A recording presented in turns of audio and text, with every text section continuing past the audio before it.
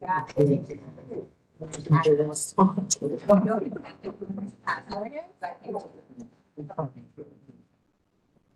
I might need to plug the RTS system up.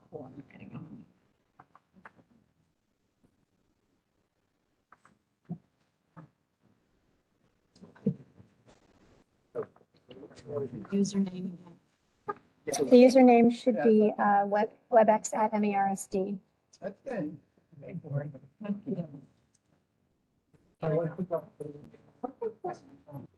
WebEx at MERSD.org, right? Yes. Oh my God.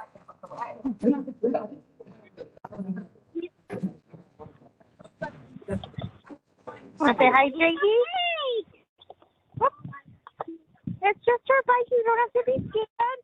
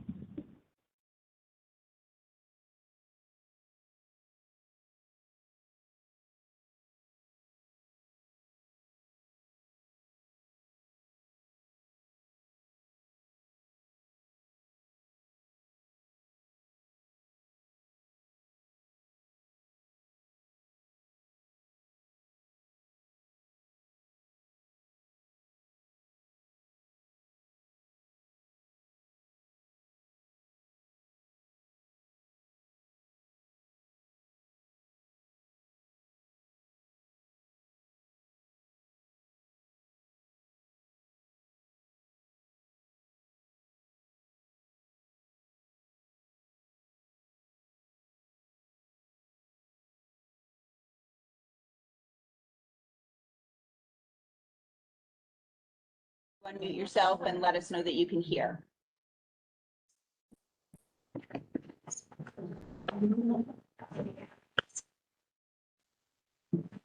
Anyone at all? You I can hear you now. Okay, thank you. I can hear you. Okay, thank you. That'll do.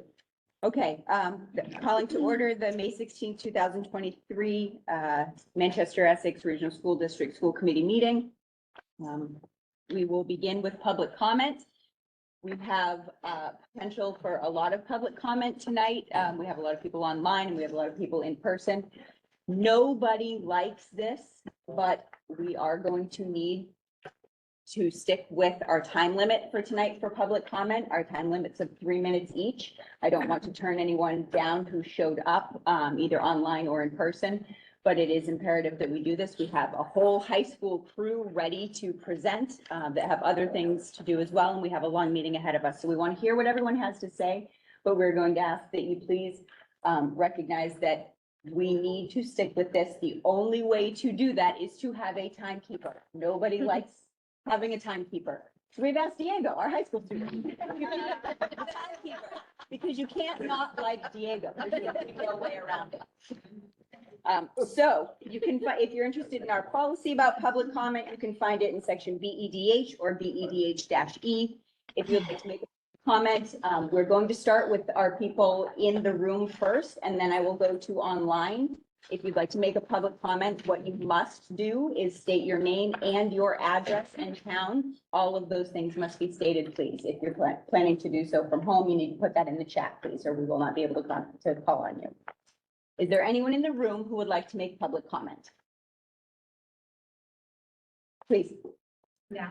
Yes. Hi, I'm Lindsay Banks. I'm at 4430 Manchester. And I emailed the school committee today these thoughts, but I also wanted to share public comment. Really hit them home. Pause. So we're not taking anyone online at the moment. If you could mute yourself, and we will do public comment online after we finish with people in the room. Thank you. So I'd like to respectfully request that this committee resubmit the budget without cuts. And in order to help facilitate this, I implore the district to increase the frequency and quality of communication with the community. We have a lot of parents in Manchester and Essex that work full-time, already spread thin. It feels impossible to follow the ins and outs of the budget, the details, and stay on top of everything else. It's vital for the district to get ahead of the issues and communicate proactively. We need more communication across all demographic groups. When this doesn't happen, issues are conflated, misinformation spreads. Manchester and Essex are small towns and rumors are already rampant about what might or might not be cut. Families in both towns support education and want to support the schools. We just need more communication and information. Help us, help you get this budget approved by communicating with all of us in the cricket, via email, social media, whatever. With that communication, we can work together and get this budget passed without cuts or as few cuts as possible. Thank you. Thank you, Lindsay. Anyone else in person like to make public comment? Go ahead. I'm Sarah Wolf for Saguenay Creek Road, Essex. I was disappointed, of course, by the vote against the override and the low numbers who came out in general. As a lifelong educator and former school committee chair, I fully support public schools and especially our beloved Manchester Essex School District. I had the privilege of working with Pam and Avi for 7 years as a member of the school committee, and I have been consistently impressed with their uber competence and professionalism. I know that people had different reasons for voting against the override and that many people are struggling still to understand the situation, as Lindsay said. I am also 100% convinced that some of them were swayed by the multi-year campaign of misinformation and vilification of the schools that has been spearheaded by members of our Essex Town leadership along with some longtime residents. Let me clear up a few myths. Our schools are good public schools. The administration runs a tight ship, both financially and academically. There is no lack of transparency. Our excellent teachers and staff are hardworking and dedicated. The district has worked to maintain parity between the two elementary schools until Essex Elementary School enters the building process.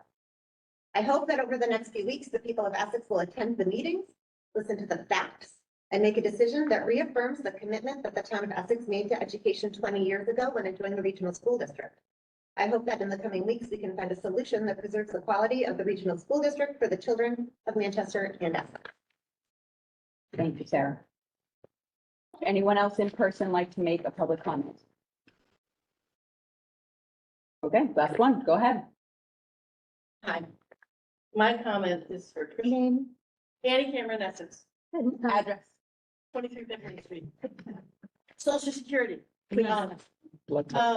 I wanted to just take this opportunity to thank you. You're leaving us and leaving me. And I wanted to just talk a little bit about all of the good things that you've done for our district. You started at Manchester Essex when we were in the midst of a crisis in our guidance office. And your first order of business was to sort that out. And you had to sort out staffing, you had to clarify a process for getting that department back on track. You had to manage parent expectations, and you had to have that office fully functional in the fall for school applications and college stuff. So you started strong and you haven't let up. So throughout your tenure, you've been an effective and thoughtful leader. You helped modernize our curriculum, even when I didn't want you to. You provided relevant and engaging and collective offerings that met the needs of 21st century learners. You navigated uncomfortable situations with a sense of purpose, respect, and empathy.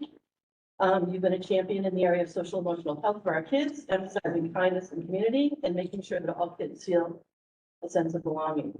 You brought in programming that supported the challenges that we face, like ADL. You helped parents understand the results of risk behavior data and responded with appropriate programming for both students and their families. I'm not breathing, sounds good. And finally, you established the Bridge program, which helps students get back into the system after extended absences. On a personal note, you've always been honest with me. You've helped me understand why curricular changes were necessary and for our students, and you've given me some hard truths that I needed to hear, and we know it will work. The Cameron kids will never be Olympic athletes. And I just wanted to thank you for what you've done for our communities and our kids and for my kids. And I'm telling you that my kids are prospering because of what you've done. So thank you.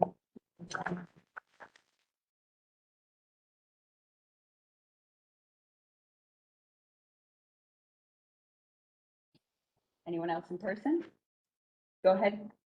I'm Shelley Bradbury at 79 Eastern Ave, 36. I would like to ask the school committee if you would commit to showing us what a 2.5 growth rate would be in budget and show us what that would look like. We've never seen it before. It's never been given to us, and I think we deserve to see that. I would appreciate it. Thank you. Thank you.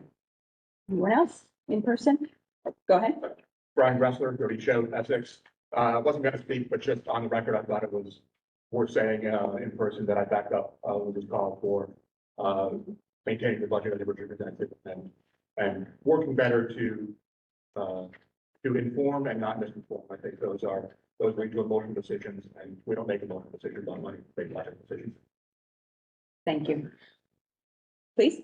Ellen Warnock, 5 Ridge Road, Manchester. I just wanted to thank all the parents tonight who came out in support of keeping the budget as it is. As a student, it's very difficult to hear about all the budget cuts to different programs that we love and that people are considering cutting, and that would affect a major part of the community that may not be some people's kids, but is the kids that I love and I cherish. So I just want to thank all of you guys for coming out here and saying that. I'm really caring about the students.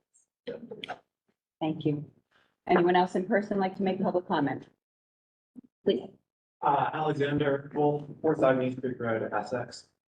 I think in the last couple of years of budgetary struggles and hearing from a couple of different sides about them, about the difficulties of passing new budgets, of keeping the budget in certain bounds.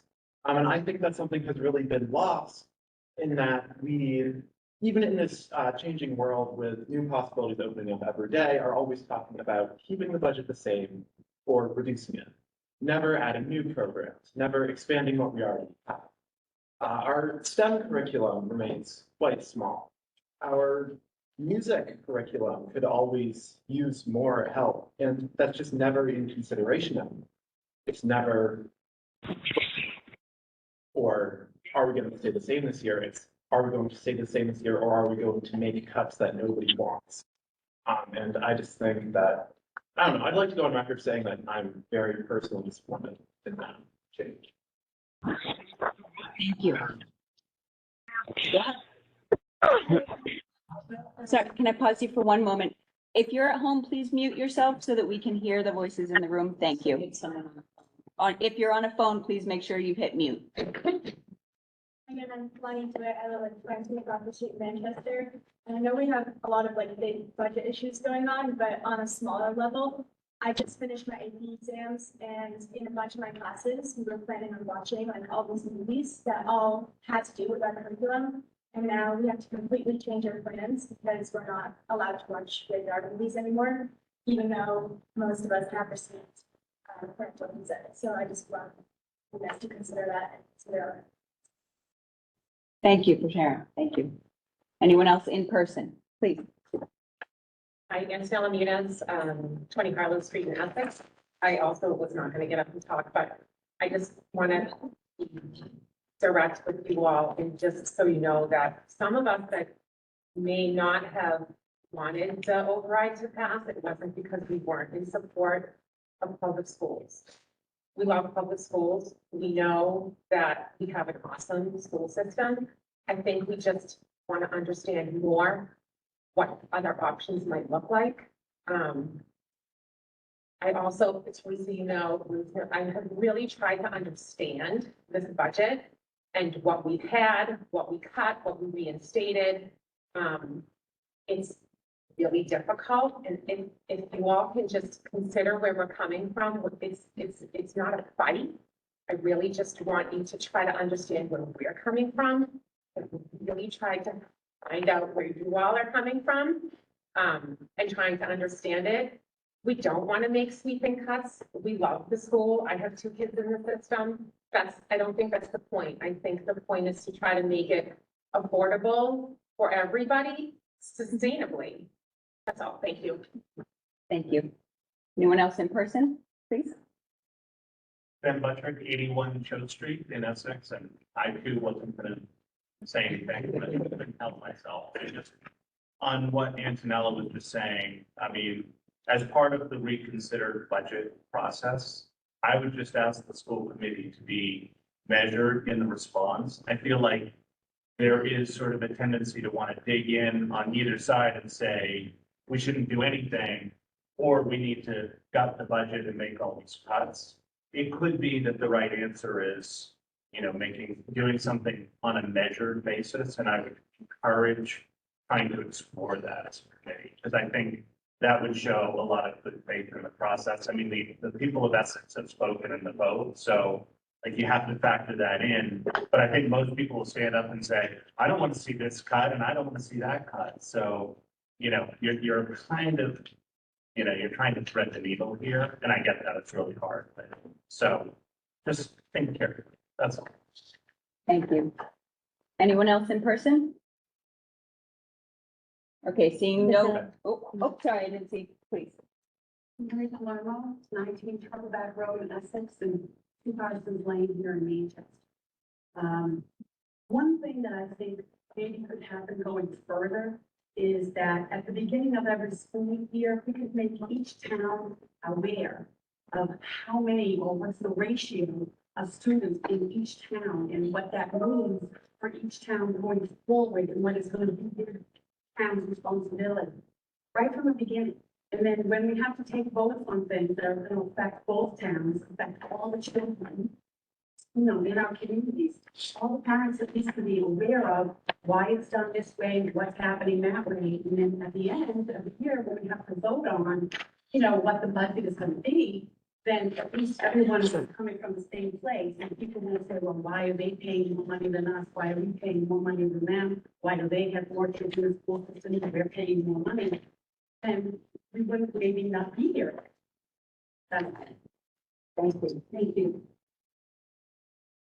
Anyone else in person? Okay, thank you. We are going to stop the in-person. Now we're going to take online. Who's listed first? Betsy McKean. Betsy, can you unmute yourself? I see that you have your. Yes. Can you hear me? Yes. Okay. Hi, everyone. So yes, I'm Betsy McKean, 35 Left Complaint Road in Essex. I'm the parent of a 3rd and 5th grader at Essex Elementary. I, of course, just want to say thank you to the committee members and to Pam. I know that you worked really tirelessly this winter to put forth a budget that really was thoughtfully economical while trying to maintain level services. And I think that's sort of my perspective as a parent in Essex that I brought to the vote was that I know I've been paying attention and I know how hard you guys worked to put together that budget. And I know it's super important now, given the current situation, just as Ben said, to put forth that good faith and look at it again, look at that budget again, show us all the different iterations, show us what sweeping cuts would look like, show us what something more moderate would look like. But ultimately, I am so grateful for having the intelligence and hardworking nature and just the good people that we have on this committee. And I really have faith that the initial budget that you put forth is the right budget for our children and for our towns. And I do implore you, you know, I have a feeling that after the towns look at all the different options, that people will see that the current one that you already made is the best one. And I would love to see it resubmitted as is. Thank you guys so much. Thank you, Betsy. Next, we have Sally Berkowitz. Hi, Sally Berkowitz, 22 Friend Street in Manchester. I have a 6th grader and a 2nd grader in the school system. First of all, I want to thank the school committee, Pam and Avi, for the countless hours that have gone into presenting multiple iterations of budgets that we've had the opportunity to look at and getting us to a place where I feel like we have a sound budget that will provide what I believe are minimum level services of an educational opportunity that we want to provide within our district. I know from attending these meetings that Pam and Avi have been working really hard to assess what are level services between our 2 communities and what should we be providing to our students. And getting to the point where we are right now and getting agreement between our communities. But if I have to cook dinner. Sorry, could you please mute yourself if you're not speaking? Thank you. Sorry. But just, you know, by Essex choosing not to move forward with support of this budget, it really gives me pause on how aligned are we on our educational goals between our 2 communities. And I'm disappointed that as 2 shared communities that share as many services as we do, that we're at the point where we can't move a sound budget forward that this group has worked very hard to present and has provided opportunity for folks to engage with the community, with the school committee, and provide feedback. I want to acknowledge also that this budget was approved by an overwhelming majority by the school committee and the members who are represented here today, and that you represent the voices of our communities, that we've had opportunities to give input, yet it's not until we get to the vote that we actually find out how other communities feel. Personally, I can't imagine cutting any additional services to minimize the educational experiences that we aim for in our community. And I believe this would be a detriment to our students, to our future, and frankly, to our community at large. I do not support asking the school committee to do another round of budget. I do not want to see additional cuts, and I would like to find a way to bring our communities together to get this budget to a vote. Thank you so much for all of your hard work and for the time this evening. Thank you. Anyone else? Sarah Pierce had her hand raised. Okay, We so- don't have an address. So we have someone, Sarah Pierce, you have a hand raised, but you didn't have anything in the chat. So if you'd like to make public comment, can you unmute and give your name and address and town? Hi, yes, first, can I just make sure you can hear me? We can hear you, yes. Okay, great, thank you. Yes, Sarah Pierce, 9 Friend Street in Manchester, Mass. And it seems like you have a lot of big ticket budget items tonight, but I was told this was the meeting that we were going to circle back to about a movie policy. And I first want to start off by saying I haven't had a chance to hear what has been decided upon, but I would just like to reiterate that the goal of bringing this to the school committee was to get a policy in place that was consistent with age-appropriate movies and content, and just make sure that it was clear that we're not trying to remove any content, books, or opportunities for learning for any students. We just want parental permission, and also just to have everyone on the same page so new teachers know what the protocol is before a movie is shown. So I would have liked to have commented after hearing what was decided, but that's not the order in which things work. But I do want to say thank you very much to the school committee for working on this subject. And also we have been receiving permission slips via Google Classroom, and that has been great. So I appreciate that very much, and I hope things continue to move forward, and I thank you for your time. Thank you, Sarah. Anyone else online? Anyone calling on the phone that can't put your name in the chat? This is your chance to unmute yourself and state your name. Okay, hearing none, we will close public comment at this time. Thank you all for sharing your comments in person and online, and also for following the rules of the time frame and being understanding that we have to work within that. So thank you all very much. Next is student report. We have Diego with us. Question was misspoken upon the meeting before. If not, then I can totally do my report now, but I didn't know. So we're going to have that later in the thing. So if you would like to comment on that specifically in that conversation, you're welcome to. But if you have anything else you'd like to share at this time, you can, or you can hold off. Yeah. All right, let me just sip my water first. Go ahead. Can you guys just hold up 1 second? We have a little, trying to fix the order. Go ahead. Good. All right, so how's it going, everyone? It's a lot of people here tonight. Those who don't know me, I'm Diego Sanson. I'm the student reporter for the school. I'm a junior at the high school. And I'm pretty psyched to be here. So a lot of stuff to talk about today. The first thing I wanted to talk about was kind of the whole movie thing. And I know that this has been like a point of contention for a lot of people, and students have been talking about it a lot. And I guess I just kind of wanted to share the students' point of view, specifically students that were kind of slated to watch rated R movies, and then it got kind of canceled. I know Flying mentioned that earlier. And I guess I wanted to say that the students were disappointed by a lack of communication from the administration to us as to why all these movies are being put on hold. And I think that it didn't sound great when students heard that there was going to be a content review board for the movies that we were consuming in school. Like, that just sounds kind of scary, honestly. And without any context, we were just told, okay, you're not gonna watch these movies anymore. Weren't really given a reason why initially. So I guess I just kind of wanted to express that we weren't really too happy about that. I think it was a little bit a little bit nerve wracking to say the least. I also think like, just in terms of like logical arguments that students were making, and I think that this will kind of be discussed later on in the meeting, but I think kind of what people are saying is like, well, if I'm a 17-year-old kid and I can go to the movies and watch a rated R movie by myself, then why would I not be allowed to watch one at school? And kind of ideas like that. So I think that kind of provides some context as to why everyone was a little bit confused about the new policy that was put in place. That's kind of everyone's opinion on that, but I know I might want to comment on it a little bit later as well. Yeah.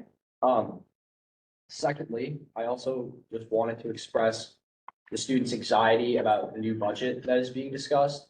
And I guess kind of also that throughout the year, I come to these meetings and like some of my friends ask me what's going on, but for the most part, I just do my comment and then I leave and then no one really talks about it at school. But recently I've had like tons of people come up to me in school and just like ask me like, Diego, what's going on with the budget? Like, what do they want to cut? What are the changes going to be? I know people are making their schedules for next year and people are trying to, pick what classes they want to take, and people are worried that maybe some of the classes they want to take won't be available next year. And I guess I just kind of want to share to everyone, I'm not like an expert on balancing a budget. I don't know a whole lot about it. I've only been doing this for a little bit, but I will say that the cuts and decisions that you make and the things that people say on Facebook and public comment and everywhere, I mean, all the information people are spreading, like it impacts kids in the school. And I guess what I want to say is like, I know everyone is trying to do their best, but the student body is nervous for what's to come. And I guess people are kind of freaked out that there might not be as many opportunities next year as there will be right now.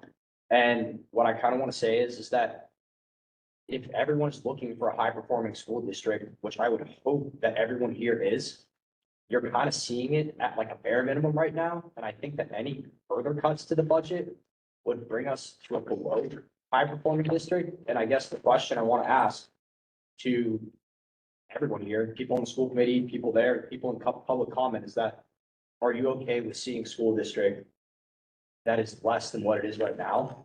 And if you can say yes to that question, then like, awesome, let's make more budget cuts. But if you have to think for a second and you have to say no, then I guess that, I hope that makes you reconsider a little bit the decisions that will be made going forward. Thank you, Diego. Anyone on the committee have questions for Diego? That was very helpful. It's nice to hear that perspective and get the reminder that there are students behind these choices. So thank you. Okay, so with that, we'll move into chairperson's report. I'm going to keep it brief, but I will say that, that I was able to meet with the Student Advisory Council last week, which includes Diego and others. And I can reiterate, there was a real sense of concern about the things that we are doing within our committee, the decisions we're making. And as much as I dislike that you guys are feeling this way, I'm really glad you're paying attention because this is your community. And I'm really glad and honored to be able to witness some of the thoughtful comments and questions that have come directly rather than just spreading hearsay around, but to actually ask those things openly and honestly. And I think that that speaks really well to the student body and to the education system that we get. As chairperson, I am disappointed that this is where we're at for tonight. We've got so much more to do than just discuss the budget at the school committee. There's just so much more. It is a critical key thing that we do, but there's just so much more to what we could be doing and how we could be doing things. And so much of our time has gone into this specifically. And I think that speaks to the importance of this critical mass that we're at right now. So it's unfortunate that we're here, but it's our charge to manage this process, to go through it. And we will do it because that's what we're elected to do. So we will hear all of the information. We'll hear tonight from Pam and Avi. We'll be able to deliberate together and share our initial thoughts and our feelings about where we're at and how to move forward. We will have our public hearing next week where we'll be able to hear more public input from citizens in both towns, students and otherwise. And then we'll be able to deliberate further after that and make a vote. But we're going to do it. going to get there. There will be an outcome. It's, again, just like the first part of the budget process, it might not be pretty. Don't love the outcomes for the cultural sentiment between our towns that I'm already seeing, the anxiety on the part of the student body and probably from teachers as well. I'm sure that that'll be spoken to tonight, but we will do it. And I think that by the end of it, we will have our communities at least understanding where we're each coming from, and hopefully down the line moving forward, be able to come to a mutual agreement about where that needs to be. So with that, I've asked Erica to read our last two bullet points on our school operating protocols for tonight. Refer constituent concerns and complaints to the appropriate person within the district chain of communication and notify the superintendent of same as appropriate. And recognize the importance of working collaboratively with each town's officials to improve our schools and actively seek ways to enlist their support for our efforts. Thank you very much. And that concludes my report unless anyone has questions for me specifically on the committee. Okay. Moving ahead to the consent agenda, I will entertain a motion to accept the consent agenda, which includes acceptance of warrants 1058, 1059, 1061, 1062, 1063. Let the record reflect that there is no voucher 1060, and also approving the minutes for May 1st. Is there a motion? Is there a second? Second. Any discussion? All in favor? Unanimous. Thank you. Subcommittee reports. Do any of us have a report? It says negotiations has one. Yes. Mita reached out about starting to negotiate a contract for the employees who are currently not on a contract. So that would include our paras, our teachers, assistants, and the other support staff who work in our school who are equally as important to our students. We will be beginning that process. It's an unfortunate climate for them to dive into this, and we'll go forward. Are we planning to undertake that later? No. We were trying to align schedules for at least a meeting before the end of the year. That was just before this process kicked in, so I haven't gone back to it to see if we got any alignment. So we're going to try to at least get a meeting on the books before the end of the year to start discussion. We think as we go through our conversation tonight, it may be pretty tough, but we're having open discussions about it. Great. Anyone have questions on the committee? Okay, thank you. Then on to superintendent's report. I'm going to start with the topic that's been referenced a couple of times already tonight, and that's the request that it's the media, what we're calling the movie policy. Really, what happened in March is that Sarah Pierce presented to us a petition and a recommendation and request that the committee take up a policy to govern how movies are utilized in school, centering her concerns around consent in the level of movie in alignment with the age of students. It was taken in as a complaint about instructional material choices, because that essentially is what happened. I think we explained in that meeting that teachers make ongoing decisions about what articles, ancillary materials, literature is used in their classroom to make a point. Films is one of those items in which they have some autonomy on which to make decisions. Yep. Can you speak up a little bit? We have a lot of people who can't hear. We're a little apart. Yes, yeah, sorry about that. So anyway, just to recap, the request for a movie policy came in the form of a petition and public comment. It was processed as a complaint against instructional materials. That said, not with judgment, but just the category it falls in our policy. And the way we review those is to convene a faculty committee to do a peer review of the decisions made and the materials used in those classes. So that's, I think, what you referred to as the content board. So there is no content board, but by policy, when we have a concern raised about a materials choice that was used in class, we have a default mechanism, which is the faculty team review. It was a K-12 team made up of a cross-section of professionals, from counseling to classroom teachers to administration. The group was led by our director of curriculum, Angela Bick. They used a rubric. Each member of the team was asked to review the films, review the rationale and or lesson plan that came from the individual who used the movie in class. And then they went through a group processing and determination as to whether or not they thought those movies should be continued, and whether or not essentially the rating of the movie and the reason for which they were being shown outweighed the fact that they were not targeted for the grade level to which they were being shown. So it was an academic review process. I think the outcomes, I'm very happy to report, there's great alignment in perspective with the people who brought forward the concern and the faculty with how these things should be handled going forward. I think the key outcome is that we should be have a clearer process for making faculty aware of their obligation to notify and seek support and permission to show movies that aren't aligned with the age group for which they're choosing to show them.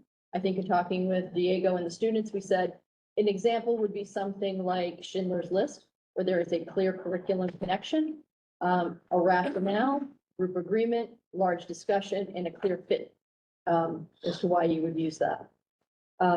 So going forward, the recommendation of the group is that annually, the process by which teachers need to seek consent to show these films in their classes if they supersede is published in the program of studies, published on the web, and parents are made aware, and not the program of studies, the handbook, and parents are made aware through the handbook at the beginning of the year. And that principals review it with the faculty in opening meetings. What Diego brought up, I think, is a good lesson for us, which is it got away from us a little bit this week, and it was all good intention.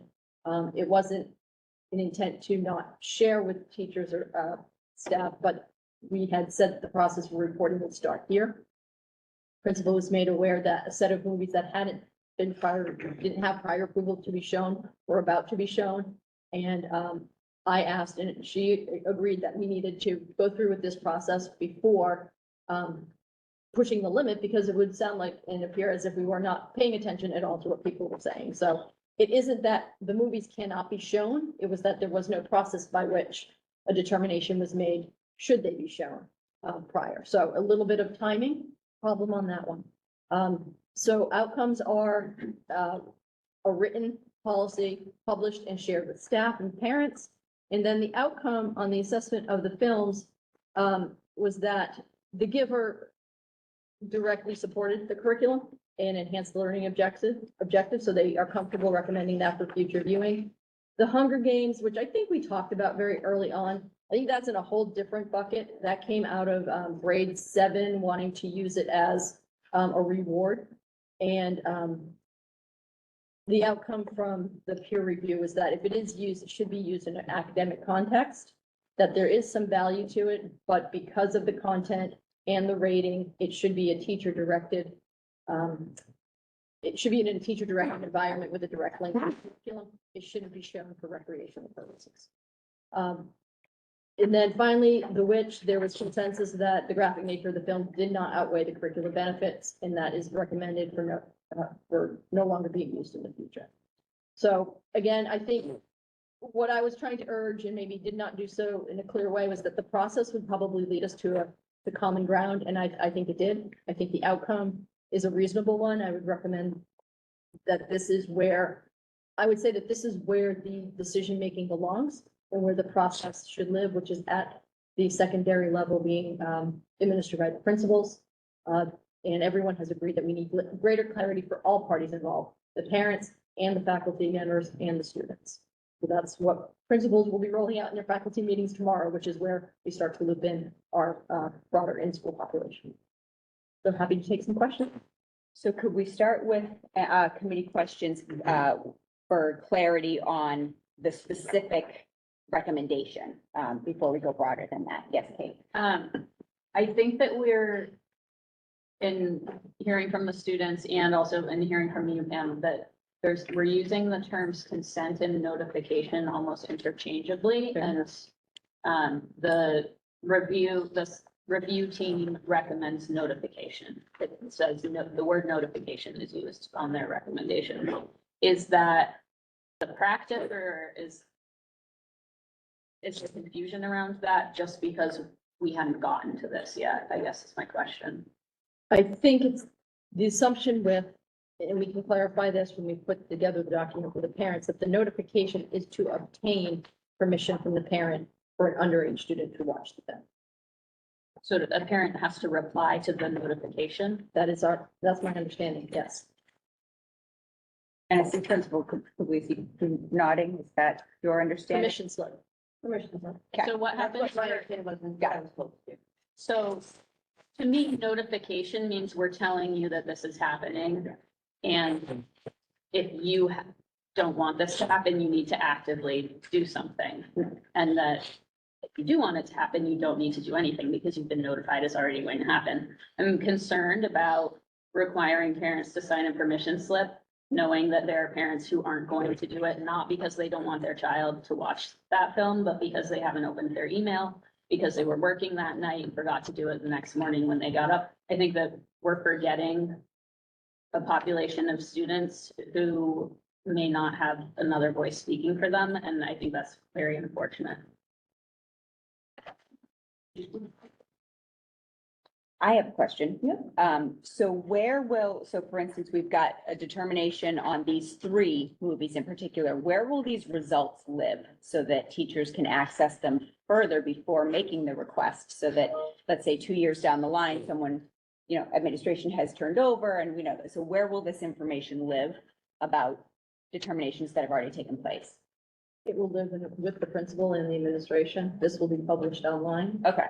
And if they're seeking permission, I really think this came together because we had 3 hits of issues all at once and it kind of conflated the situation. Again, many of us have been here for many years. This has not been brought to this level of attention. It's usually handled as a miss or a concern that's brought to the principal that I would never even know about.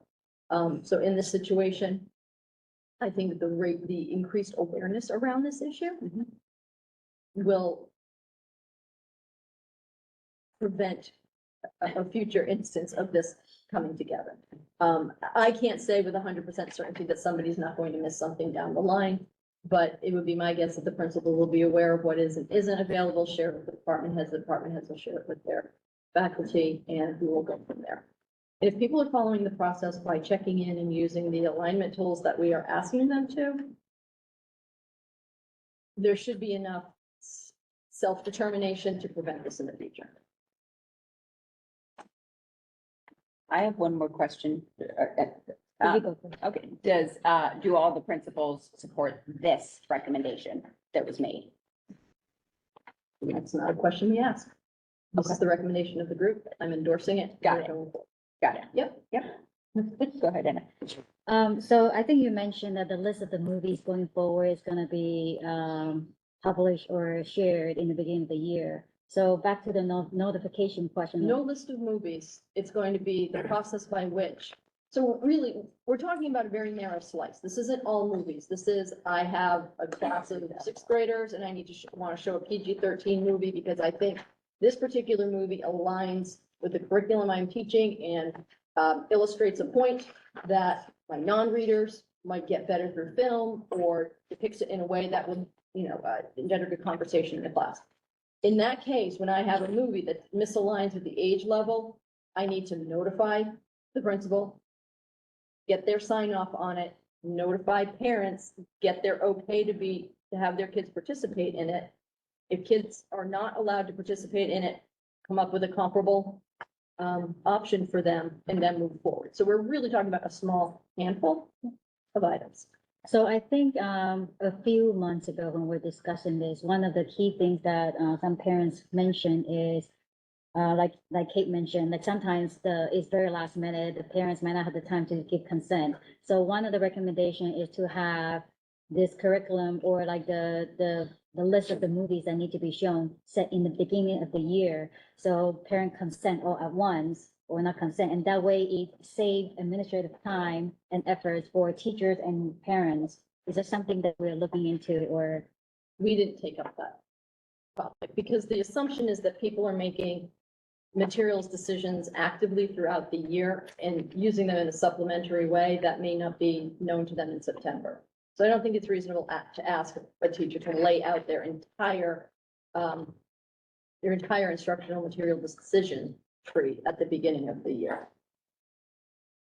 I think we'd be setting ourselves up to certainly miss things.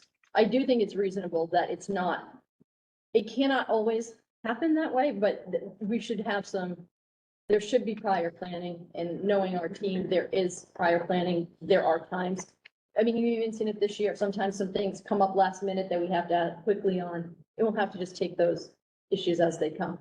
But I think this has raised the awareness level. I think from what I understood, the conversation was a very in-depth one with the review committee, and just I do think we are very aligned on what the expectation is around this issue. And that by having a conversation around it, putting something on paper, sharing it deliberately, I think we're going to achieve what Sarah had requested. And if we don't, we can revisit it again and we can tune it up. So I think this is a solid first step that respects teacher autonomy, their decision-making around materials, and a parent's right to know what's going on and be able to actively give permission to it. Thank you. So I would agree. I think it's a good way to keep it at the school level and not bring it up to our level. And it certainly seems like it strengthens the process in a productive way. Just a quick clarification. I think I heard you say for secondary teachers, but I'm assuming this actually applies for all schools, all grades? It does. It just doesn't happen typically in elementary. But yes, it would apply to all grades. Thanks. All right, if there aren't further clarifying questions, what I would like to do, because we have this recommendation that came out of this process. So the recommendation being that we utilize the format as presented at the school level, which does include, again, just to reiterate, does include publishing this in the school handbooks so that everyone has access to it and making sure that's available on the web as well. But because we did have an official request for a district-wide policy that was spelled out, I'd like to entertain a motion and take an actual vote at the committee level to do one or the other here. So I guess I will move that we accept do we want to call this a policy or a set of protocols? No, I would just set my recommendation to implement the recommendations from the review committee, because the recommendations came to me. I'm endorsing them to you. So I'm asking you for your support on my recommendation. Okay. I'm confused as to why this requires a motion or a vote. This Yeah. seems to me like it's a school level decision. I actually really appreciate seeing the process from the very beginning of a parent raising a concern. I think that we now better understand that this could have been dealt with at the school level. And while I appreciate seeing this summary, I think that it's for Trish, and I think that this is something that Tricia chooses to implement at the high school and that the elementary teachers as well. My point on, so maybe the vote, maybe that's not the vote we need to take, but I think we need to answer the fact that what came to us was a request for a district-wide policy. So I think we need to close that door if we're not going to entertain the district-wide policy as spelled out. If there's not I will make a motion. If there's not a second, then we don't take a vote. But this came up because we received a specific email that said, I would like a district-wide policy that says X, Y, and Z. If we're not going to do that, then I would like to take an official vote from our committee as a specific request. If that's not the case, then there won't be a second on it. Did you have a question? No. Please mute yourself if you're at home or on the phone. Thank you. So can we do a motion? Yeah. All right, so. Just Policy perspective. Yeah. I think we're actually taking a vote to not pursue a Right. policy because the school has addressed it satisfactorily. Yes, that's what I was trying to get at. Thank you. I didn't get that far. Thank you. So I would like to make a motion that we not pursue a policy, a district-wide policy in recognition of the recommendation that has been made by the superintendent. I will, That is a motion. Is there a second? I will second. Okay, any discussion? Yes. I, personally, in my mind, I think this is two different things, which I think this is great. Like you mentioned, this is a great first step, great, progress, and I think this is a, clear guideline going forward. I think policy is different. In my mind, the policy is about the parent consent. Whatever the material is, if something requires parent consent, I think we need to have a policy about what's the process and what is the consequences. So it's different than whether there should be R-rated or whatever it is if there is something that requires a parent consent, what is specifically the process? And it's, a lot of times a policy could be, one or two lines, but it's really just set the tone of this is what we follow. Like if something requires parent consent, we will, get parent consent. So I guess my response to that is that we're responding to a very specific request right now, and that if we want to talk about a policy about parent consent, that goes in what we all know of as the summer bucket, and that we Yes. decide if we want to talk about that down the line. But right now, the response is to pursue or not pursue that request as outlined. But we will potentially look at. That's what something means for later down, on. Okay. for down the line if someone wants to bring it up, but that's not what we're discussing right now. Any further discussion on this? Okay. All in favor of not pursuing this further? At this moment. That's unanimous. Okay. Thank you. You're welcome. Thank you. I'm gonna just leave you with Go ahead. two positive things that are going on. Tomorrow, we're going to be welcoming the New England Association of School Committees. And colleges. Thank you. Schools and secondary schools and colleges to, not secondary anymore. Let's try that again. NEASC will be coming tomorrow to start the elementary process of review. We put in an application that was, way long ago. We had our district improvement plan discussion. That was one of the deliverables for this year. The elementary principals worked with Angela to submit their application, and they're coming out for their walkthrough tomorrow. That's going to set us up for getting into our deeper process next year. And this will be a process that mirrors what the high school participated in, where we do a self-analysis against a set of standards, and we work toward accreditation of our elementary schools. It's in our district and school improvement plan as a means of continuing to work on bridging the gap between the two schools in terms of ensuring common curriculum experience, common methodology. So we are excited about this. We are always working to retain the individual cultures of the school, but we are very committed to ensuring that the academic program and student learning experience is as similar as possible. So that's getting underway. And yesterday, got to take a break from budget and joined the DESE Commission. DESE is Department of Education Commission on Safe and Supportive Schools, who's doing a review of their grant. If you recall, we received, it's a small grant, but a grant nonetheless, to support our cultural competency work. And in speaking with Angela and reviewing some of our work that we've done through school councils, we were invited to report out to the commission on how we were able to integrate the grant into our district and school improvement planning process. They were looking for, they liked how we approached the situation and how we were able to align the grant with the document and with the mission and vision. So we were able to speak to that. And we're hopeful that that lines us up for a second bite at the apple and continued grant funding for next year. So very exciting for us. And just a little snippet that we are still, even though the conversation isn't happening at this level, there is still ongoing work on the academic program and the board. So I think they're ready. Thank you. Excellent. Okay. Continued business, our high school spotlight presentation. Isn't it exciting? I think the little dongle thing that you really. That's right there. Can I connect it that way? Oh, that's all I had to do.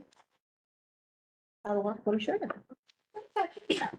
Now's the time to open your loud noisy thing. I don't care for a June. Just me with something? No. Right. I think it may have gone to sleep. Yeah, I'm gonna eat that for dinner. Right now. So while Trisha's setting up, this is the last in the series of school spotlights. We had the elementary schools came together and did a spotlight on their program. And what they're working on this year. The middle school was at a meeting a month ago. Now tonight, the high school is the last in the series, kind of presenting on their work and their programs. Pam?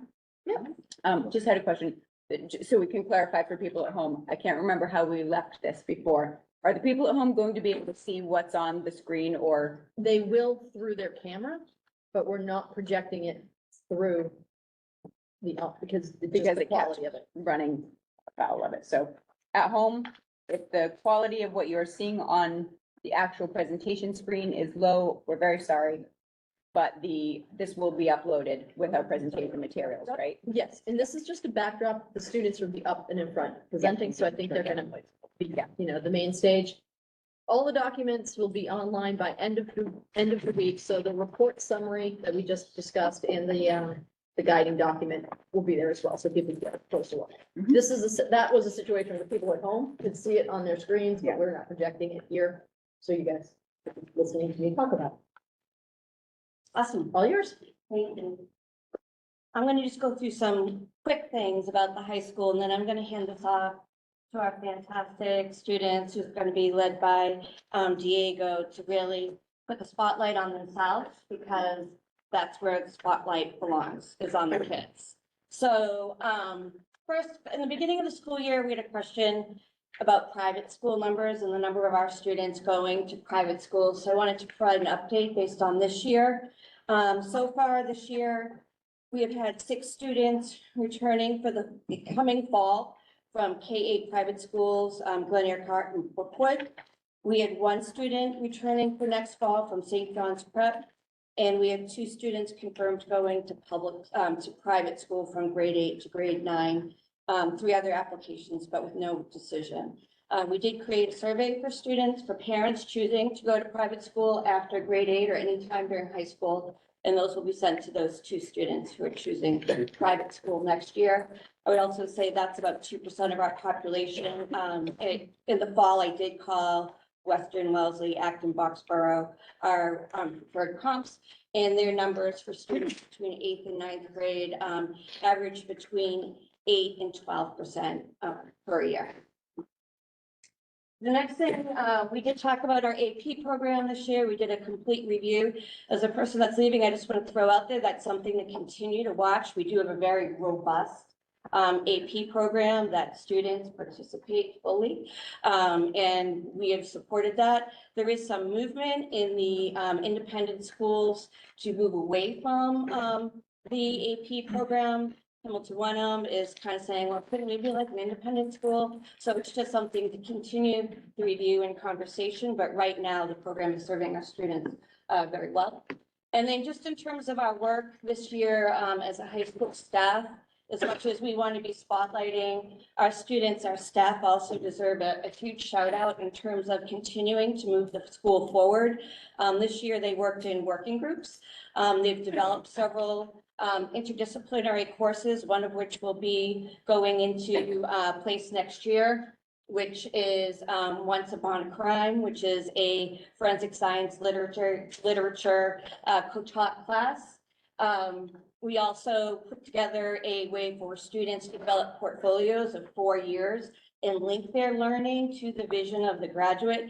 That will begin next year in 9th grade civics, and will carry through for those 4 years.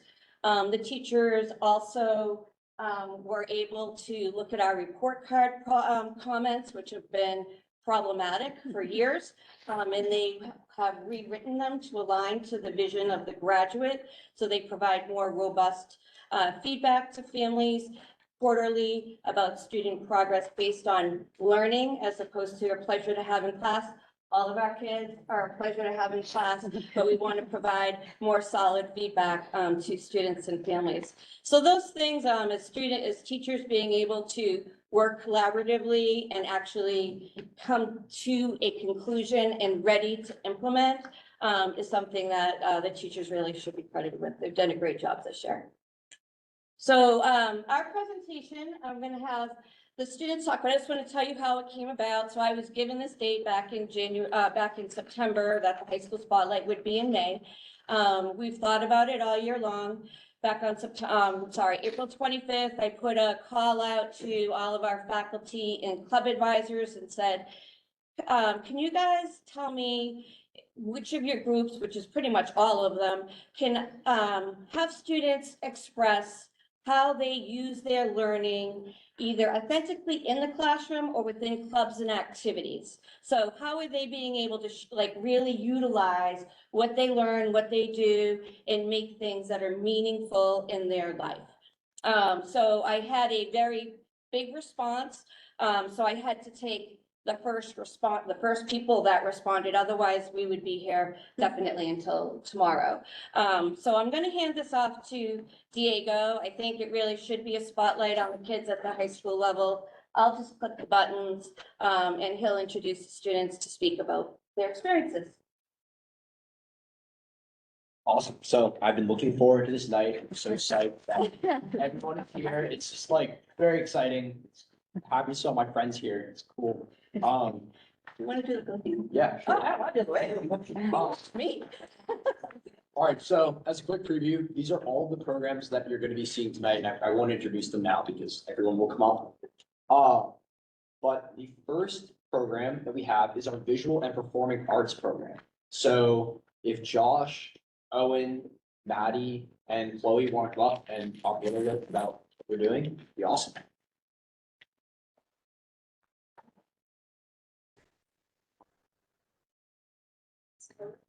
All right, I'm Chloe. I'm a part of the band here, the jazz band, and I'm the public relations officer for the Music Honor Society. So music has become something that is like implemented into my every single day schedule now. And we have our great teachers back there. They're also a huge part of our life. They support us very much and make the band and chorus and like all the performing arts spaces very welcoming for everyone. And so I'm just apologize for speaking too fast, just to jam everything in. So I'd say that this is just like a very collaborative space for everyone. It's all 4 high school grades, and it gives us an opportunity to work together and kind of like, I don't know, it's just all different parts of the school community. Like I would not have thought I'd become so close with some of the kids that I've met. Yeah. All right, I'm Josh. Go on.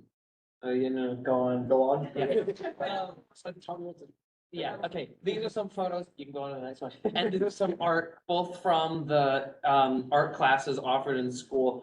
We've done a few things that kind of link the art classes, not just to like making art in the class, but linking them to our outside community. You may have noticed when you were walking in on the walls, we're starting putting up tape murals to decorate the school. In addition to that, back in the fall, some of the art classes participated in the memory project, in which we contacted a school in Nigeria and drew portraits of the children there, which was just very sweet, very rewarding. We got a very lovely video from them receiving them. It's just very nice to see how art is not just like limited to the classroom, but it's going out into the community and making people happy. All right, and then I'm Owen. I'm here representing sort of the performing arts part of this. So I feel like in performing arts is the place where we have the best creative outlet.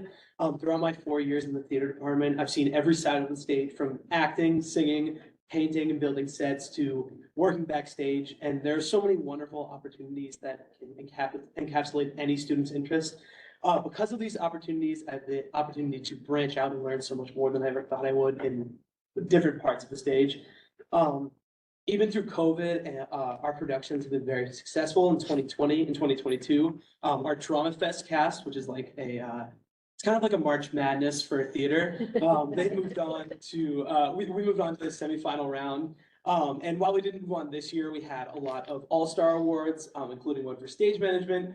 Back in 2019, we were able to bring back our school's musical with The Little Mermaid. And then this fall, we were able to do, well, we had some pictures there.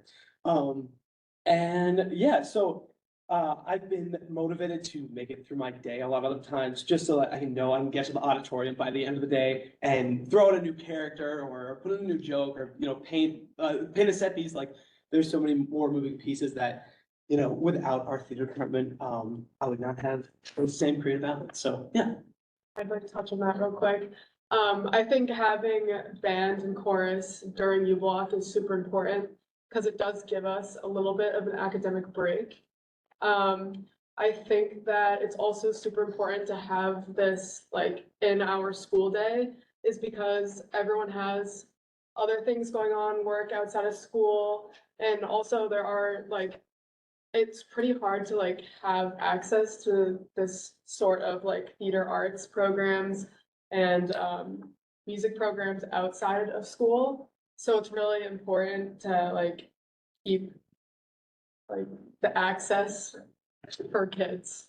Yeah, and we've like I had said, we have a new program, MHS Music Honor Society, which has just recently been started. We're going to have an open mic on Friday, so we're really excited about that. There's a lot of new things going on in our program. FOMIPA is another program, Friends of Performing Arts. I can never remember the acronym, but they made us these shirts, and so it's pretty great. But right now we are getting a lot of funding from other places, so it would be great if we could have a lot more of that support in the school as well. And also, we want to shout out, Maddie is going to be going into music education. So I think that's just the best example of what this program can do for a person, is that they think about they wanting to pursue that for the rest of their life. So, yeah. Also.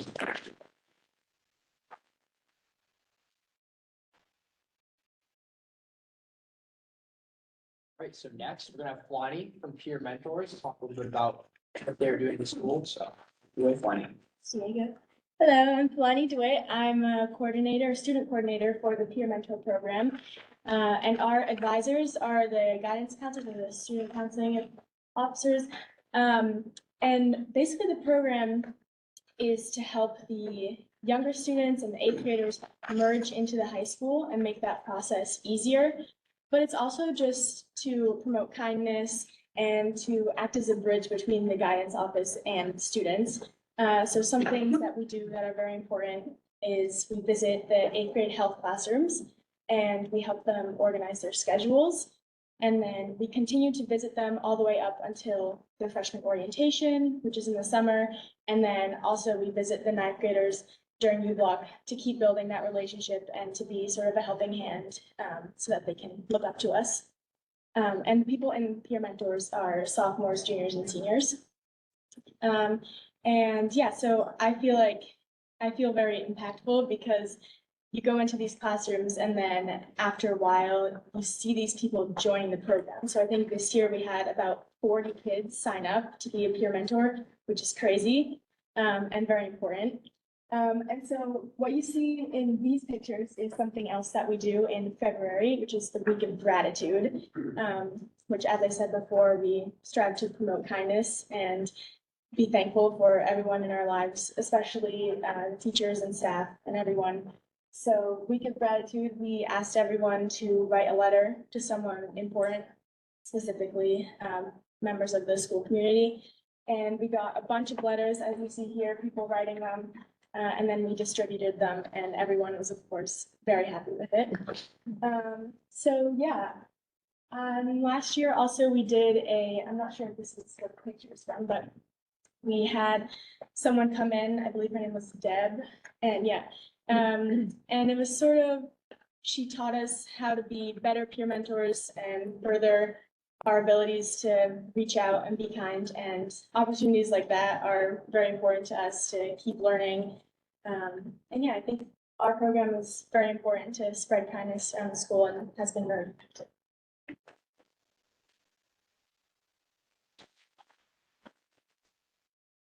and next we are going to have Finn O'Hara come up. Fortunately, Juliana and Lexi couldn't be with us here tonight, but Finn is going to talk a little about it. You got it? Yeah, I got it. Oh, awesome. I'm also. So, Diego's an ADL, I think a few other people's here. So I'm Finn O'Hara, here with ADL, or A World of Difference. And today I'm talking specifically about our chapter. And so ADL, the goal really is to make school as welcoming and as inclusive of a place as possible. And we want kids to be able to come to school every day and feel safe, sharing their identity, sharing ideas. We want to make as collaborative of a community as possible. So before I go into the details, I want you guys all to think about when you were in high school, and maybe a time where you had to conceal or hide a part of your identity. That's exactly what we don't want for our students. We want students to be able to share their identity. So that's what we're working. That's what we're working towards here with ADL. So what we do, first, 3 days before going to classrooms, we meet in this learning commons here.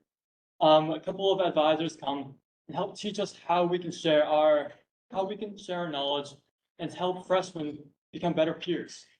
And so after these first 3 sessions, the goal is that we'll be able to teach students, freshmen specific at the moment, how to really help make our community a better place. So then after this, we go into the freshman classrooms and we have 4 meetings with them, each an hour apiece. And we teach them, we equip them with skills they'll need to stand up for their friends, to really share their identity, all these different things. And so we don't necessarily want every single, or our goal is not to be able to have every single freshman stand up towards everything. But if we could have each freshman be more aware of their surroundings, and just have the skills necessary to stand up for a friend or stand up for someone, then that in and of itself would be a successful use of ADL. And so as we go forward, we've talked about going to different classrooms, not just freshmen, but also talking to sophomores or the middle schoolers. And I believe that after COVID, while it did kind of shut down for a little while, we could really expand it and the impact could be great. And so just to talk a little bit more about how it's specifically impacted my life, I've not only learned how to better teach younger kids, but it's also taught me to be a better member of our community. And so I volunteer with the Special Olympics every Saturday. And I believe that ADLs really helps me learn how to make the athletes feel more included and really make them feel better about themselves. So I think that ADL has great impacts and it's really a program that I endorse. And so Diego, if you have anything to. Yeah, no, just I mean, you summed it up pretty well. I will say too, ADL for me has probably been the most impactful program in my experience here at Manchester Essex. I've been doing it since 6th grade in the middle school. I went to the conferences in Boston when I was in middle school. And then when I was in high school, I joined the peer leaders group. So I've been doing it for a while. And I will say that it's taught me to be a much more open-minded person than I think I ever would have been without ADL. And I think too, sometimes a lot of people think like you're just not going to be able to change some people's minds. And I guess I thought that too, but after doing ADL and really working with freshmen and younger kids, I think that it is possible to reach everyone where they're at. And I've seen it myself. Like I've seen people change their minds about certain things and kind of like think about things differently because of the work that we do. And I think it's really impactful and special. I really like ADL. And I will say, just a quick shout out to Miss Du Bois and Miss Tran, who are like teacher advisors and ADL organizers. None of it would be possible without them. So thank you if you're watching or watching the future. Yeah, thank you. Thank you guys.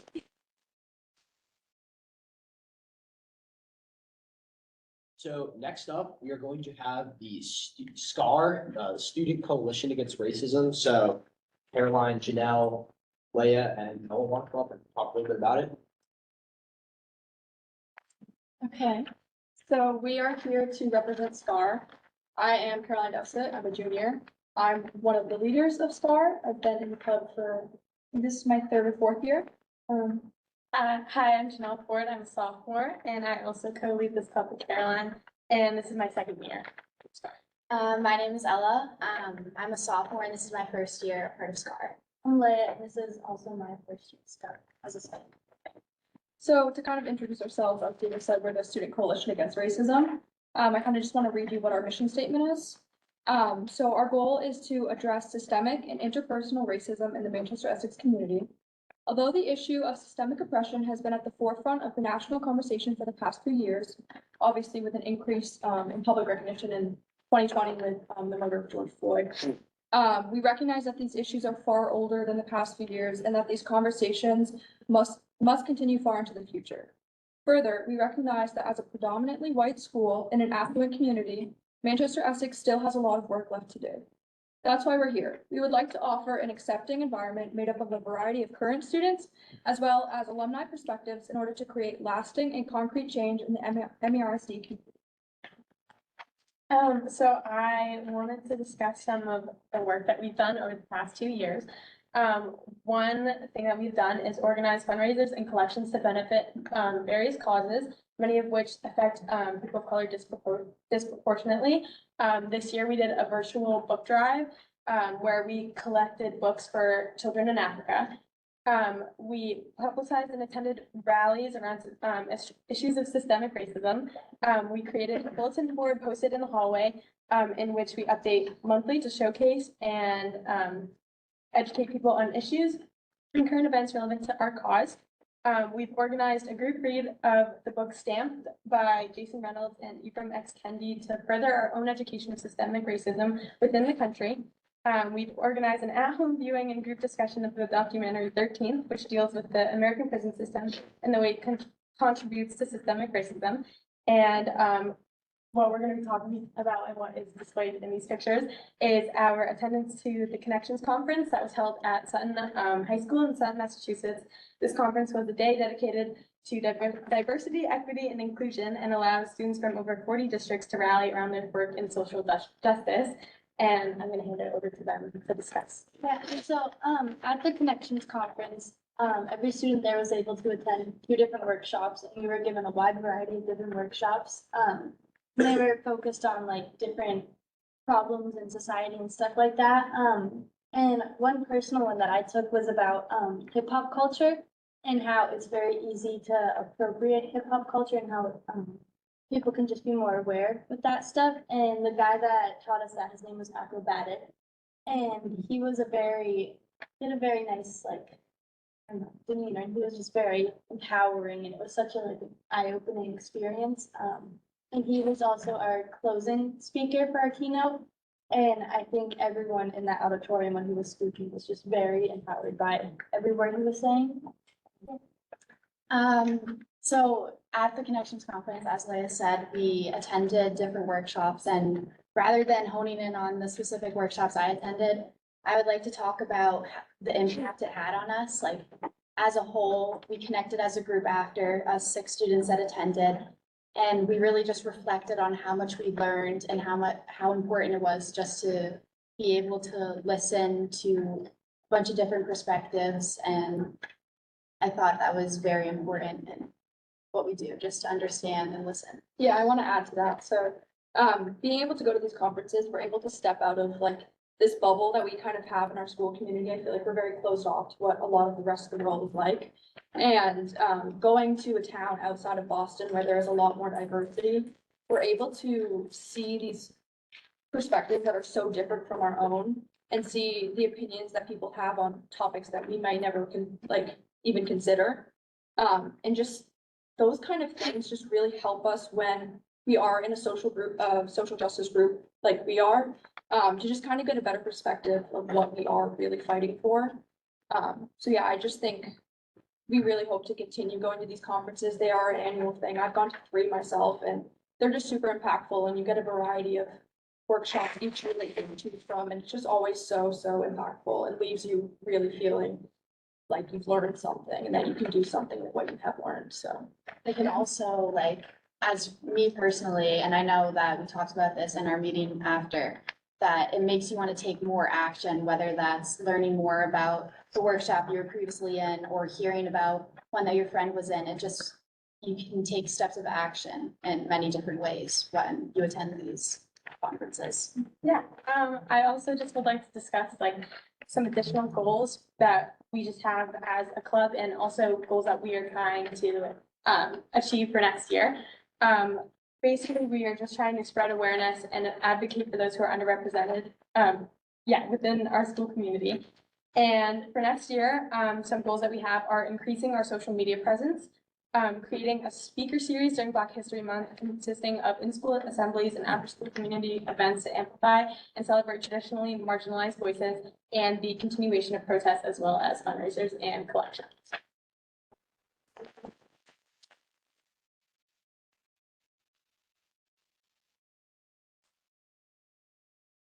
So next, I'm gonna have Sam come up and we're gonna talk a little bit about science team, math team, and HOSA, which is Future Healthcare Professionals of America, a chapter in the high school. So these are a couple photos, but Sam, if you want to take away with math team first, it'd be great. So just to start, math team is an excellent opportunity for high school students of all ages and from any grade to learn more and expand their education in various branches of mathematics, whether that be trigonometry, pretty basic calculus subjects that we don't get to learn as underclassmen or even as juniors, or statistics, which is a class that not everyone takes. Most people don't take it. We get to learn a little bit about that. So math team, we participate in 6 meets throughout the year. The first 5 are regional against other schools in our area, and the 6th is against schools that scored similarly in the first 5 meets of the year. In that 6th meet, we were actually able to win, which was a huge, very exciting. It was very exciting for us because it gave us, for 2 reasons. One, it allowed us to, or it kind of made us acknowledge and just celebrate the amount of the tremendous growth that so many kids from every grade that participated consistently throughout the year had, from meet to meet, from the way they scored. And also, it was just sort of a general morale boost because throughout the year, you know, we consistently placed in the same area because we were against the same teams every time. So to win one was really big for us. We also got to host a meet, which was awesome for us. It was just very exciting the entire time. But the big thing about math team that was so helpful was the way we were able to apply it to our classes. Because we learned, especially as underclassmen, I'm a sophomore, and so I was able to apply so many different ideas and just general math concepts that I learned in math team to my actual classes, which allowed me to do well, and it just furthered my understanding of what I was covering in algebra. And then the stuff I learned in algebra was actually hugely applicable to what I covered in math. And because we met every week, regardless of having an actual meet coming up, we were able to confer with other kids that participated, talk with them, and help them, or get help from them. A lot of the upperclassmen were able to help me with some of the things I didn't understand, especially trigonometry and calculus. And so it was interesting because I could also help them with some of the things they didn't understand, like geometry, algebra, especially basic algebra. Moving on to HOSA, I would say, is the next thing we should cover. HOSA was, I participate in all 3 of these, HOSA, science team, and math team. HOSA is extremely helpful because it's just something, it really gives us inspiration for what we're going to do in the future, whether that be just activities planned by some of our really wonderful student advisors like Diego and Charlotte who are going to be here, or speakers coming in and talking about the professions they've gone into, the professions they've studied, the professions that we might even want to go into.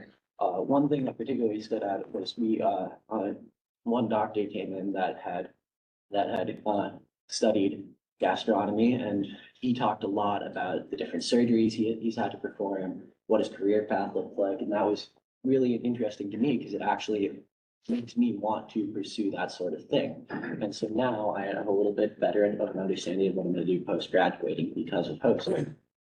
Yeah, no, I think HOSA is great. It really helps set kids up for like the future. It kind of gives people like what an idea of maybe what they want to do when they get older. And I also think it can be really inspiring for kind of like kids like us who maybe are uncertain about things to see someone who has reached the goals that we have one day. And I think to kind of have supportive mentors out there that are kind of like helping us out and answering our questions and reassuring us about the things that we're doing is really helpful. Moving on to science team. Science team, like similar to math team, we compete in meets throughout the year, home meets and away meets and virtual meets. And that's the competition aspect of it. But kind of what I want to focus more on is the speakers that we have come in. We call them like side talks. But basically it's people from different science professions, PhD students, people from universities in Boston, from a variety of different scientific disciplines. Just off the top of my head, Mr. Warnock came in for science team, and he talked to us a little bit about what he does. we've had theoretical physicists from Northeastern come in. We had a PhD student who I think is actually also going to Northeastern come in, and she brought in lobsters and crabs and kind of a lot of the marine organisms that she is working on. Oh my gosh, Sam, any notable speakers? We've had so many. Some of the really interesting things I've seen, so we talked about mechanical engineering and physics, that was always interesting. One of the earlier ones, we actually had two marine biology talks, and one of the earlier ones was completely about whales and what we can do to help our environment and help whales, because they're, at risk of becoming endangered, or they already are endangered, certain species. And so we learned a lot about, what we can do on a local level and what we can do in the future once we've actually graduated and what we can do in life. And so that was very interesting. Yeah, totally. So I think very similar to HOSA, science team is great because again, if students come in college and they can answer our questions and they can kind of give us, I guess, like a pathway of maybe what we can do once we get older. And I would say that's been really impactful for me, and it's impacted a lot of the decisions I'm making in school and even to some of the schools I'm applying to next year. So I would say it's impacted me greatly. And one final thing to touch on, that photo in the corner right there was from our STEAM night. That's me on the left in lab coat. And so that was the AP chemistry booth. And I'm sure some of you, a lot of you went to the STEAM night, I think. But if you didn't, it was basically a night where all the science classes in the high school and in the middle school all got their booths out. Local businesses came, like anything in the STEM field. There were people with animals like snakes and stuff. There were people dealing with artificial intelligence there. There were people with robots. It was a really, really special night to kind of showcase everything that we're doing at the high school and everything that local businesses are doing as well. And I guess it kind of showed us and younger kids what the possibilities are for the future. So I would just say it was an amazing community event, and that's what we're doing with science team, HOSA, and math team.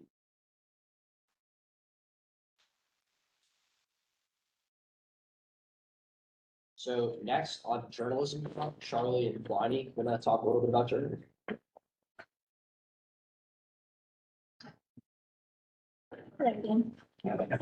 I'm Charlie Lations. We're the editors-in-chief of The Independent, which is our fantastic school newspaper. I'm willing to say fantastic, honestly, because of all the awards we've just won. I think it's fair. It's fair. But yeah, I mean, recently some of us attended an awards conference in Boston, and we had 3 people, I think, right? Yeah. Yep, 3 people won awards for their articles, one of which is right there, Ella. Yeah, so a little bit about our program. We are The Independent, which you might have seen when you walked in, and just around the school, the papers are laying on the tables everywhere for everyone to see.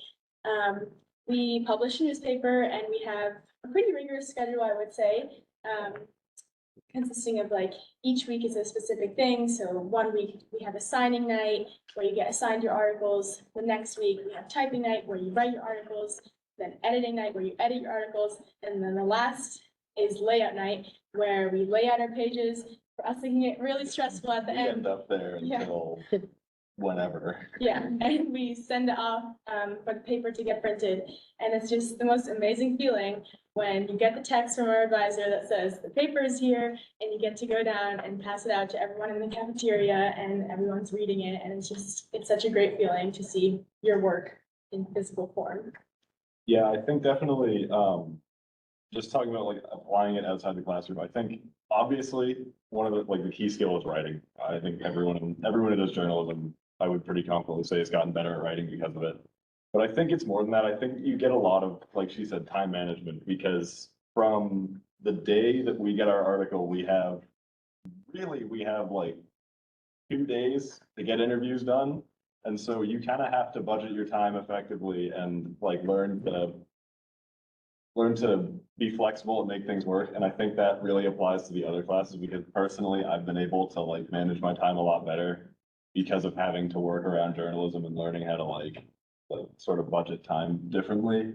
I think also, kind of like I said with interviews, communication gets way better. It's a lot easier to, I think, ask intelligent questions and you're able to be more direct as a result of journalism because you don't want to spend 20 minutes interviewing someone with 3 questions, which I've done. But it's, you get better. I don't do that anymore. And I think you can also apply that to a lot of other things that you do. Like I think, like I said, I would hope you can agree. I've just generally gotten better at like being concise and being pretty clear with what I do. I think definitely directly as a result of class. Yeah, it really builds your confidence both in writing, like you said. We have everyone in our classes basically saying they're getting better at writing. And we've got so many people who are now in college saying, thank goodness that I took journalism because it's helping so much. But also confidence in, like you said, forming relationships, which is very important. Like I've bothered Miss Bowden a bunch of times, especially now. Never bother. But it's just really important relationships, and it sort of builds confidence to go up to new people and meet new people. I'd like to give a special thank you to Ms. Puglisi for giving about 15,000 interviews the last couple and throughout her tenure as principal. And also, I would be wrong if I didn't say that as you're leaving, there are a bunch of copies on the tables outside. Take one. It's fantastic.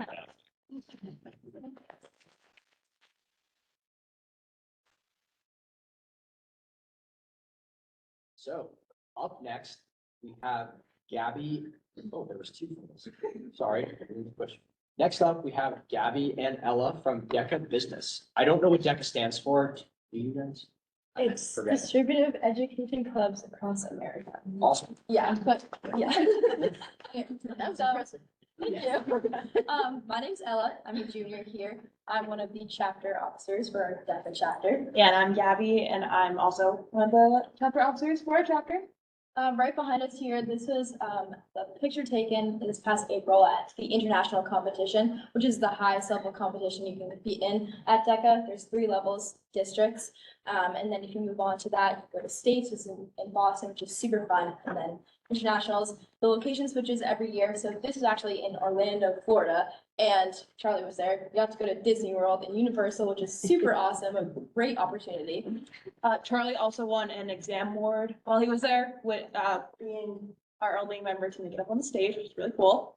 And so just what DECA is, because I'm assuming many of you don't know what it is, it's a business competition where when you go in, you're given a business scenario that you are prompted to solve, and each student is either in a team, which is 2 people, or they're an individual, and they go in and they have a category picked out. Me and Ella, our team, where our category is marketing management.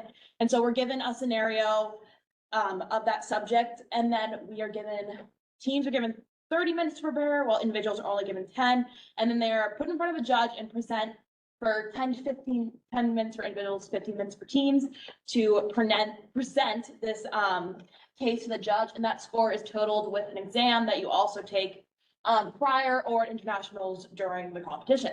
And so you get to, if you place based on the score, you move up the levels that Ella was talking about. Yes, Gabby says place in front of a judge. That can sound very intimidating. But for me, I can just say confidently that I would not be able to be up here in front of all of you if I did not do DECA. DECA has taught me so much with public speaking, just like with eye contact, literally everything. It's so helpful, just like learning how to speak in front of a group of people, in front of a judge is very intimidating, but it's great, it's worth it. Also, it's such a unique opportunity that our school has. A lot of other schools don't have a business curriculum. We have marketing class, we have entrepreneurship, and we have business management, which Gabby and I are in right now. And then also for next year, we are happy to say that we have economics coming and a sports and entertainment business class coming. And through all those business classes, we're learning such important information that I found out when I was a sophomore and I took marketing. I found out that business is something I want to continue into my career, and I want to study that in college, which is great for me. And a lot of other students come back and they actually chaperone our DECA trips, because they say DECA has helped them so much in college and so much throughout life. Yeah, it's such a unique opportunity for our school, and something that I just think all students should have the opportunity to have, and just learn about business. This business is basically the future. So Yeah, and I think one thing about DECA that Ella kind of touched on that's like super unique about us is that we translate from both being a club outside of school, where we host like our practice events, like we hosted our mock competition before we went to districts last year. And then we're also in the classroom, so we spend part of our year, prepping role plays, learning about the information that that is commonly seen on our role plays, which is really great and allows us to learn consistently. And it also is one of the reasons why we have so many members in our club. Last year, we sent almost 90 kids to district, which is a lot. We are one of the biggest clubs in the school, which we're very proud to say. Also, one more thing, I just want to give a shout out to Mr. Alston, our advisor and business teacher. He took on this task at the beginning of the year, and he's done a great job. It's not easy like managing because we are a very big club. So many students love this club, but he's done a great job and we're very proud of him. Yeah.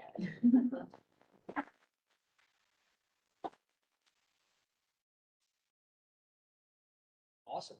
So next, we are going to have Stella and Eric from STEM Design, and they're going to showcase some of what they've been doing with that.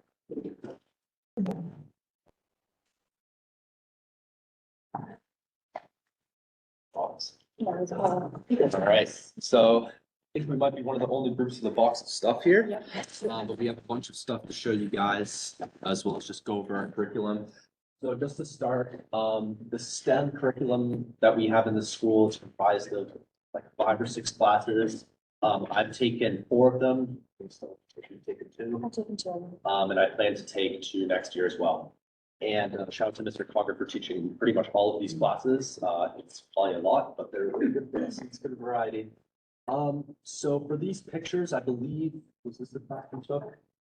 I think this is like the physical computing class. Yeah, this is physical computing. Yes. And so essentially, you want to point them? Yeah, sure. So one of the classes that I took was physical computing. Physical computing, actually all the classes that Mr. Carver teaches for the most part, they're very self-led and they're very kind of abstract. So for physical computing, you'll basically get like a very broad prompt. It could be like develop a musical instrument or like develop something using NeoPixel arrays. And then given the restraints, you have to create something along those lines. So that's what these pictures are of. And like the different sliders and the different buttons will do different things to the pixels up there. So yeah, that's one of the classes that I took. Do you want to do? Yeah, and then there's also. Yeah, there's a lot of pictures. And then actually we have one of those things here. Yeah. We have. Oh.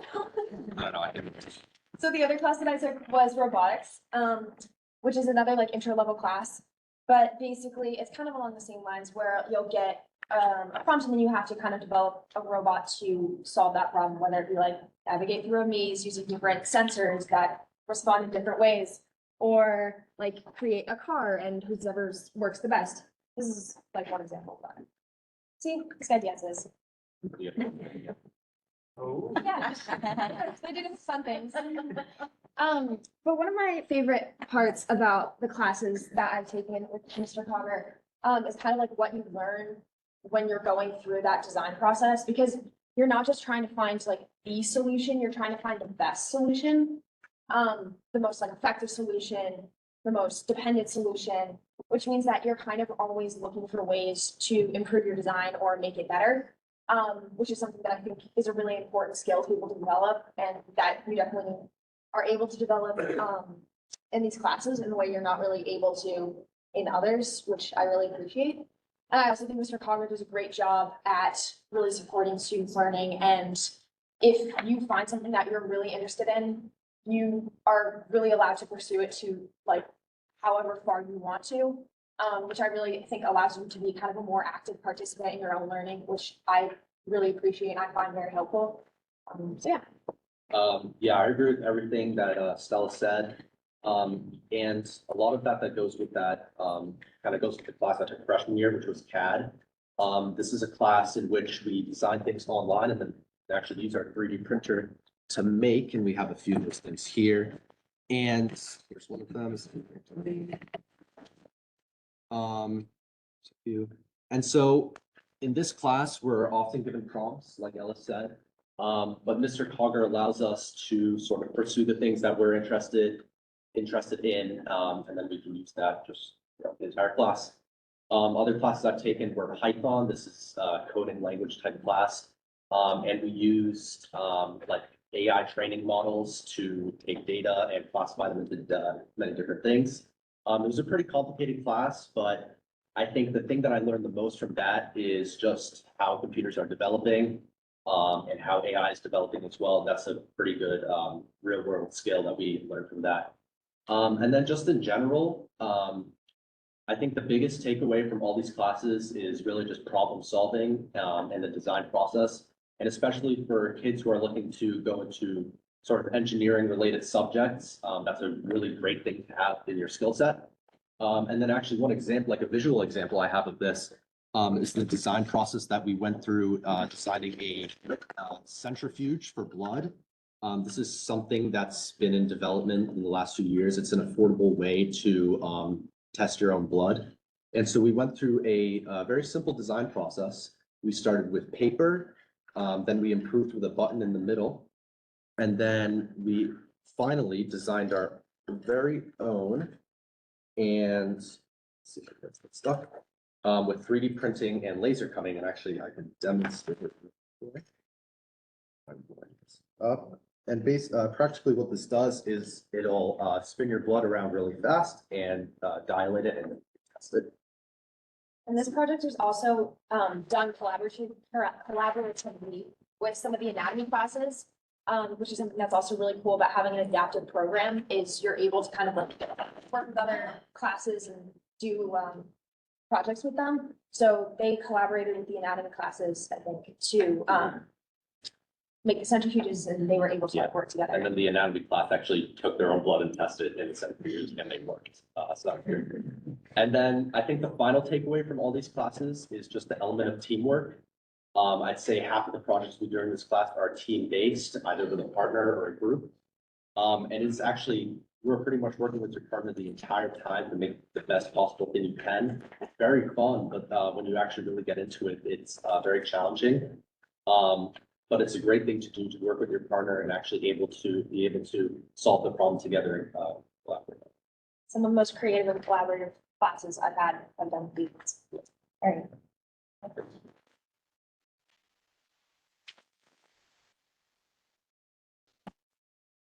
Eric Casella. And certainly not least, we have Ella, Alexander, and Sadie. Oh, great. The name's not too small, but they can't see it. Because I'm a junior, isn't it? No. All right, so we are the high school robotics team. I'm Ava Rizico, I'm the mechanical captain. I'm Ella Warnock, I'm the programming captain. I'm Alex Wolf and I'm the kind of everything else captain. Yeah. And we are, so you just saw the STEM classes. We are similar to the robotics, except a step above. So they work with Legos, we work with metal, we work with wood. I'm not dissing you guys. I would not be able to do what I did without the AP computer science class. Well, we couldn't be up here with our 100-pound box. That's sadly. true. I'm We just couldn't saying. bring it up here. The floor was locked. But, so here you can see, that's our robot there. It got kind of cut off. Yeah, it's in the corner. This year, the challenge was to pick up cones and cubes, put them on these rods and on staircases. So we designed a giant mechanical arm with a pneumatic extension and stuck it on 3x3 tank drive wheels that we can drive around. It's about I would say a cubic yard in size, maybe slightly shorter than that. We were able to make our robot one of the most compact at the whole competition, which was pretty exciting. At meetings, we start in September. We go for the entire year, contrary to popular belief. We are not only January to March, we are the entire year. And so at the beginning of the year, we build small robots about the size of a binder, but then cube. And then we have a little competition within each other. So we split up into two teams. Each one builds a little robot with a challenge that the captains create to kind of teach the students the mechanical design process, programming, basics of how robots work and how to use the basic tools, because a lot of our newcomers, which extend all the way down to grade 7, they don't know how to use a drill or even a wrench. So we teach them that. And then in January, we have a big kickoff and we go up to New Hampshire and we get to watch the game release and we see a lot of really influential speakers like Dean Kamen tell us what the event, like what the competition is going to be, what the challenges are. We get to see also a lot of really like new innovations from new companies at the same time. And then we build our robot and we meet every single day of the week until 6 p.m. And then if it gets really crunchy, sometimes we go till midnight. Or well, Which- till the school allows us. Yeah. If they don't let us here, we work at our house and we bring the robot with us. We do a lot of fundraising. We had to like work with a lot of sponsors this year. 'Cause- yeah, okay. Yeah, sorry. so, the robotics, like, organization that we're part of is called First Robotics Competition. It is a worldwide thing and different from the other clubs, our club opens up to a lot of job opportunities. Multiple of the captains have met people whom they later on went to get a job with. They have also, it gives unique opportunities for students to receive scholarships. So a lot of students receive scholarships. People this year I was able to get a scholarship through high school or for college, which was really good. And it is unique to us. We do also work within the community. So we work with small one-man machine shops like Keith Gustafson, if you know, he's a father in the school. We also work with like Polaris Sheet Metal, AET Labs. So a lot of small things within our community. You've probably seen us at Essex Steam Night or Manchester Steam Night. If you have a 5th or 4th grader in Manchester, you will hear about us because we're presenting on Friday. We go to the parade. So we're really all around the community because we do want to share what we do. So that is very how we are. We do really need sponsors. So we are like really looking within the community. It is a very good opportunity because other than learning just STEM, our kids learn how to budget and how to run a business. We are a functional business.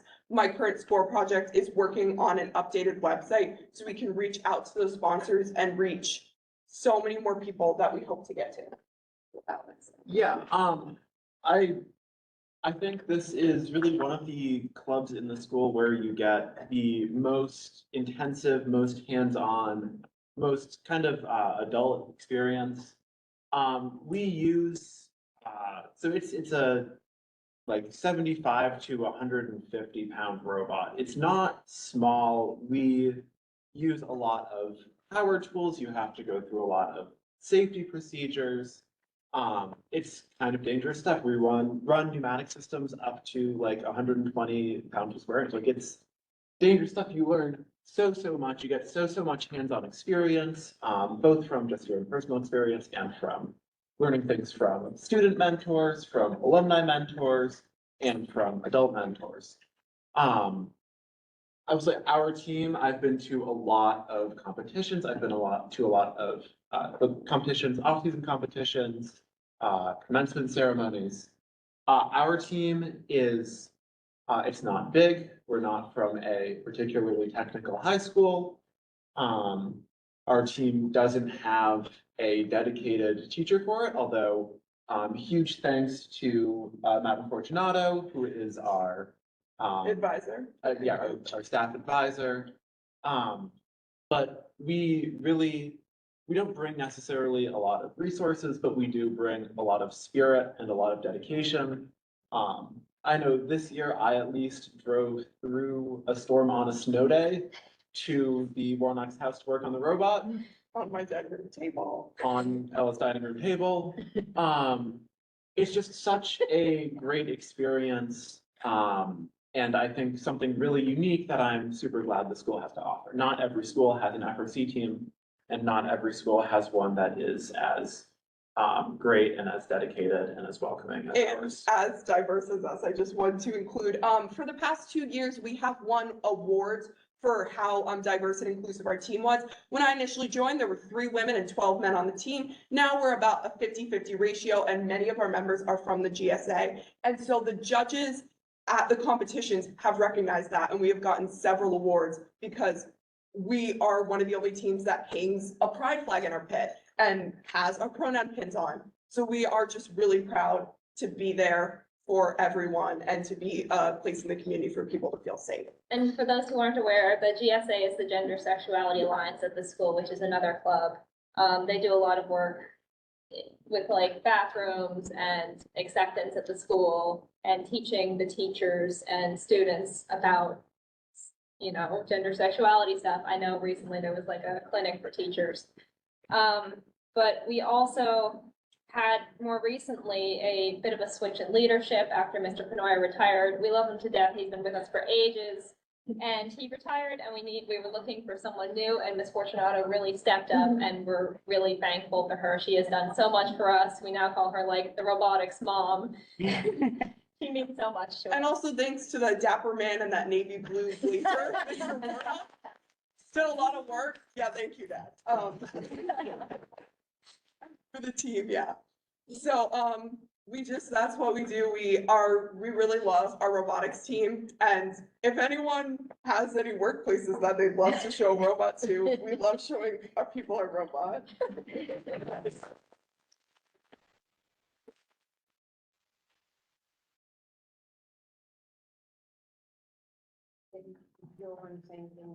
Yeah, no, yeah, so I guess kind of like summarize what everyone has done here. I really hope it shows everyone here and everyone that's watching online what an exceptional, I guess, school community that we have, and what an exceptional group of students that we are. And I think I just want to say, like, I'm really proud to have all of these wonderful people as my peers. And I think this just makes me really proud of our school district and all the amazing things that we're doing here every single day. And I think it also just really proves that there really is something for everyone in Manchester, Essex. And again, kind of tying back to the conversation that you're having tonight, I really want you to keep in mind all the amazing things that are going on here. And I would hate to see any of that go because of one reason or another. So, but thank you to everyone that came to present tonight, and shout out to everyone that is in the organizations that were presented and the organizations that weren't presented, because I promise you, there are so many more. So thank you, everyone.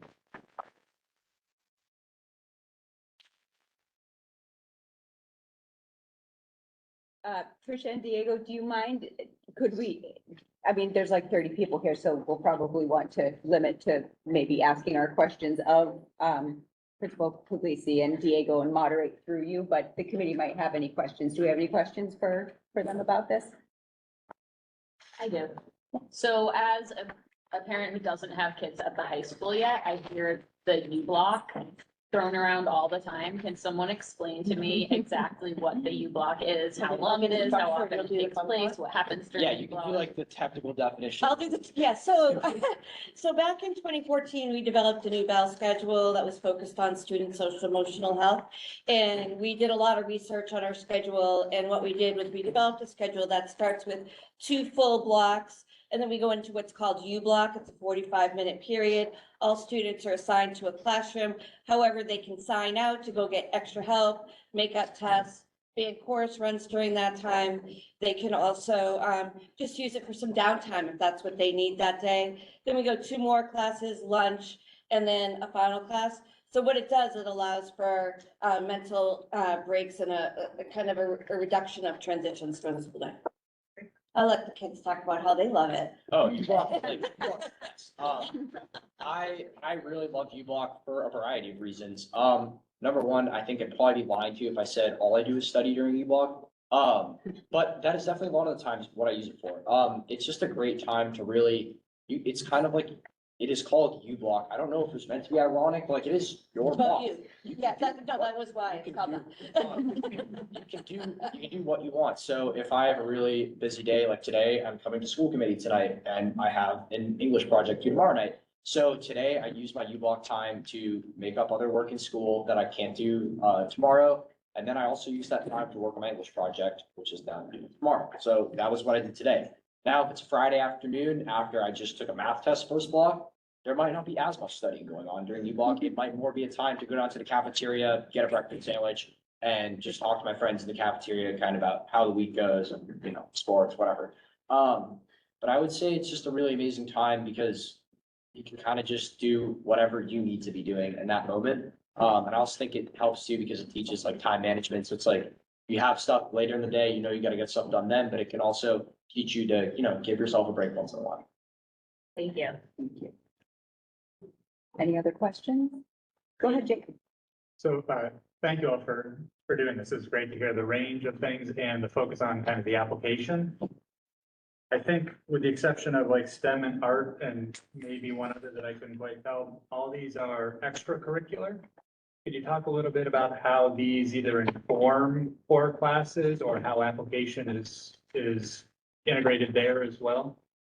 Yeah, certainly. I think, so there's a variety of different clubs and activities that were highlighted here, and many of them are student focused. And it's an opportunity for them to take their learning and apply it in a way that's meaningful for them. And I think that's so important for kids to have that opportunity. Then there's the opposite way, is where they're using information. The clubs are actually helping them expand their information that they're learning in classes and apply it in an authentic manner. So I guess the point of our presentation today, the kids did an unbelievably excellent job. Like I'm like have the mother tears coming down my face. Was that learning at our high school is just not in the classroom. That the learning goes far beyond the classroom, and there are a variety of opportunities for students to engage with their learning in a variety of different ways, and it's student-led. And I hope you heard that like these kids are running their clubs. Yes, there might be an advisor, but they are the ones managing what they're doing and really taking their learning to the next level. Anyone else have questions? Okay, well, thank you.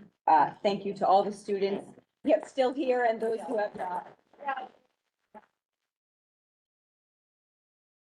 And I think I'll also take this opportunity just to say thank you for your leadership and your stewardship of this high school and the high school program. I don't want to make you cry. We won't even go there, but you will be missed, and your stewardship of the resources and the special students in your care is obvious and appreciated. Thank you. Thank you. Okay.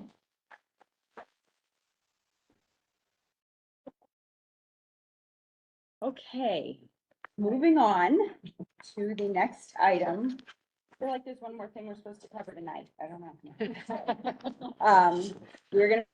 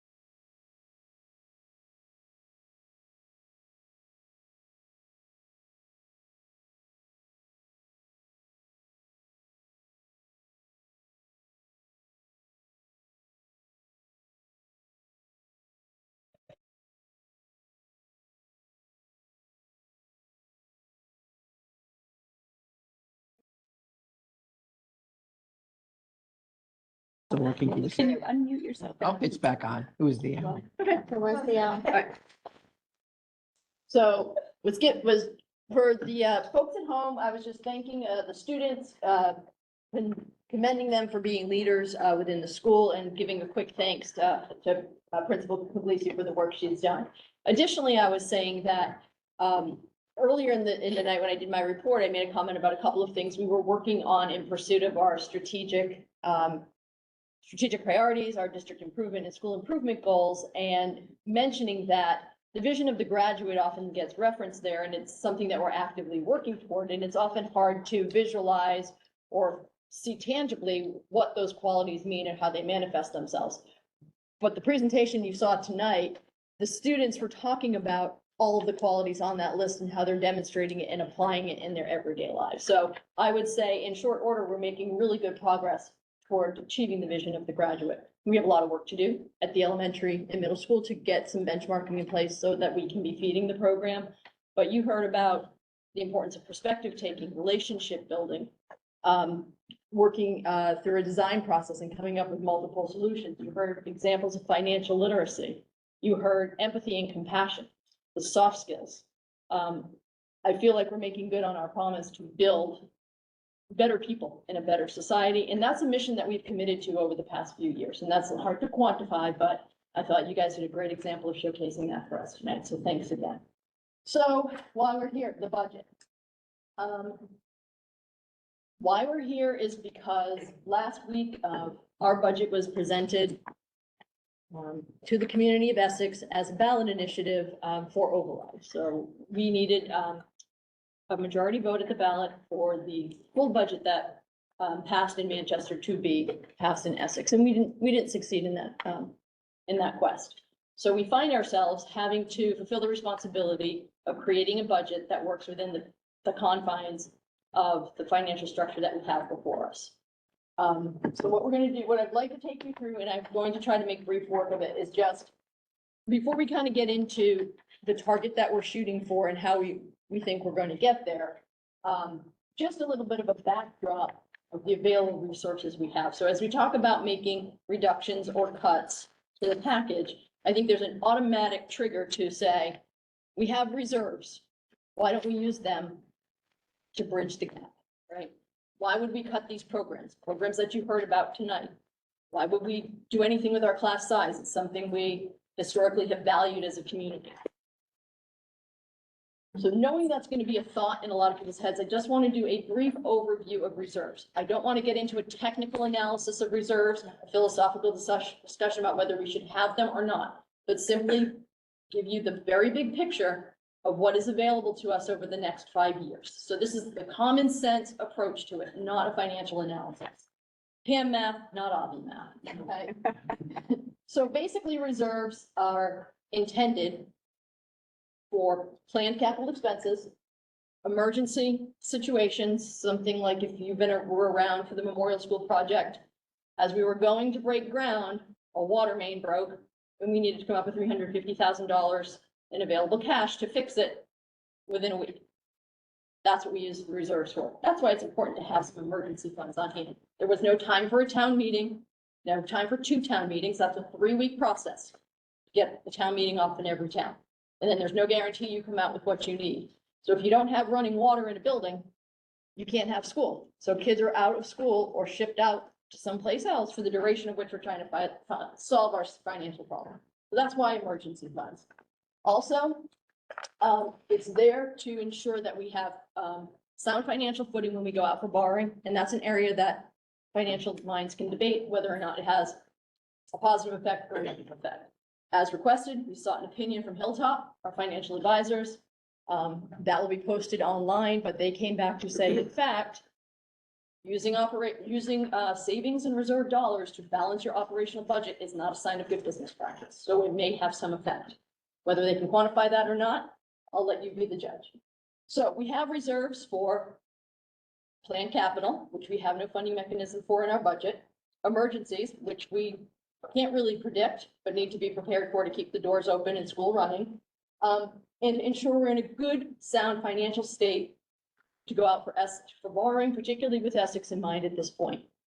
There's been some concern raised publicly about what's going to happen to Essex Elementary. I think we've made very public throughout the year that we have submitted a statement of interest for a building project on Essex. We will learn in November whether or not we've been accepted. So we believe that the liabilities in terms of potential costs going into Essex to maintain it for an extended period of time are too great and that we need to move forward on a replacement plan now. We have 4 accounts, excess and deficiency. That's where operational savings go at the end of the year. Facilities rental, it's a very small program we have. When people rent the gym, the symphony rents the auditorium. School choice, those are dollars that come in through our school choice in program. If they're not expended in the budget during the year, they will roll into a school choice savings account. And then stabilization. And I think this is the one that's probably throwing people off in terms of how much reserves we have and how quickly we can replace them. Stabilization account was created when we began the Memorial School building project. And it was created jointly in conversation with both towns for the sole purpose of creating an account with earmarked dollars that was funded from the interest on the loan of the Memorial School, close to $1 million, into that account to ensure parity between the 2 elementary schools as we built Memorial and then proceeded in process to try to replace Essex. It went to ensuring that you had equal levels of technology, security, the playground, and other small items to keep the building on a level playing field. Those expenditures have basically drawn down the stabilization account. So the stabilization account is drawing down. We have a few more pieces to do. This summer, we're looking at something like the boiler replacement for Essex. But once that is drawn down, there is no income into that account until we have another large project or until we build in a funding line within our operational budget. We proposed that in one of our iterations of the budget at the beginning of the year. That was declined at the time. So what we're looking at is basically liabilities that outweigh the amount of money we have in reserves. So while there's a tendency to want to use them for lots of different things and see them as the way of supporting lots of different interests or solving lots of different problems, if you really look at a very top level of what our obligations are, so the capital plan was on deck for tonight. We are not going into that line by line. Suffice it to say, if you look at the 5-year projection, we have $1.8 billion in planned capital investments in the schools. And those are things like the boilers in Essex. Very clear. Just got a comment from someone in my ear. Is there any chance we can unblur this a little bit? It might be the connection. I feel like when the wire was getting stepped on, it was getting a little. So something like the boilers in Essex, the carpets in this room, which are going to be due for replacement, the carpets in the mall. That's better. So, sure. So items that go to maintaining the buildings, making them current and not digging a hole for ourselves to climb out of later on. So keeping the buildings up to date. The HIPAA report has presented us with items that we think need to be done as we, short term, as we pursue replacement of Essex, but it also has a laundry list of items totaling $7 million that we think can't be addressed until we get to the full building project, but they present themselves as hanging liabilities. Things that could go, issues that could arise that may need more immediate solutions than a building project would lend itself to. This is the same process we went through with Memorial. For the years in which we were pursuing replacement, we kept all investments to health and safety. That doesn't mean we're going to be able to control every variable that may move that to the top of the list. So know that in addition to the planned investments, you have $7 million in potential liabilities, and then you have a whole set of unforeseen emergencies that could arise. Not in the capital plan is the fields. The fields in and of themselves are $1.2 million in investments, for which the reserves are being considered, as is financing. And that's a big open-ended question right now in terms of how we're going to fund it. So collectively, we far exceed $3.4 million. And we have no dedicated way of replacing those reserves. Yes, we do sometimes have savings at the end of the year. We strive for savings at the end of the year. Our goal is never to drive ourselves to the brink and need to seek more money during the year. That's not good That's not good home budgeting, that's not good school budgeting. In good years, when we have healthcare come in lower than what we anticipated, we can sometimes put some savings in at the end of the year. This is Pam recollection, averages around $200,000 over the 10-year period. Well, $200,000 a year in with the amount of money we have going out is not going to equal out. Okay? I know that from just doing my own bank account. So a lot of the problems that we're talking about are very basic and low level. They are not high level finance discussions. And I think we've lost sight of that along the way. So we have more obligations than we have in reserve accounts. Call-in users, can you please mute yourself? This is just a snapshot. You've seen this before. One with fields in it, one with the fields. Thank you. We have someone on a phone calling into the meeting who's not on mute and we're hearing you. Could you please mute yourself if you're calling in on a phone? Okay. So now we know the big picture. That's where the reserves sit. And that's, what you can kind of keep in the back of your mind as we have this discussion. So we pull into the decisions before us over the next few weeks, which is through town meetings, Manchester approved the total budget. Essex approved a portion of the budget on the town floor, on the town meeting floor, and then put a portion of it, $295,000, out for an override. That's the amount that Essex can't meet through tax levy ability. So the towns don't have resources beyond what they've approved at the town meeting to pay for it without voter consent. When it passed to get on the ballot, it didn't pass at the ballot, which means we now need to solve for that $295,000, which on a face seems like a pretty simple problem, right? You cut $200,000 before, what's the big deal? We're a regional district. We aren't Essex, we're not Manchester. We can't divide our expenses between the two towns. We need to come up with an amount of money that when apportioned, meaning rolled through the formula for each, to decide what each town's bill is, needs to break 65-35 approximately to allow for the $295,000 in savings that Essex needs, which means we need to go up to $781,000 to make up the other portion of that.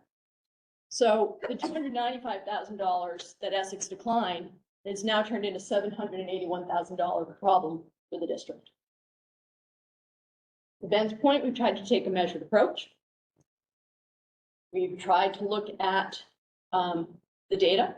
Always, when the team makes cuts and reduction recommendations, we do so in a way that impacts the fewest number of people possible. That's both students and our employees, who we value. But we're at a point where there isn't going to be anything on this list that anyone likes. But it's our responsibility to present it to you for consideration. So I would say that at this point, the recommendation, the budget we should have, is the budget that we presented on 3/21. The one that from its beginning to end did a good job of cutting along the way. It included 4 staff layoffs. It included a reduction in healthcare from the original number. How did we get there? Ongoing negotiation, hard work, team effort, good relationships with our consultants. And it also included what we talked about before, a new teacher contract that came in within the desired constraints of both towns. It's a 2.5, 2.25, 2.5, and 2.5, on par with what they're doing in both Manchester and Essex for their employees. So we did deliver savings, and we did deliver a lot of effort to keep the budget where we were told people wanted it to be. But today's a new day. So the revisions presented fulfill our responsibility. They are not our recommendation. Things you need to know about. Budget revisions don't support the strategic plan. You're going to see reductions in areas that are a strategic priority because they are being driven by numbers. So they might have lower interest, but even though it's a priority, there may be lower interest in it right now. So it has been put forward for reduction. My biggest concern is that the revisions limit the opportunities of students and don't set us up well for the future. Meaning this year may be palatable, But each subsequent year, we're going deeper and deeper and closer to core programming. And we're not in a sustainable state. When we talk about budgets, we never really talk about the fact that they play a large role in our ability to recruit and retain high quality teachers. We're gonna go into, well, we're already 2 months behind hiring season because we've been in a freeze point until we were waiting until we had a recognition of what the budget was actually going to be, and in case we had to make further reductions. So in healthy years, we would start hiring post-February break for some of our larger, more harder to fill positions. Typically, we're very active going into April break and right after. And this year, we're gonna be going into June, hopefully posting within a week or two. We're going to have to post for some positions. If we're in a district that's talking about 2 town meetings, super joint meeting, how are we gonna figure out the future? We're going to be talking about bumping people who don't have professional status. We're not setting ourselves up to be a very attractive place to work.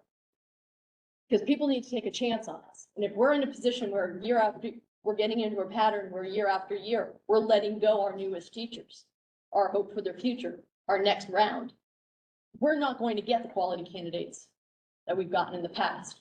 We have fared well through the shortage so far. I'm concerned about where we're going to be this year and going into next year. Additionally, if we do go through this process that's been mapped out, and I would just say, we have more questions than answers about what the real next steps of the process are. But if you project out a couple of town meetings that take 3 to 4 weeks each to set up, you're looking at a late July, potentially a late July decision on your budget. Any cuts that we're talking about tonight will need to become effective as of June 15th. So you're going to be looking to try to do putbacks in the middle of August in areas that are hard to fill and in fractional positions, which are nearly impossible to recruit people for. So I'm concerned about the quality of our workforce going forward. There's a lot of talk about our ability to be creative and innovate and think about doing things differently. Well, we're not setting ourselves on a course to invest and reinvest. We should be looking at ways of reorganizing and finding efficiencies to reinvest in ourselves and to expand programming. Expanding doesn't mean costing more. We've been able to find lots of efficiencies over the years and come up with a lot of savings in doing so. But if every cut, if every retirement is a cut, if we have no ways of trying out new programs or starting an experimental or stage 1 program and trying to build it up, we don't have flexible resources at this point to reinvest in ourselves. And it sets us on a course of decline. I think that's probably the summary statement. So assuming we grow at an average of 3 to 4% a year, and I think both towns have done their own calculations on that, the FY25 budget puts us in a position of needing to start the year with another $950,000 in cuts, even if we make the cuts from this year to get to where we want to go. And that's a bit of a glimpse at that 2.5 budget that the question was raised about. For us to bring Essex a 2.5 budget, we need to grow at approximately 1% every year. That's essentially level funded. So if the average district grows at 3.5%, and we need to meet 1% to meet 2.5% for Essex, we're starting out with a 2.5% to 3% cut every year. So it puts us in a declining state.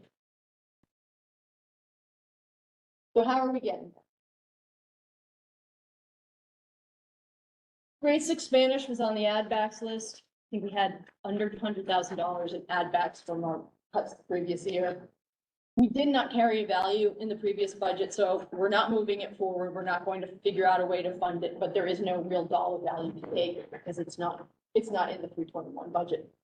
The late bus will not be put back, and the recommendation would be to put all non-metered COLAs back to 2.5%. And non-META is all employee groups other than the teachers, so TAs, maintenance, administrative support, and the administrator. So it's not just the administrative group, it's just everyone but the teachers. The teachers have secured their contract. Small cap, we're going to keep it at $35,000. That ties back to the capital investments. So typically we have, after our 2015 budget, one of the big pieces we were trying to solve there was ensuring that we had at least $100,000 every year for small capital investments. Those are typically maintenance projects under $100,000, under $10,000 that we can't fit in a line item within a school budget, and projects that we need to take care of just for annual maintenance over the course of the year. So we've trimmed that back. So that's another thing that will end up bumping into reserves, because if we can't afford to paint the walls each summer, wax the floors, replace the gym planks that are peeling up in one building, the next line of resource for that is the reserve. So it's like everything's going back to the piggy bank of the reserve. We've included in this round an additional 7.65 teaching cuts, mostly fractional. We tried to achieve the most through attrition or natural movement. So if people are retiring, we're not refilling those positions. We're going to move people to other locations or positions in the district. If people are taking leaves, we won't fill those leaves and take that as a cut for the year. So some of the positions will set us up for dealing with some issues next year, but they help us in the immediate. And we think 4.6 teaching assistant positions will be moving as well. With all of those cuts, we will yield $30,000 in healthcare savings, we project, mostly because many of the cuts are taken through attrition. So if you're retiring, you're still on the healthcare plan, there's no savings there. If you're going on leave, you're picking up some cost, so there's no savings there for us. And other people are fractional, so even though they're being reduced, they may still be eligible for benefits. So we went line by line, and that's what we projected. And then unemployment costs, we project to be $135,000. So we've had to build in some additional reductions to cover some of the unemployment costs.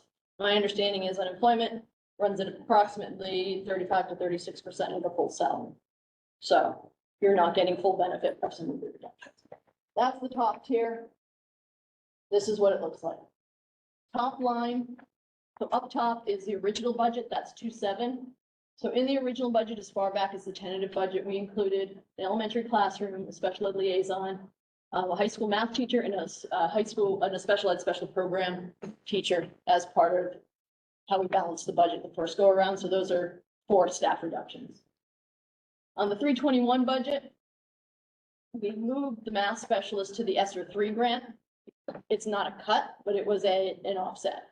So for the year, for FY24, we will pay for the math instructional specialists at the elementary through the ESSER grant. So come FY25, we either need to move that back onto the operational budget or cut it altogether, because the funding will expire at the end of next year. 516 is the reconsidered budget or revised budget. We're looking at 0.4 art. The 0.4 is the fractionals. It should note comes from a reduction of classes with enrollment under 10 at this point. So one of the takeaways from some of the discussions we had throughout budget season was a feeling that we were carrying too many small classes. We tried to make the argument that breadth of program is worth the investment and that sometimes it's cyclical. But I asked Principal Puglisi to go through and take a look at her sectioning for next year, and she came up with a package of combinations and reductions to classes, to sections of classes under 10. That yielded 0.4 art reduction at the high school. I'll stick with the high school. We've got a 0.95 music reduction. We've got a STEM reduction, which I think you said was Python and CAD. We have green team and environmental science reductions for 0.6. We have that 0.4 language reduction at the high school, which will be French. Other reductions include one more elementary classroom teacher. So back in 2017, Memorial School was up to 18 sections of classes. We're going to go down to 13 for next year. Health and wellness, we're going to maximize a nutrition opportunity there. So we'll talk to you a little bit in a minute about what the implication is there, but that's coming out of the middle school. And we are going to go down one reading specialist at the elementary school. So we're going to balance it. We'll keep 2 math specialists and we'll have 2 reading specialists as well, or 1 in a fractional. Last year, if you remember, one of the efficiencies we found was merging all of our intervention work district-wide. So we basically zeroed out all the building-based positions, rehired everyone as district level people, so we could split them between school and use the resource more efficiently. Through that, we were able to consolidate and exit several teaching assistant positions. So that's an example of how we've changed some services to the better and actually found some savings. This year, we'll lose one of the positions that's in that package. So it neither impacts Essex nor Manchester. It's an equal across the district, and the remaining staff will be redistributed equally. Redistributed to go where the needs are. It follows the needs of the students. Then we have one more math reduction coming at the high school. I think I've covered it all in point 2 social studies. So the implications of this, I think you can probably figure it out by the positions that are listed here. We eliminated 69% of the sections under 10. We are looking at the phased out elimination of French. So I've talked a lot of times at these meetings about the importance of retaining junior and senior electives because kids are at end of pathway and you don't want to set them up. They've been planning to have these endpoint courses. It's part of their trajectory to post graduate experience. So we've left 11 and 12 electives on the table. But looking at the numbers, we're going to continue to have the same problem with these courses over time, which is they're going to be perceived to be undersubscribed because they will likely fall under 10 based on what we see as enrollment in the 7th grade. So 7 through 9 will be eliminated at this point. We spoke already about reduction of STEM and sustainability, green team, environmental science, and we said Python and CAD. Again, courses that are low subscription. That's how we arrived at these recommendations. We're going to go through an entire K-12 music restructure. This has been on the to-do list. We were going to do it to try to fund the arts coordinator that we've, had requests for several years that we built into our district improvement plan. We thought we would be able to restructure it and pick up 0.6 to 1.0. Right now, we'll take that as a savings instead of going forward with an arts coordinator. And then we'll look at, similar to what we did with intervention, the positions as they exist today will go. And then positions will be recreated, 612 course, general music, 612 band, general music. And we'll go to one general music / band teacher at the elementary school. We will still be able to provide lessons during the day, but we're going to move from individual to small group lessons. That was something we were discussing anyway, and they'll be grouped in brass woodwind. And then we're going to restructure health and wellness. We're going to take a reduction and redistribute the staff that we have. It'll look more like the elementary model where one person will be responsible for both PE and health.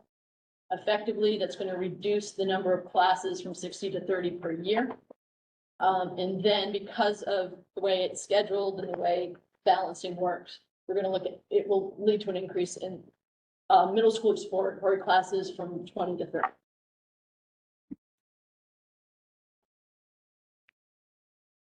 So those are the educational and program implications. And this is just a snapshot of kind of where we've been for the year. And I'm closing out and then it's all yours.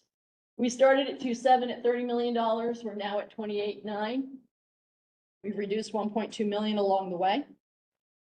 We are effectively at a spending rate increase from last year at 0.15%.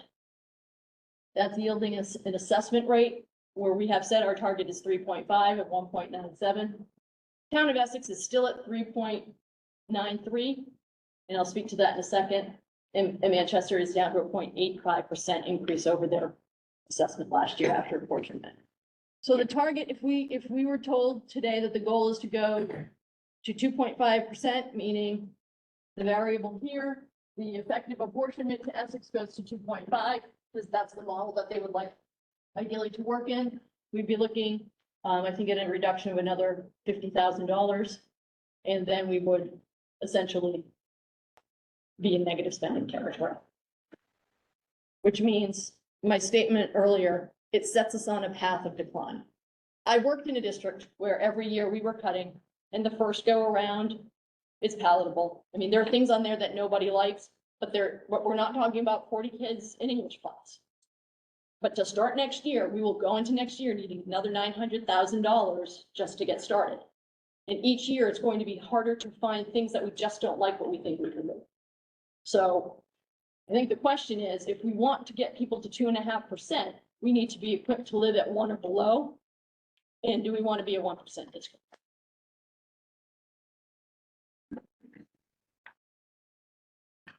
Next steps, we're here tonight. We've got the public hearing next week. Right now, June 6th is scheduled for final adoption. I know part of the conversation will likely be, can we move that up? And then whether it's the 6th or the 24th, the next day we would resubmit the budgets to the towns. Where it goes from there, that's in my research and process category.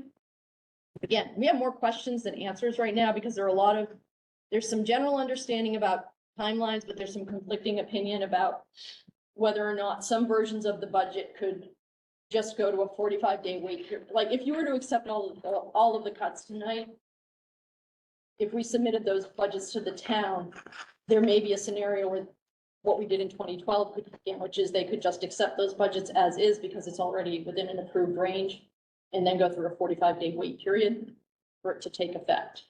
What I don't know, and I don't want to predict tonight, is whether or not once we turn a budget back to the two towns, whether each Board of Selectmen can make an independent decision about how it wants to address it. And those are some of the things that we should talk about in terms of my recommendation that we retain special counsel to help us walk through this. Our counsel is labor and school law. And they've given us a recommendation of who might be able to assist us. I think one thing the committee needs to be aware of is that we're going to have the budget timeline, but then we have an internal timeline that we're responsible to that's guided by, well, I think just best practice and empathy towards people who are going to be in a state of uncertainty. But we need to make formal notifications. I may have said this off the top of the line. June 15th is our statutory deadline for layoffs. I will begin next week having personal conversations with people who will be impacted by this, so they have the information they need to make personal decisions. But I don't see a scenario with this timeline, as we know it today, where we can resolve this prior to June 15th. So we may be looking also at implementing a 1/12 budget on July. That will involve the state, the Department of Education. I don't want to frame it as good news, but we are only $40,000 or $50,000 away from a 1/12 budget because it's level funded. So financially, we would be able to manage that. But at that point is when we would need to engage with DESE, and they will start to become part of our process going forward. So that's, again, we fulfilled our responsibility. I can't recommend it, but I think we have many variables to consider beyond just whether or not this is something that we want for our district right now. I think timeline is going to become an important part of the conversation. So thank you. Okay, thank you for all of that. I think the silence speaks volumes. All right, so let's make sure we're structuring this. So maybe first, let's engage at the committee level with questions that we have about the presentation. Maybe not about the process, but if we have clarifying questions about what has been presented in this revisited package, let's start there. Who has questions? You know approximately how many students will be directly impacted by the proposed cuts? Give me an exact number as of the schedule from last week. I should say, can I say one thing about how these were developed? We built our schedule in full, in the beginning of, end of March, beginning of April. Guidance counselors have touched every single student's schedule to assure that their requests have been filled so that all schedules are full correctly. And these were based on the sections after that. But the schedule is fluid because kids are going to change their schedule, and that's going to change what electives they end up in, or if there's elective available for them. So just because this is a snapshot from last week, I just want to be really clear on that. It's always a fairly fluid thing. And I can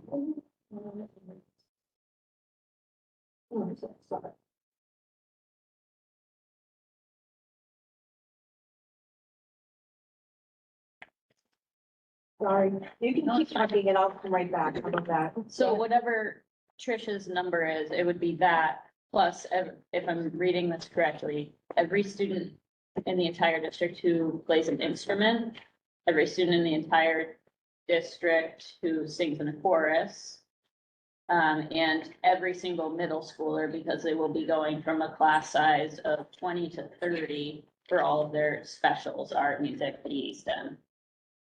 So in addition to the high school sections that are cut. Yeah, and just to clarify, we'd still be offering chorus and band, Right. so they would still have access to those classes. So I guess it may not impact chorus as much, but if I'm, like, for example, my son takes saxophone lessons, and when he goes to take his saxophone lesson, there are 6 saxophone players, or however many. Richard's still here. There are however many 5th grade saxophone players in that lesson, and now I think that what we're saying is there will be every saxophone player and every clarinet player from every grade in Yeah. that 4th and 5th lesson. Woodwind, Yes. per school. Matt and then Erica. The, Oh, sorry. the June 15th conversations with staff. What's the message of that? What's being said to the staff at that meeting? Prior to that, Sure, prior I to met that, with yeah. the staff in general today to run them through a very top level version of this. The meetings going forward, it's always been my practice that if somebody's position is in jeopardy, that we meet with them. I usually meet with the principal and them and just kind of explain where we're at, what the timeline is, and what they need to be aware of so that they. So there's no definitive No definitive. actions during those conversations. June 15th or before, we need to provide everybody with a written letter of layoff. So they would be laid off and then potentially recalled if we come up with a resolution to the budget. Thank you. Midsummer. And June 15th statute. 70? 70. Yeah, I'm sorry, Anna had her hand up, Anna and then Erica. Oh, no, I just had some questions about the, reserve snapshot to, so your first snapshot, I think you have the reserve balance of the capital investment for the next 24 to 28 to 1.8, is that right? So is it one, because in the other one, the capital, the 5-year capital improvement, the capital plan is the 250K from the grants and 100K is for the building fee. So Yep. Those could be revenue offsets if we get them. We don't have that grant. Okay. So that's just an opportunity for us to show how we might be able to fund some of those things if that were to come through. So that could help by, I guess, 350. Yeah, exactly. Yeah, and then your next slide, I think, if you go to the next slide. Oh, sorry. Oh, yeah, this is the slide. The one with the including the field, I think the 1.8 just didn't include the 1.2. Your total.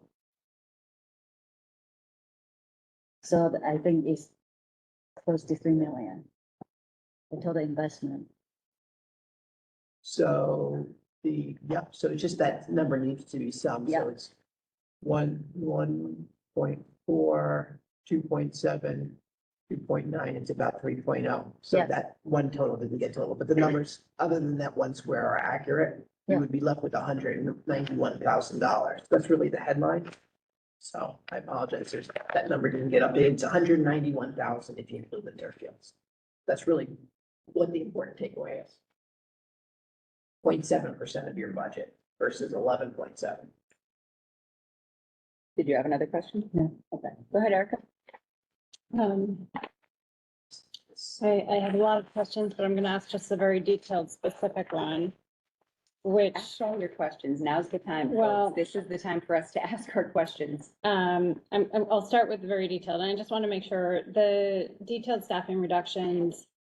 There's one math high school teacher in the, original budget. And then there's another high school math teacher in the 516 budget. Is that correct? So I just wanted to make sure we are talking in fact about 2 separate teachers. That's not. Yes. It's in the math category, but there's what we need to work on, and I should have said this, is reductions are governed by in part by the contract. So there's reduction in forced language, bumping and ripping. So the math, even though it's being booked as a math department reduction, I cannot say with certainty that it is a math teacher that will be impacted. Because there's some split sharing between math and science. Is that fair to say?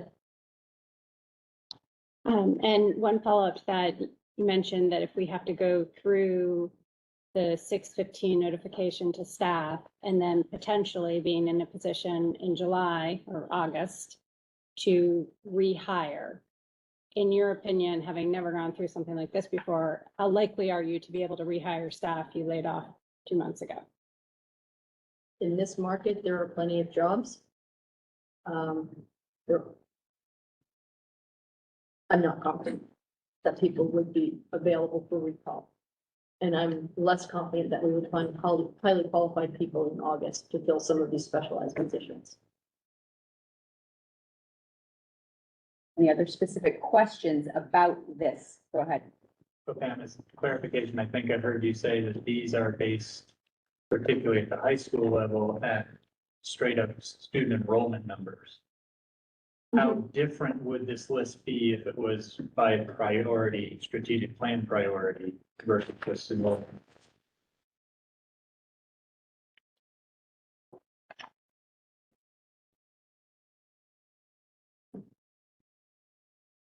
I really have to think that through. Because if we move past strategic priority, if we base it on strategic priorities, then I think we need to start looking more at some of the core classes. And I still think we need to go back to the numbers. So I don't want on the fly start putting in substitutions, but we would go and look more at, I would relook at elementary class sizes and see if there's a take we could have there.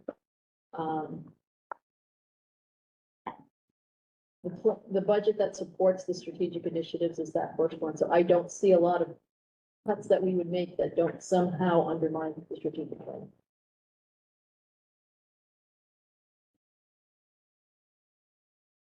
Any other clarifying questions based on the presentation, particularly in the impact of this? What are the class sizes at Memorial like right now? They're about 18 to 19. And there are 14 sections right now? Yeah, we'll go down to 13. And what would that do to average class size? I was just trying to do that math in my head. Yep, I looked at it. I think we're still on par. We're in the 18, 19. We are well under benchmark. Some of the younger grades are pushing up against it. I'll pull it up from our last meeting. Average all grades, I believe, was 18. And they're within a head difference of the two schools. So both schools maintain parity.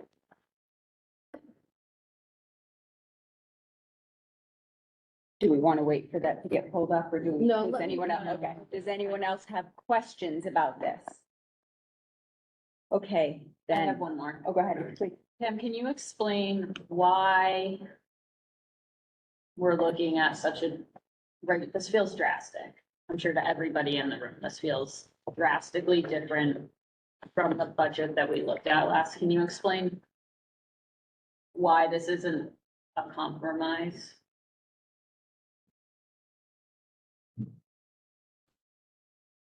Why this is a Hey, can you just explain what you mean by that?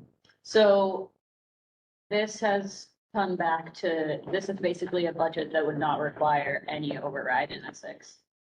Essex has voted down an override of $281,000. Would Essex vote down an override of $150,000? I don't know. Would Essex vote down an override of $30,000? I don't know.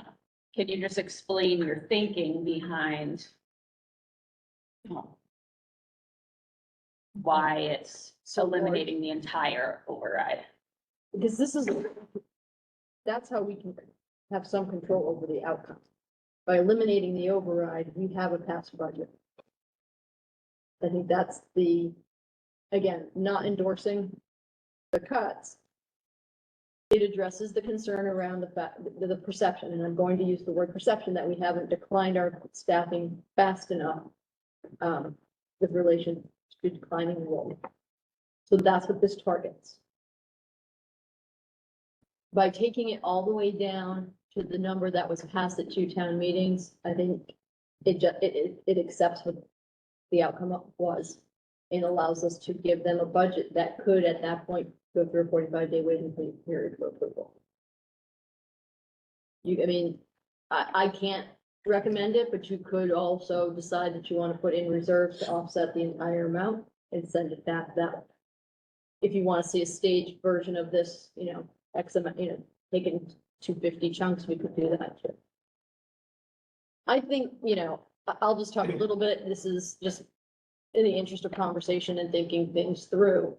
There's a level of disruption that's going to continue for the district if this goes on for 60 days with no real way of predicting the outcome, because I think you hit it. Is 150 the better number? Is 30?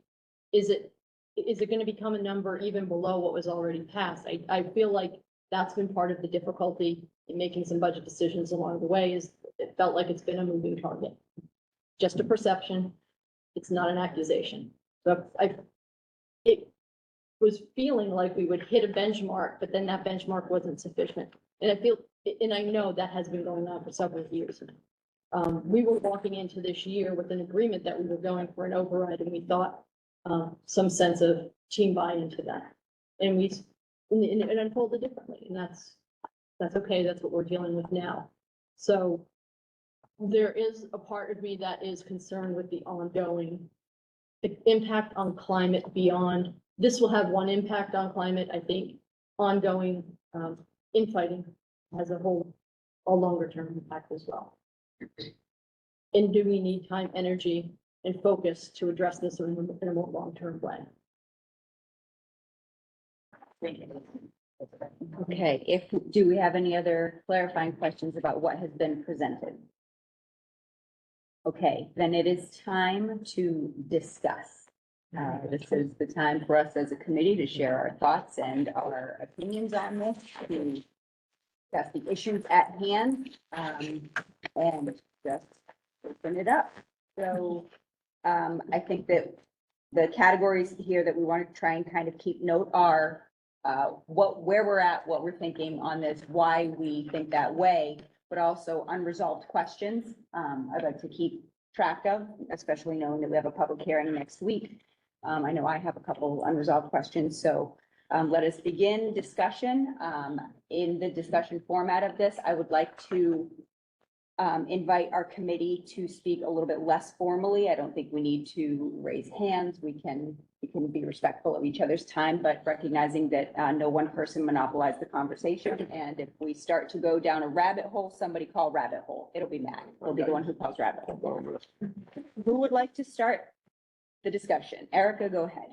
Someone give me I want to start by acknowledging the students who are still here. That's amazing. I'm so excited that people are engaged in this process. I also want to start by just bringing the conversation back to the students and the fact that we're at a really unique point in history right now, right? We have just come out of a pandemic. You cannot turn on the news at night without hearing either about the academic learning loss, the social emotional challenges. So our students have presented some really great things that they're doing, but I think there's no doubt about it. Students across America have real challenges that they're facing. So sitting here tonight talking about the level of cuts that we're looking at is deeply troubling. I'm not saying where, I understand we need to look at this, and we will, but I just want to start the conversation with that in mind and hope that everybody can bring the focus back to the kids. And the other thing I want to say is, having listened to the comments at Essex Town Meeting, there has been a discussion about, what's the word? A filet mignon type of program. And I don't know how this is going to be received, but I think that we, like every public school district in America, have a lot of great, wonderful things happening, but we're not a filet mignon district. I think that's wrong. And what I've seen and what is so disturbing about looking at some of this is that there have been challenges that the district's been working really hard to address, and I'll name one of them, which is some challenges in our math department. I have a senior this year, a senior in high school, who is completing his first full year of math as a senior. And thank goodness there are a bunch of very engaged people in the math department right now that have made 1 year of math trying to turn it into 4. And what I really fear is that as we sit here debating all of this, that understandably, staff in our district is really anxious about where this is going to fall out. And the one thing we have to care about is being a district that, in any school district, is about people. It's about people attracting and retaining the right people. And so if we can find a way to help this conversation move forward expeditiously so that we don't end up in this position of, having to hand out pink slips and then trying to rehire, because that's the only way we can preserve what has taken so long to build. These changes don't happen overnight. So, sorry, did I go down a rabbit hole? No, you didn't. This is what this is for right now, folks. This is what this is for. Go ahead, Anna. So originally I was gonna ask, because the time and the time that we might need to discuss the budget to not have the high school presentation, but I'm so glad that we have it. Because after that awesome presentation, and we're looking at all this cut, it's like gut wrenching. But that being said, I do want to ask the school committee to step up and do better. Because we knew this was coming a year ago. As disappointing as it is, or it was, that the result what it was, I do think that there's something that we could do better. There's something we can do better going forward. Communication that everybody's talking about. It's not just the communication, throughout the daily basis, but it's also the communication and the budget planning in the very beginning of the process. Get both towns to be on the same page in the very beginning of the process. I do think that even though we all do our best to do our communication, whatever that might be, I just think that we can do better. I also think that we should be more open because like Pam said, we cannot continue the way that it is. And there's probably gonna be another override, another something, and it's not sustainable. And somebody said about, having this budget to be sustainable, and that's what we should be looking at. I do think it is hard. It's hard all around. I do think that right now we are where we are today. The relationship with town of Essex, with the override, the vote speak for itself. That more than 500 people didn't want the override. But I don't think, from the bottom of my heart, I don't think all these 500 people really don't support the school or don't support the education. We all have kids going through our school system, so we all want the best. I want the best too, but I also want to make sure that we're making the best decision. So I do think that there is already a mistrust in the communication, like we just need to do better. I do think, I think about this a lot. So before I go down the rabbit hole, I want to present 4 scenarios that we can look at this. Number 1, I just don't think there's any way we can do this. It's gonna impact the program, impact the student, just no way around it. I would say, number 1, no change. In the budget like we presented, we go through the second vote, go through the super town vote, and whatever the stage it goes in. However, I do think on the flip side, we need to think about the consequences. With the existing tension that we have with Essex voters, this is gonna be even worse because we're gonna force the Essex town to cut their own town budget or whatever the thing is to come up with that 289,000 that they did not approve in the override. The relationship is gonna be worse and it's gonna be the same problem next year. This is not sustainable. And when we're thinking about this budget, I would advise everybody to think about the fields. Because right now we do have the fields, $1.2 million, that's in questions. So this is side by side, hand by hand, that we need to think about if we was to say no to this change at all, that we just present it as is and put through the both towns second vote again. I would think the 500 people in Essex would not be pleased about because it doesn't show the collaboration, doesn't show the compromise. And so I would think that there might be impact on the field funding as well. Just keep that in mind. Scenario number 2, we cut the 780K and both towns fund the fields. Again, I don't think that's sustainable to cut 7.65 FTE teachers and 1.6 TAs while we're sitting at 3.2 or $3.4 million reserve. It doesn't make any sense. And it's also not right for the kids. It just cannot happen. And it's also gonna make the relationship worse, not just between the towns, also between the parents, between administration. It's gonna be chaos. I would say option number 3, like what Kate mentioned, is there a happy median? If we were to cut some, or actually I would recommend not to cut any. If we were to use some from our reserves, or maybe to lower the override. So instead of 289,000 override, maybe it's 150. Does that mean that it will pass? We don't know. So there's still a question mark that we don't know. And again, this also might jeopardize our 400K Essex portion of the funding from the fields. I keep thinking about the fields. The last option, which I think what we should do, it might sound crazy, but just keep an open mind. I would recommend to fund the 781,000 from district reserve. From the $3.2 million, it will bring it down to 2.some millions, but we can build it back. And this will eliminate the process, the tension, or whatever that we need to do, and you'll get the field funded because we can tell both towns that, I mean, both towns are already committed to fund it if the school budget is not a question, is not a problem. So if we were to fund it without reserve, I think that would solve both issues.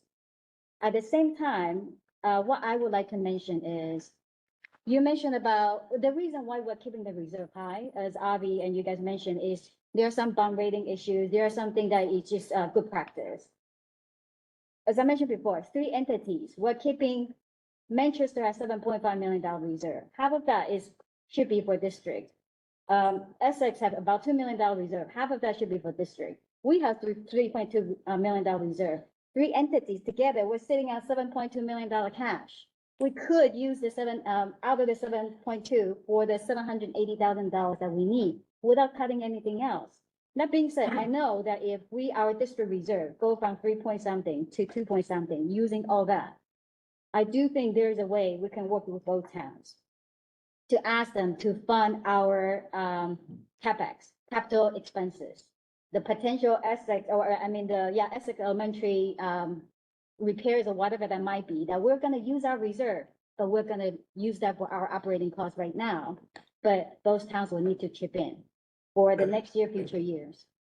And that will build our So reserve. what happens to the I would like next to year, comment on that. right? So if we drew it all out of reserves, next year, that gap becomes 781 plus our growth from the following year. So where does that money? Then we're asking for a double override, right? It's covering the gap from this year and it's covering the gap from next year. Yeah, if we use 950 and maybe that's a back of the envelope number. Yeah. But if we already know 950 would be the go forward number, it's gonna be whatever we put in reserves plus whatever that gap is. I'd like to comment on this a So little I bit. don't know how you build out of it following year. So you'd be at like 1.5 million? Yeah. Or Yeah. more. I'd like to comment on your input, because I think your brain works similar to mine, which is to create an outline and structure out a plan. But there are some assumptions there that I think that we need to be cautious of as a committee. One of them, and I'll just speak directly to it in terms of the communication. Communication this year has broken down. This will be the most open that I speak about it, but I spoke about it at a Meet the Candidates event as well.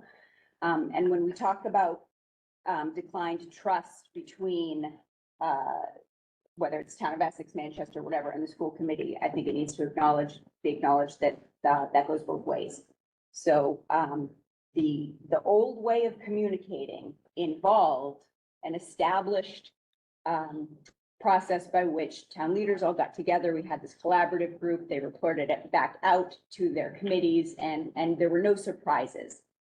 Since January, that process has stopped. The no surprises part of this has broken down. And so I don't think that we can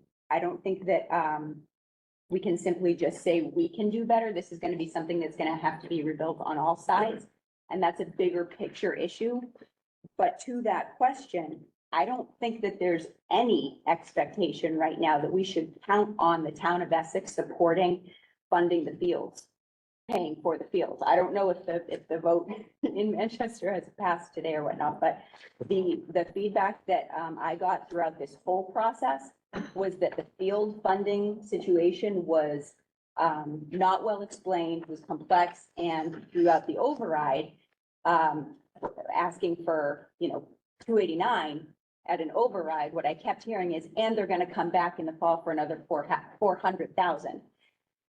Even if it's best financial sense, even if it saves us the most money as a town, even if it's the best practice, I do not think that we can count on either or both of our towns wanting to contribute their free cash to this field funding. And I personally, without some form of guarantee on that kind of support, would not be comfortable planning on that in my decision about how I move forward with this one. I just don't think that that's something that I can get behind, given the way the communication has gone. And so my question that goes along with yours is,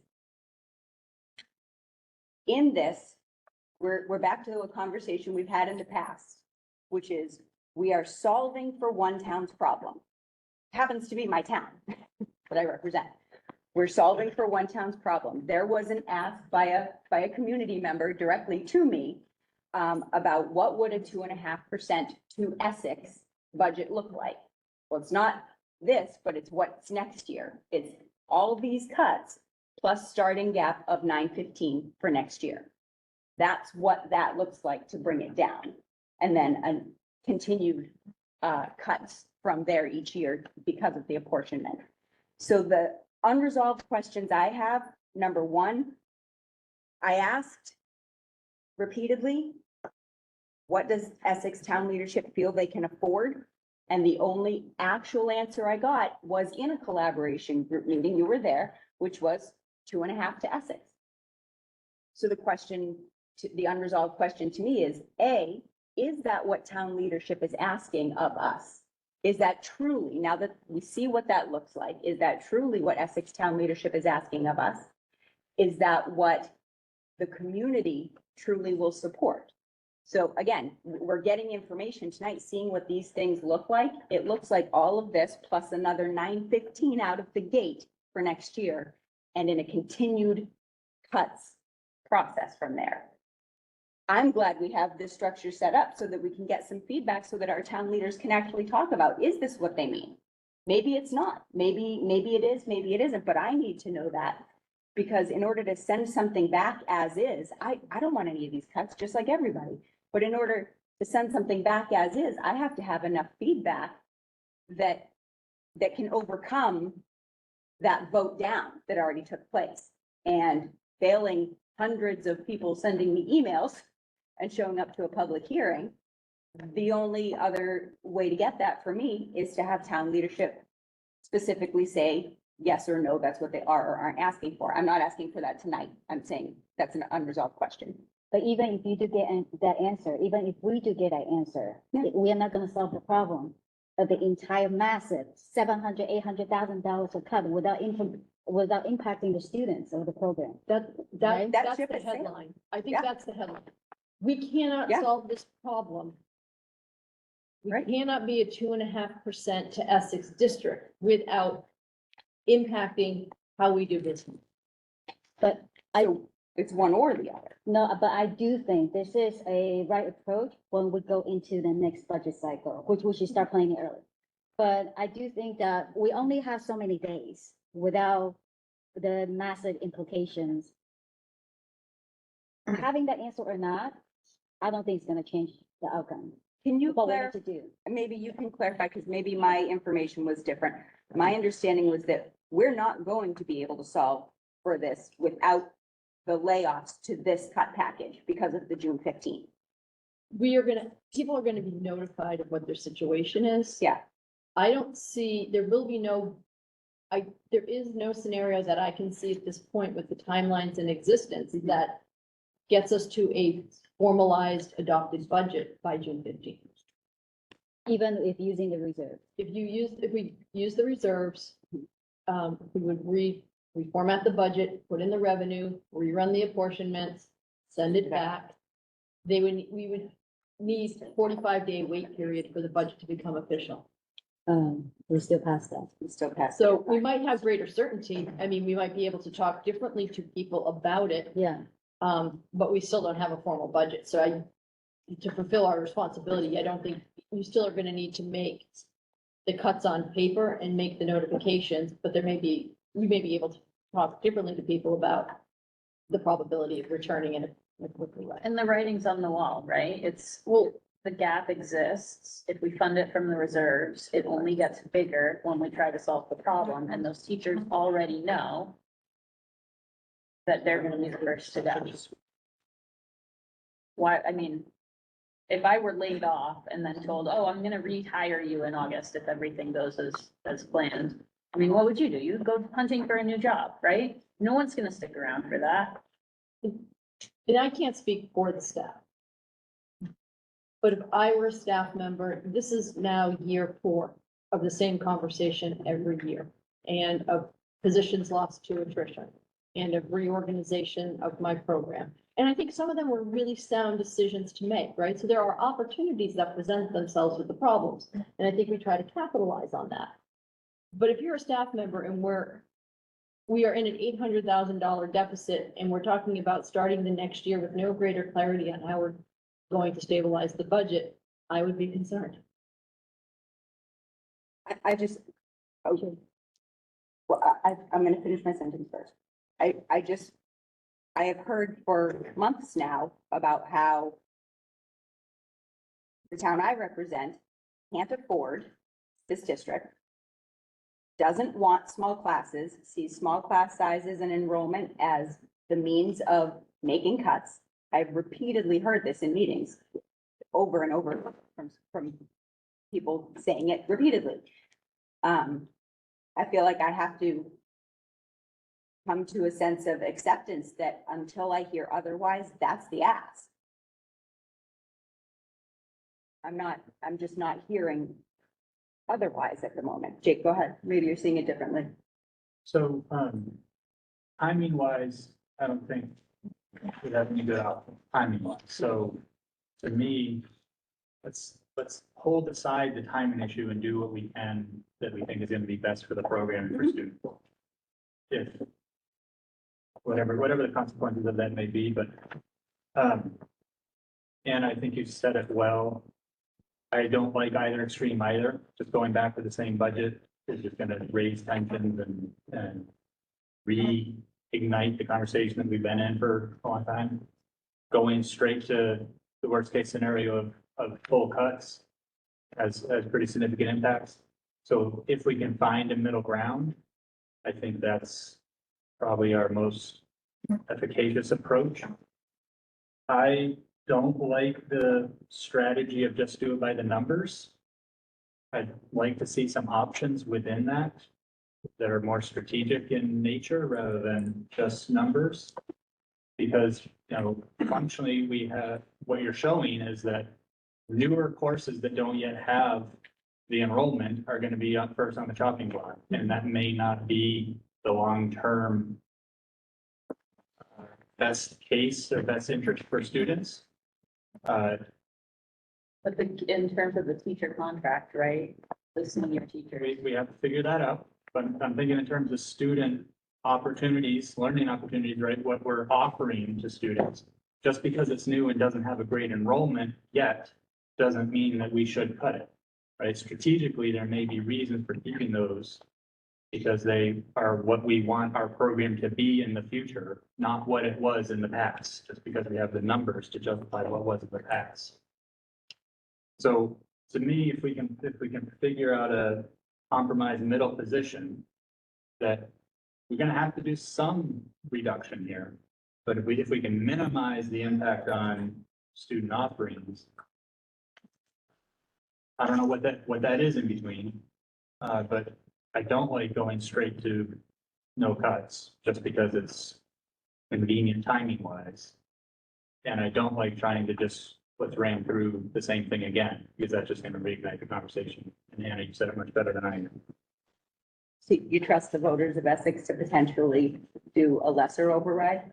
If we can make the case for why that is necessary, I'm not sure that we did a great job of explaining what the program is, to be honest. We talk about level services and we talk about, kind of a caliber of program, but we haven't, tonight was And I don't have a kid in the high school either, but tonight was one of the few times I've actually gotten a glimpse into what the high school program is. And that's pretty much all from what we saw tonight, extracurricular, right? I still don't have a good sense of what the core program is, right? What I it don't- looks like and feels like. But I don't know that people who are saying, I can't afford my taxes. I don't know that they're going to look at the program and say, oh, okay, let the robotics class just stay. I think that, do I think that the override could have passed in Essex? Absolutely. And the way for the override to pass was for town leaders to rally behind it the way that community leaders did. And we didn't have that support in Essex, and that's a shame, because here we are. And this is the budget that the town of Essex now is facing because we're being told this is all we can afford. Yeah, can I, in addition to that,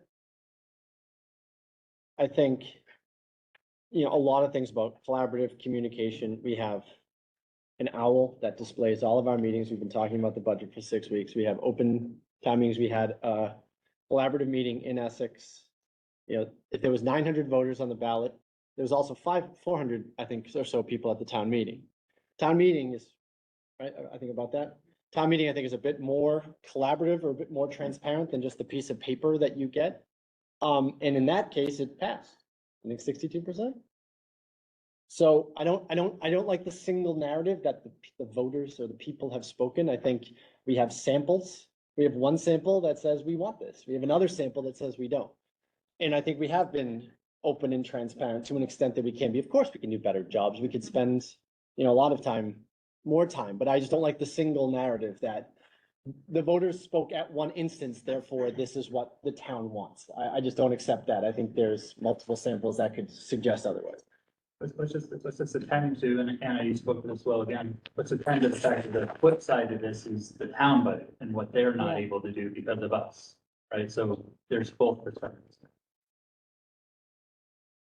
And I would love to hear more about what our town leaders are going to do to, as we face down, let's say we do end up with this cuts, let's say that is the ask from Essex, and we do as a committee decide, yes, what we need to do is bring our school district in alignment with what town of Essex leaders agree they can afford, which is 2.5% to the town of Essex after apportionment. If we agree with all of that together, that's great.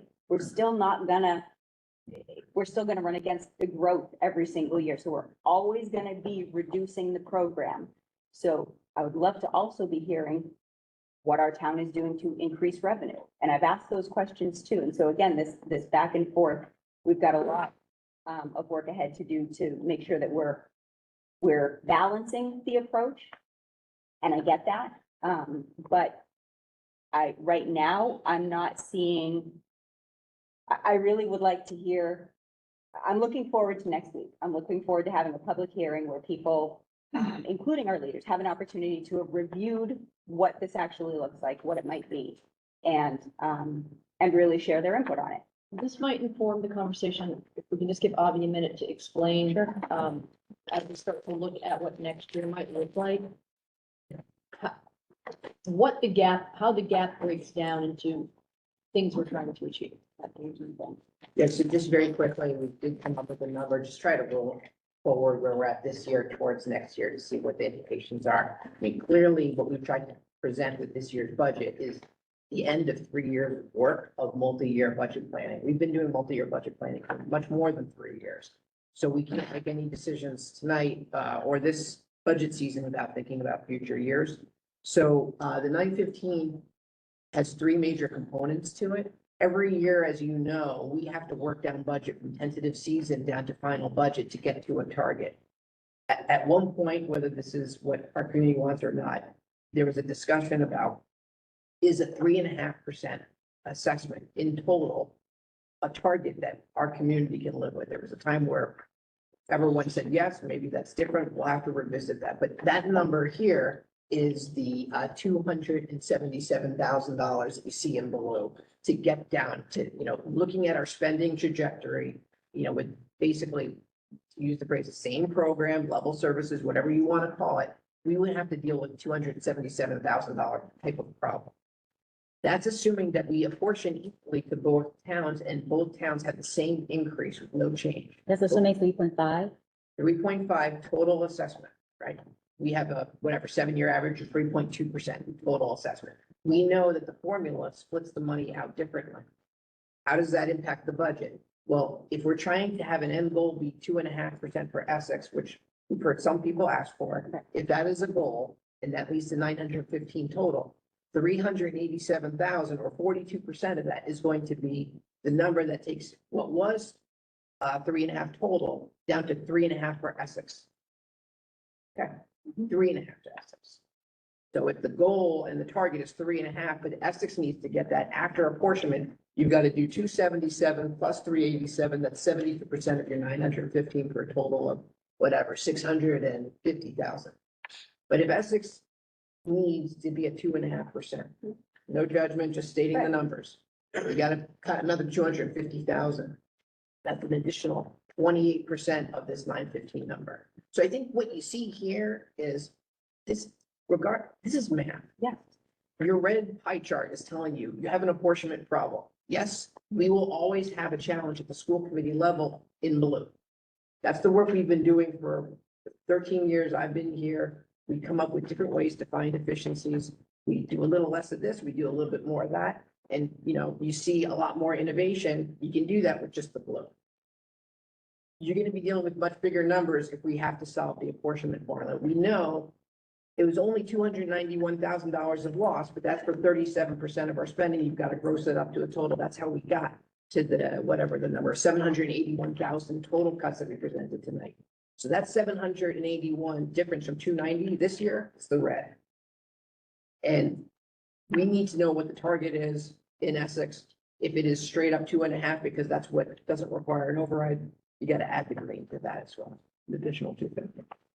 Go ahead, Ann. Again, these are all projections for next year. We'll have time to go through that, but this is based off the multi-year modeling approach that we've been using for years.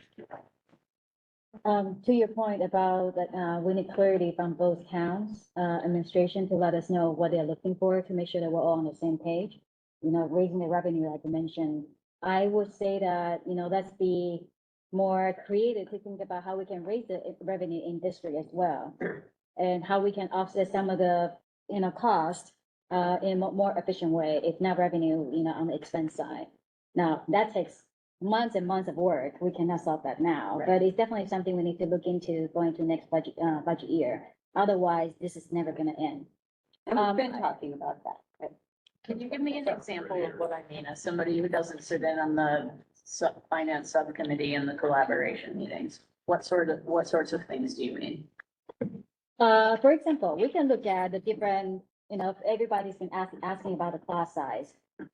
Everybody's been asking about, what is the cost per student on the different, enrollment. There are many different kind of scenario analysis that we can do, as Avi knows as well, that, and we both do this for a living, that there are many things that we can do and propose to see what are the potential ways we can look at this. Because we cannot just operate status quo and just, and of course, we're not going to cut programs, but we got to think about, is there more in a more creative way to, still create the same program, if not more, given the limited resources, because we know the resources is not going to increase, only going to decrease. Now, what do?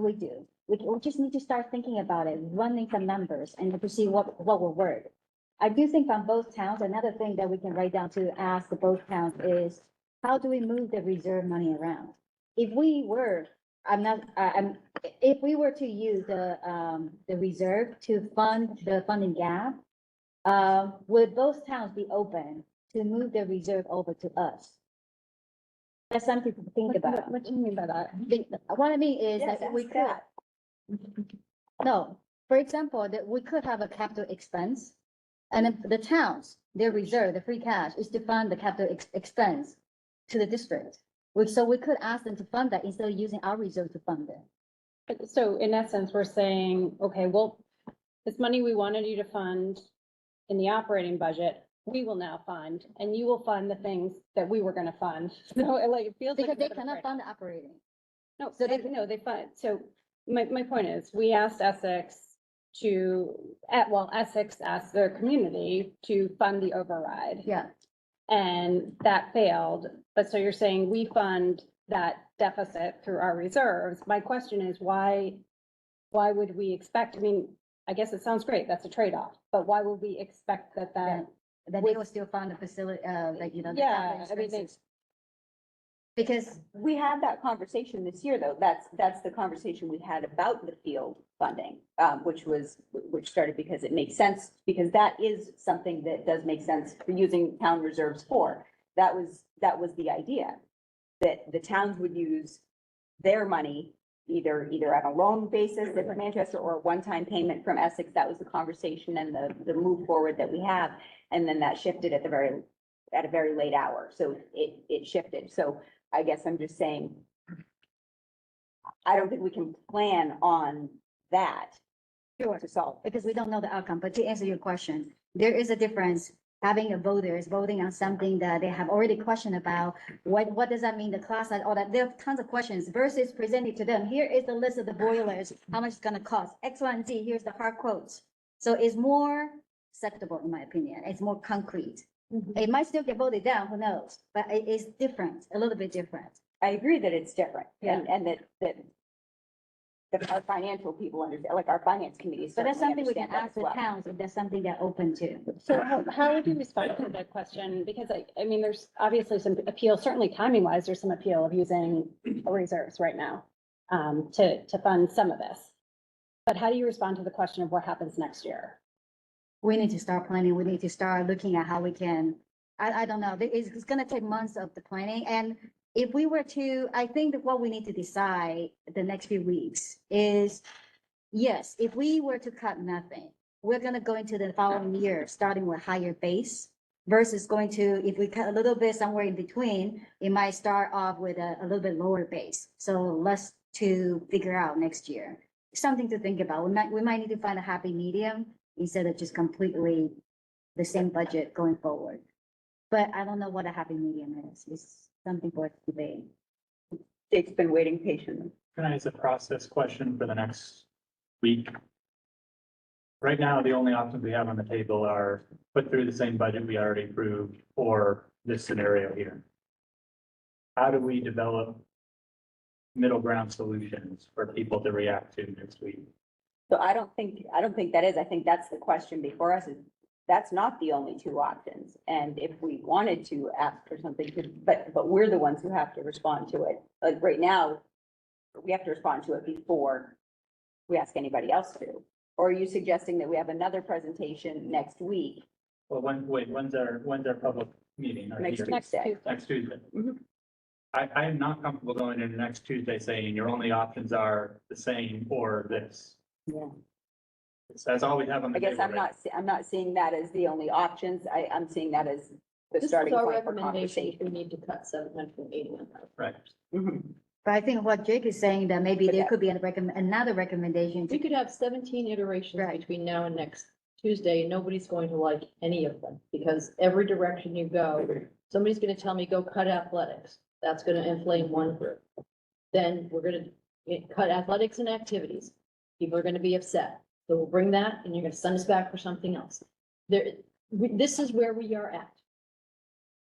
The leadership team convened. This is our best foot forward on how to manage this with as little impact to the broader program. Maybe I'm not stating my request clearly enough. I'm not saying to go and redo this scenario.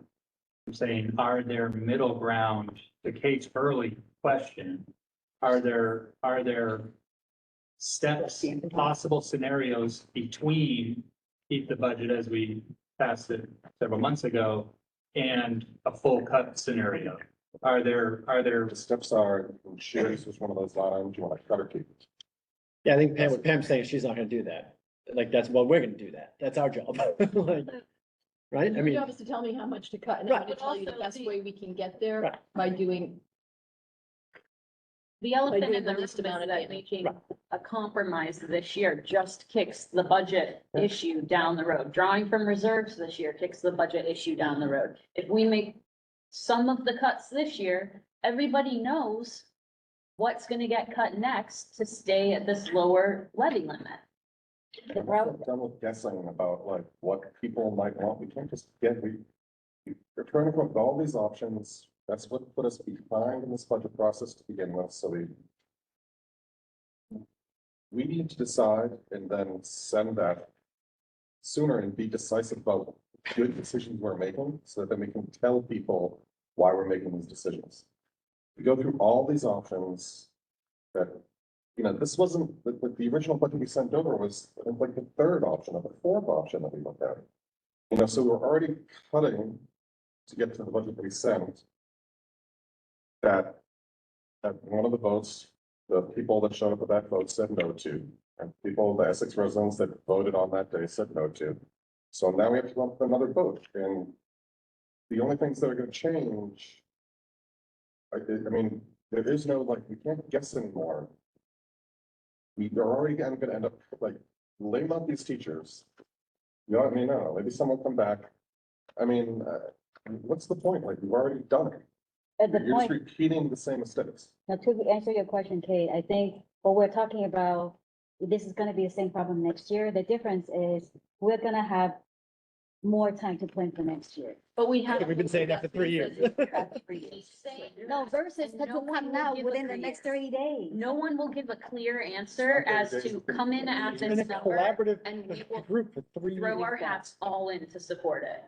If we had a number that somebody said, this is your target number, if you can reach that number, I am all in and I will support it and the whole, all of the leadership is on board and no one's standing up, town meeting saying I support this with a caveat, because that's actually not support. That's not how you support something.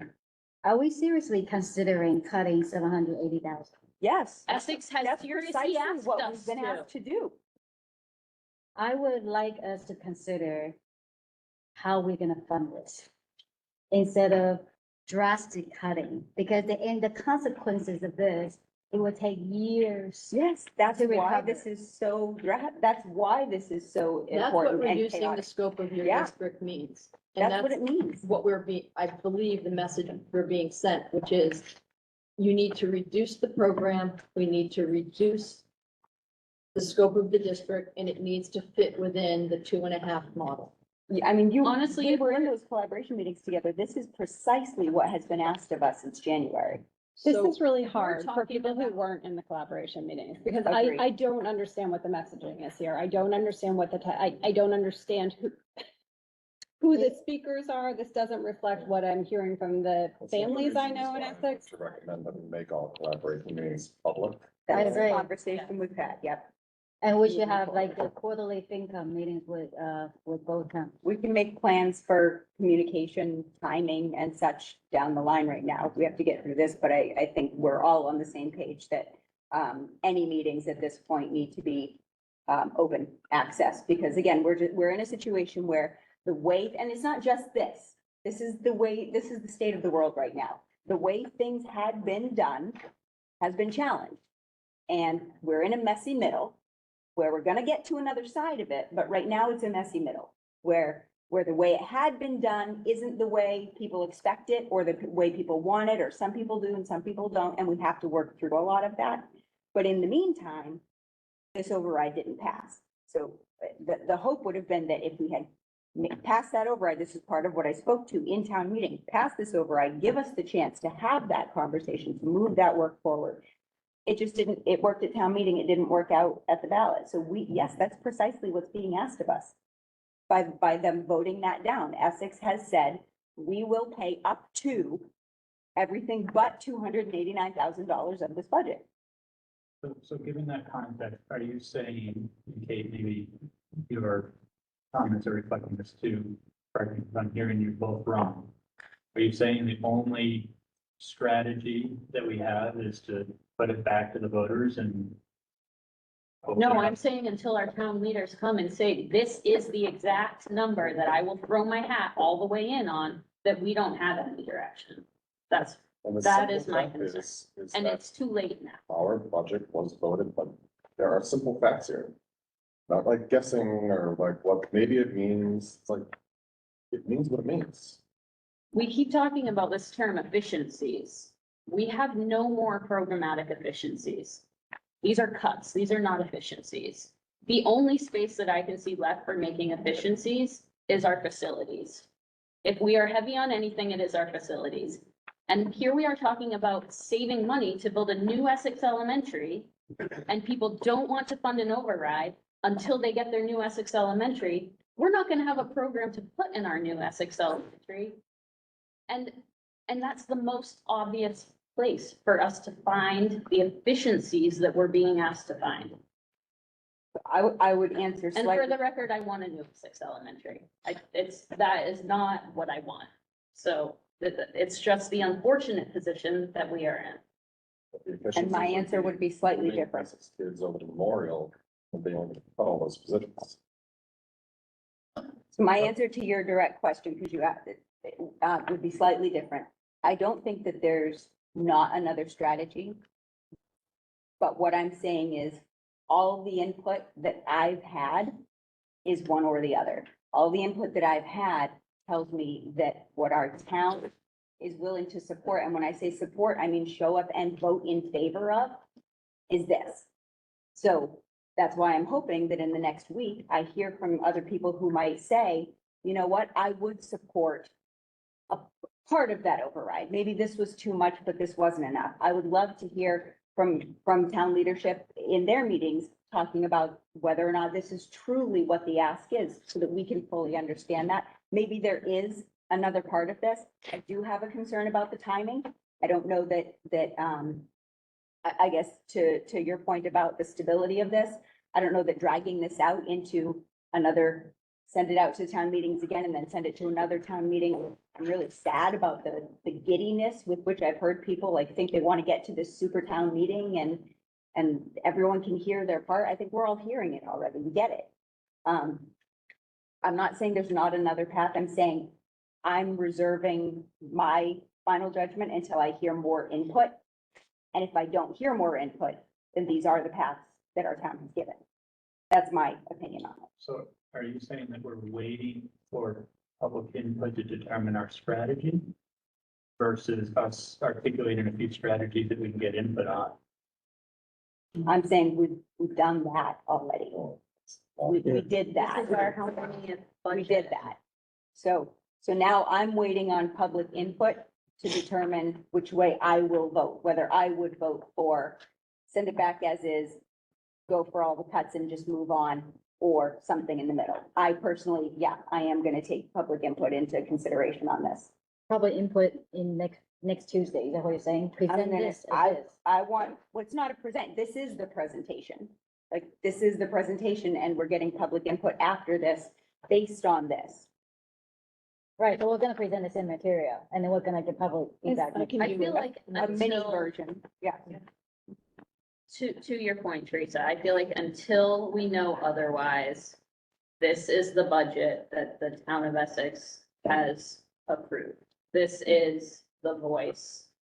This is what has been voted for. I feel like until we hear otherwise, I'm a representative for the town of Essex. Right. If this is what the town of Essex has approved, do I think that this is a smart program educationally? No.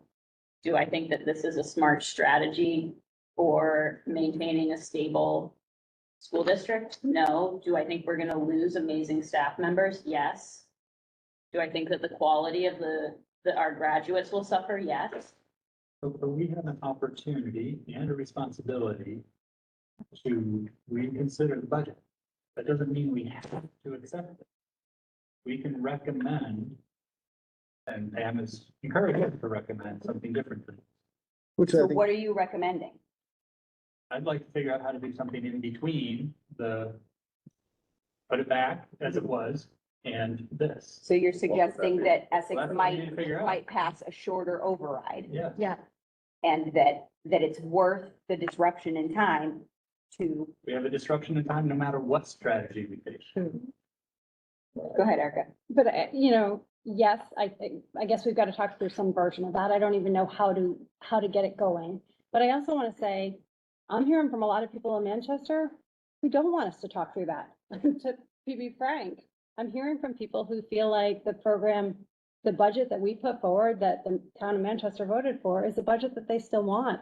And I get it, we represent the district, and I'm really trying to, but it's really hard to know how to move forward from here and continue to support the students, which I think is our first goal. And we are also hearing that from Essex residents too. I guess that's part of the point, is I think Manchester passed, what, 91%, 92%? without even a question. And the fields passed. So if we're gonna talk, So we still have that door but if open. we're gonna talk percentages about the district, one town voted 91, 92% for the budget that was presented. Again, I'm not saying that I'm committed to anything else. I guess what I'm saying is, yeah, we have this process to have input, and I'm gonna consider that input in my vote. Whether it's toward cuts, toward sending it back as is, which is what we are getting a lot of feedback on, or something in the middle. Here's a question, Pam. Is there anything you said earlier that there are times when budget constraints create opportunities? And I know we've kind of passed that point because we've had opportunities and maybe already taken advantage of them. But is there anything you see in this that you're like, you know what, I've really been wanting to think about reconsidering a program, something that we should plan to adopt because it actually makes sense for the school and the students?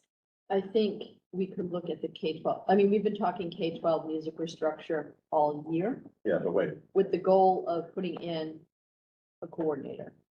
So there may be some savings to be found in here that's actually an okay reset. I think we would study it just a bit more. The goal is to build a richer The program. goal was to build a richer program. right. And to use excess capacity. So we do have some excess capacity at the elementary school. We haven't blended those two positions yet.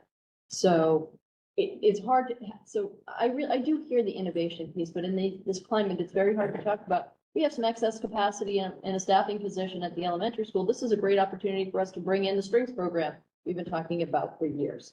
When we're getting, when the conversation is about a sense of mismanagement of small class sizes.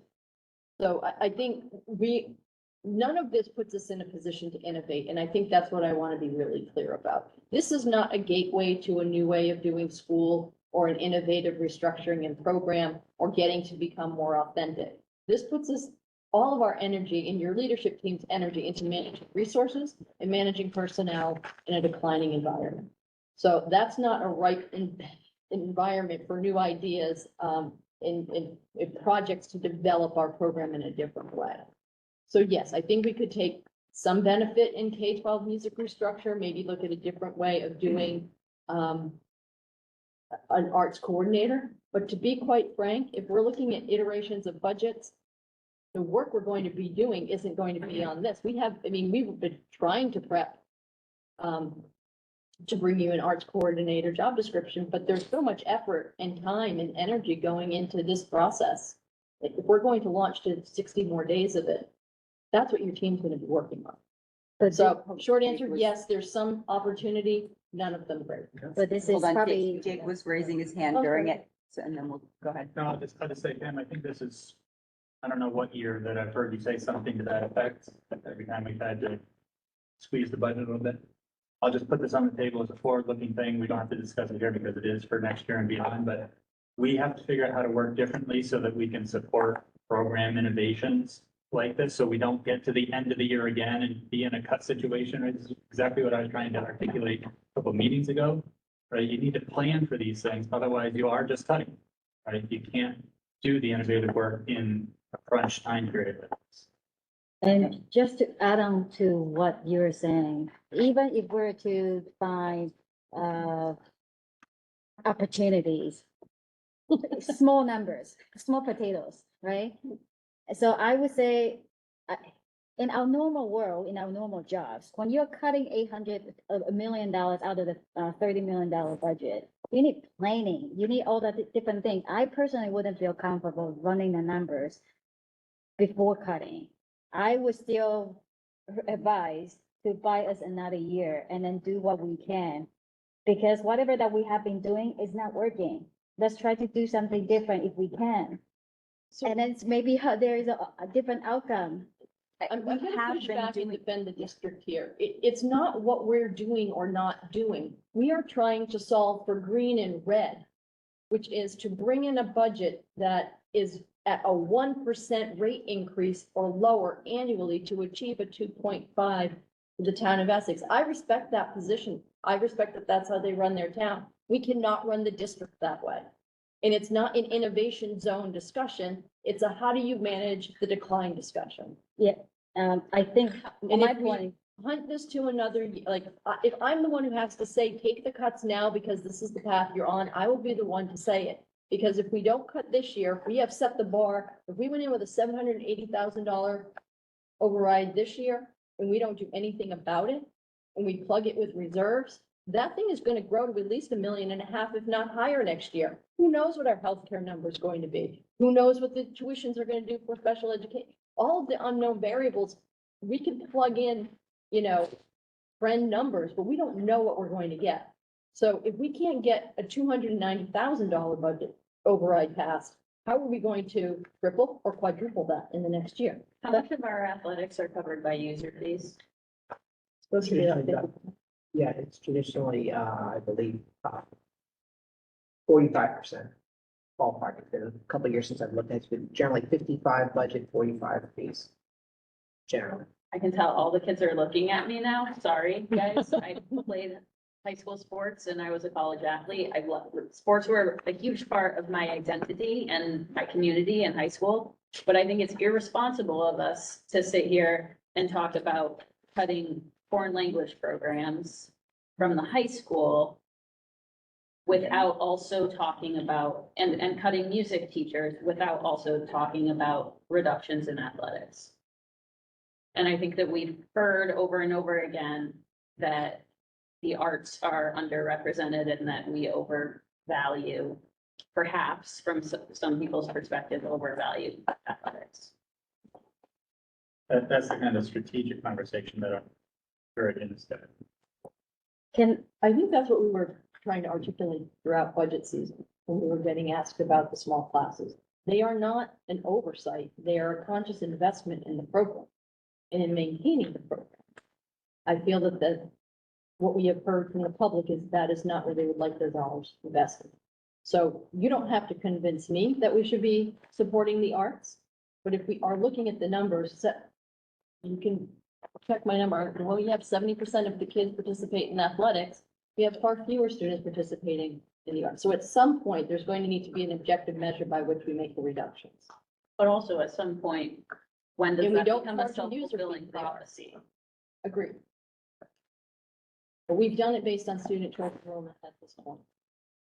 So not to say that it isn't worth the investment of those dollars to sustain the programs and try to generate interest in it, but that's the forward thinking that we tried to bring you in the original budget. So I'd like to just comment to Jake's point. Because I get what you're saying.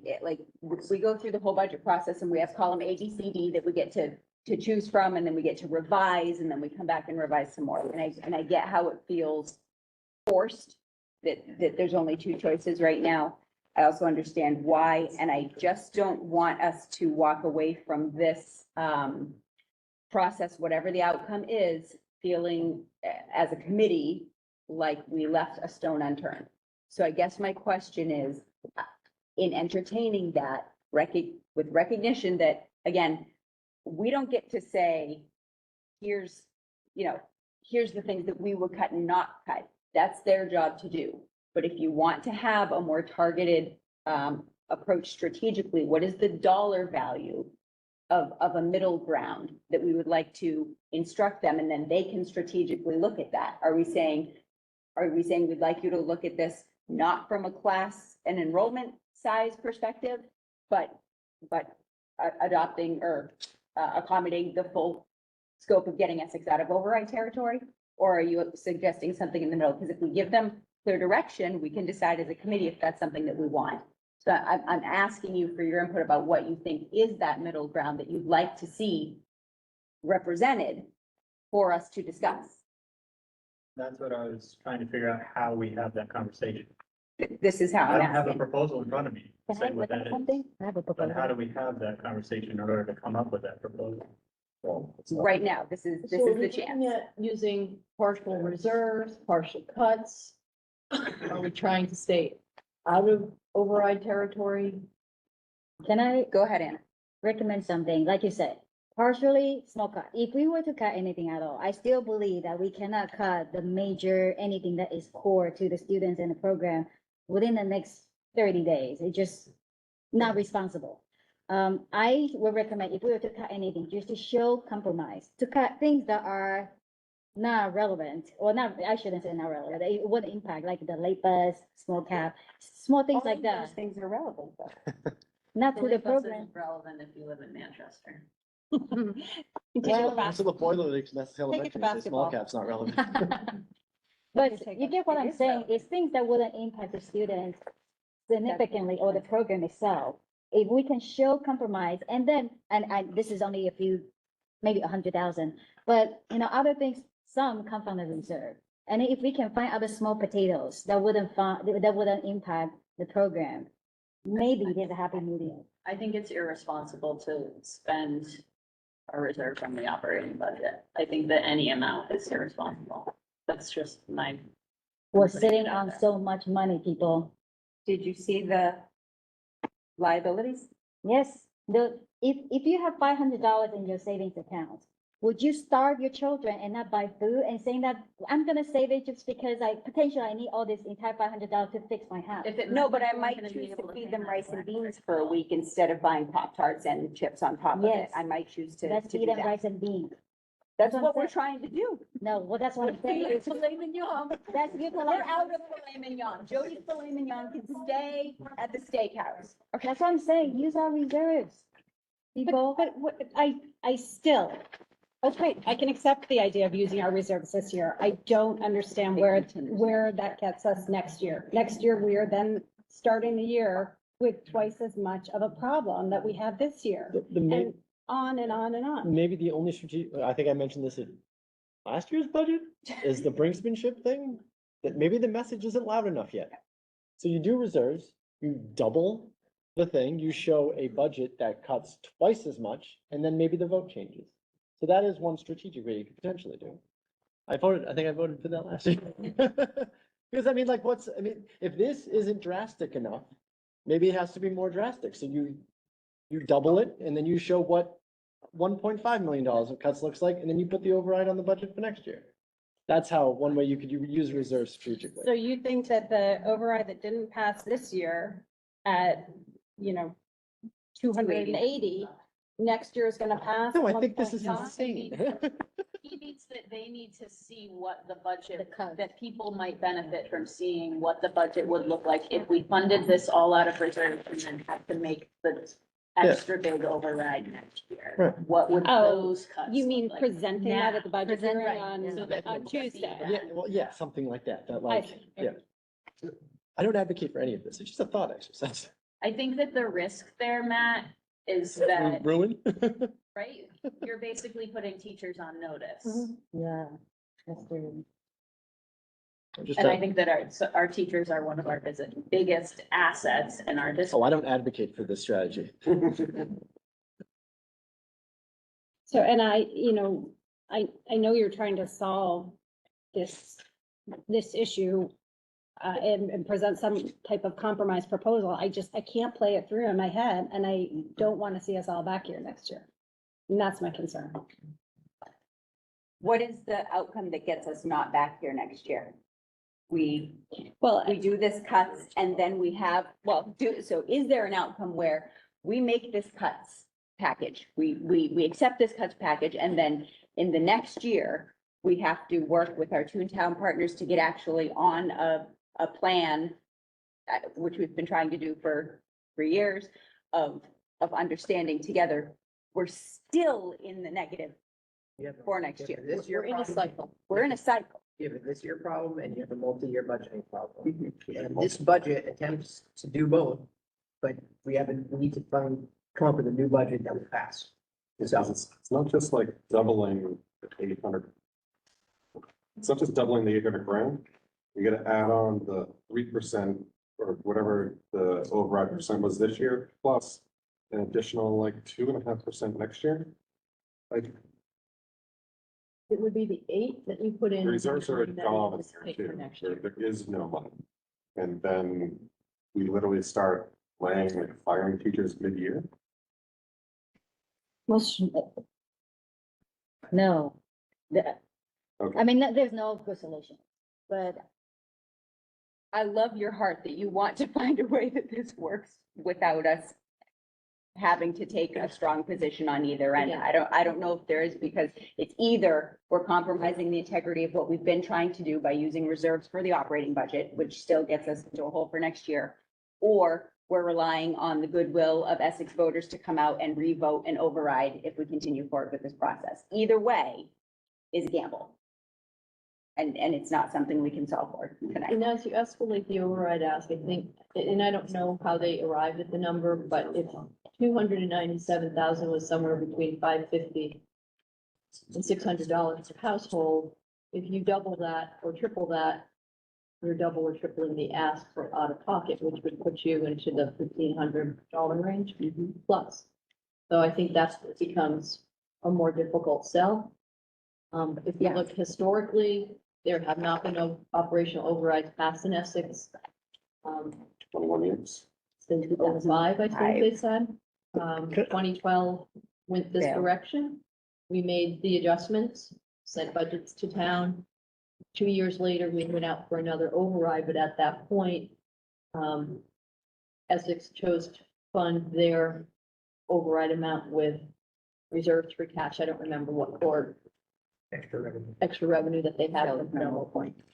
Can I? So- It was also because the apportionment changed so drastically between those two time periods too. Right? Can I ask you a question? There's a reason why Manchester didn't have to seek out an override. Right. That's the basic bottom line here, is that I feel for Essex taxpayers, right? Their taxes are, their portion of the school budget is going up significantly. That's the real only problem. We, as a school committee and the school district, cannot control the amount of students coming from Essex. They need to pay more, which what we've heard through this vote, they are not willing to do. Those are the simple facts. I don't really know how else to say it there. Can I ask you a question? So we need to then make decisions based on those facts. So what's your recommendation? What would you say based on those facts that you see? I haven't decided yet, but,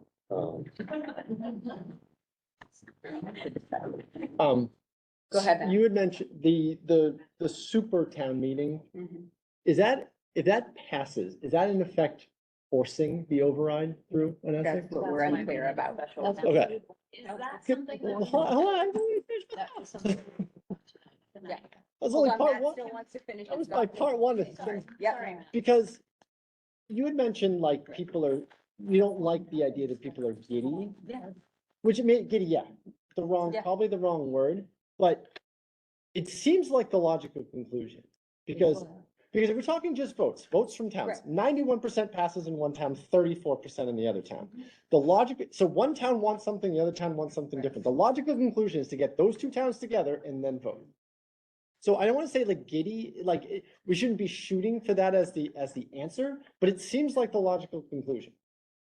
The question remains, if that happens, does that make it binding for Essex in terms of an override? But I'm saying That's- theoretically, if it does. It's not Like, just- we need an answer. How quickly can we get Common that sense answer? Would say a town cannot raise taxes without the approval of its citizens. And unless there's a mechanism in the budget that we get to by the super town meeting, it will eventually have to go back to the ballot. That's our assumption. So That's why we'd like to engage council, because I think there are a lot of questions about it. meaning what, like Essex might not still raise taxes to pay the Proposition 2.5 two. is still law, right? So. Right, so even again, if we, because it's not. the approved Committee, in the the budget. school district has never asked for an override. We They had just to cover asked the for town budget. correction to our budget. Yeah. It is the town of Essex's choice and responsibility to decide how they want to pay for that correction in our budget. We have nothing to do with the override. We can't control it. We can't guess at what it means or not, but that's up to the town of Essex and their elected boards. So- Those are the facts. To your point, Matt, if we were to go to the super town, if there's no legal issues, we go to the super town hall. And then it does pass, it like, you know, logically, it will probably pass because we have more people. Same exact thing is gonna come next year, can guarantee you, because the relationship, I do think the key is the relationship that we need to rebuild with, Essex, that it cannot be built over the next 30 days, that we need to do something to make it happen next year. And- Yes, but what we can have in the next few days is some clear direction and answers. It's been a 6-month lead up to this, and actually a 3-year lead up to this. What we can have is some very clear answers of, is this what you're asking of the district from town leaders? Yes or no? What your expectation is of the district and of us as school committee representatives is a 2.5%. We had this conversation months ago about a 2.5% district. Where does that live? We can find them, maybe. We're not finding them well, but that brings us down to being a 1% district, a 1% growth. If that's what the town of Essex is, that's the fundamental question. What is the amount of growth that Essex is willing to entertain so that we're not engaged? Healthy tension about budget conversation, appropriate. But this level of, we can't pay, like the difference, the discord between the two towns' leaderships on this is not common understanding. And yes, that's what we have to get to. But we can get those answers in the next 30 days. That's answers we should be able to get. But even if you get the answers from the town administrator, how, is the voters that decide in Essex to vote it through or not? So how would you know how the results gonna come out, even if the town, the board of selectmen tell you that, okay, this is what we want, how will we know? I don't, but if I hear from the finance committee has recommended to the board of selectmen that, yes, what we will support We heard as that board, already I once know, this year. we've already heard it. We have already heard it, is 2.5% to the town of Essex.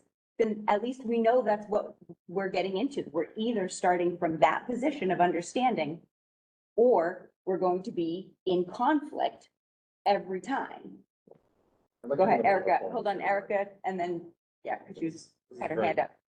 I feel like throughout this meeting, Kate and Teresa, you guys have been sending the very clear message that we need to hear from the town of Essex. And I guess as a person who hasn't been involved in any of these collaboration meetings, I want to hear from the town of Essex too. Like, how can we all hear the same words for what the leadership in Essex is looking for so that we can better approach the very critical decisions in front of us? Yeah. In a way that, because I definitely share the concern of sending an override back and being able to pinpoint a level that will actually pass is like reading smoke signals. I can't do it.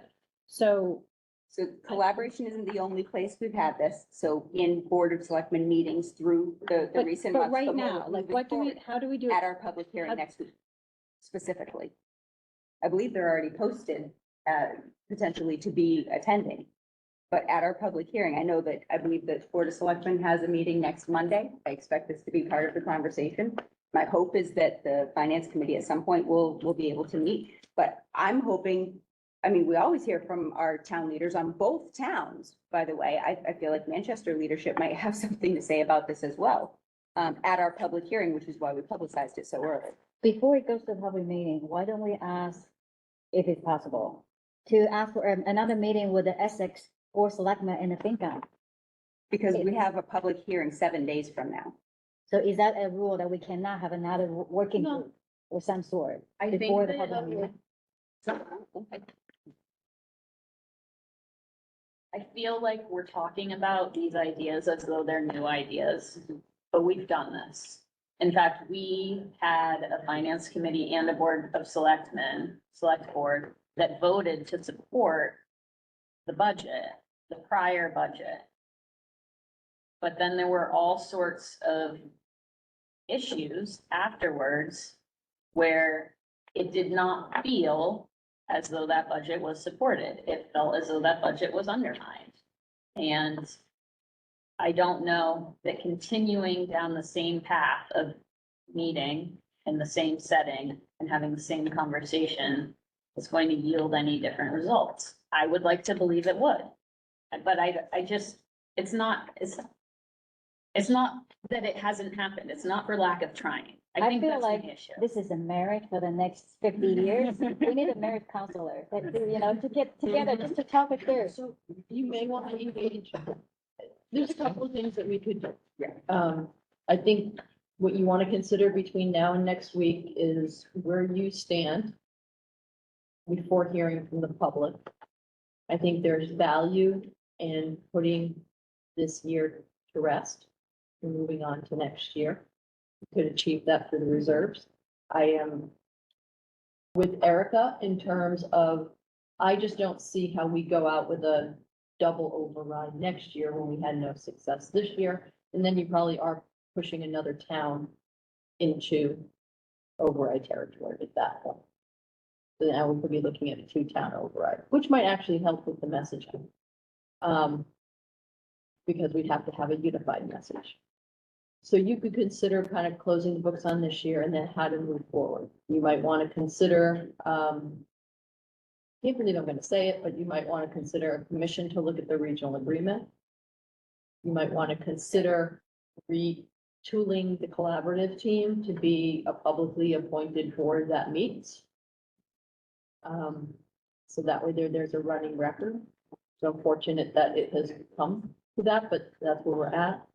And as we revisit reserves, I think we started a conversation 3 to 4 years ago about using reserves as a bridge to a year where we could find a correction. So I do really, if you haven't gone back, this has been a multi-year conversation about when was the right year to make the ask. And as soon as we were locking in on a clear path, I think there were a lot of distractions thrown up, and we spent a lot of time trying to put out fires and answer questions instead of coming to a unified message and common understanding with this team that could then be carried out through your various networks. So while we all own a piece of communication, we need to have a decision. And that was some of the frustration that you probably didn't know where it was coming from in the beginning of the year, which we had settled much of the strategy that we were going to use this year in the prior years. And we didn't continue forward with it. We had to start from scratch of it again, and those were just the circumstances. So I do think there might be some merit in closing the chapter on this year and starting ahead for next year and trying to figure out how we deal with the next set of cuts that we're going to need to make. Because I don't see this cycle resolving itself in the near future. Jake, did you have something? Because I thought I saw your hand. So it's past 10. I'm not sure I have a sense of what our approach is here, or any more clarity than I did an hour and a half ago. So we have a meeting next Tuesday. My understanding is the current plan is repeat this, but we're not talking, we're hearing from others.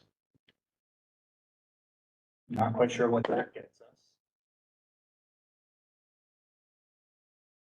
We don't already know. Pam, are you suggesting in your comments just now that you're changing your recommendation? I would like to hear from more people next week myself. Yeah. I think we have an assumption that everybody is, I've heard from a handful, if we quantify the number of people that we've heard from that are appalled with where we're at and don't want us to just send back a budget, I think the number is about 30 in total, unless you've all heard from more. And we can up that number, but I don't know that we have critical mass that says that the voice that we heard from Essex is incorrect and we have enough power to get it, a resubmit through. For the purposes of moving this conversation along, I'd like to make a motion to engage special counsel to advise on the process. I'll second that. Any discussion? All in favor? Do we have a Wait, price is there estimate? I discussion mean, or I not? think we're on a budget, right? How much is this gonna cost? That's my question. What was your question? This is short money, but I'll get you a number in the scheme. Comparatively short money. Yeah, I'm not trying to make light of the use of taxpayer resources. What I'm Right. saying is we're dealing with the $781,000. We're Right. talking about a few hours of consultation. Few hours. Yeah, Scrub, I think, find the couch cushions out. You could 3,000. hold. I think the rate was in the 400s. Per hour.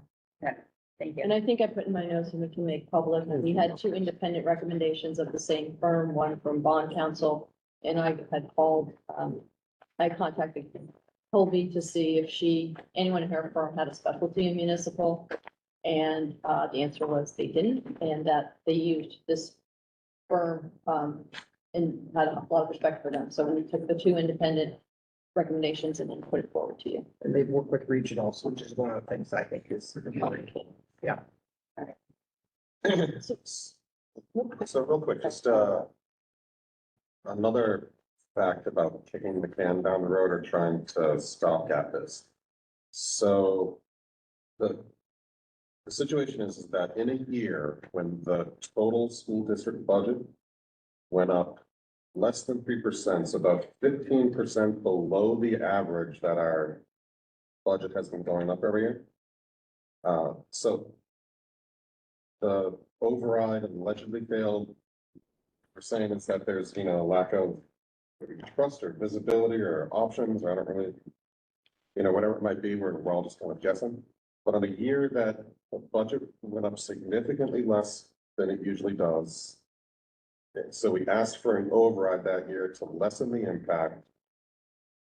And it still didn't pass. I'm not sure how increasing risk to the district by doubling or tripling the amount of reserves that we use, because even though we've been using reserves, then some money's come back.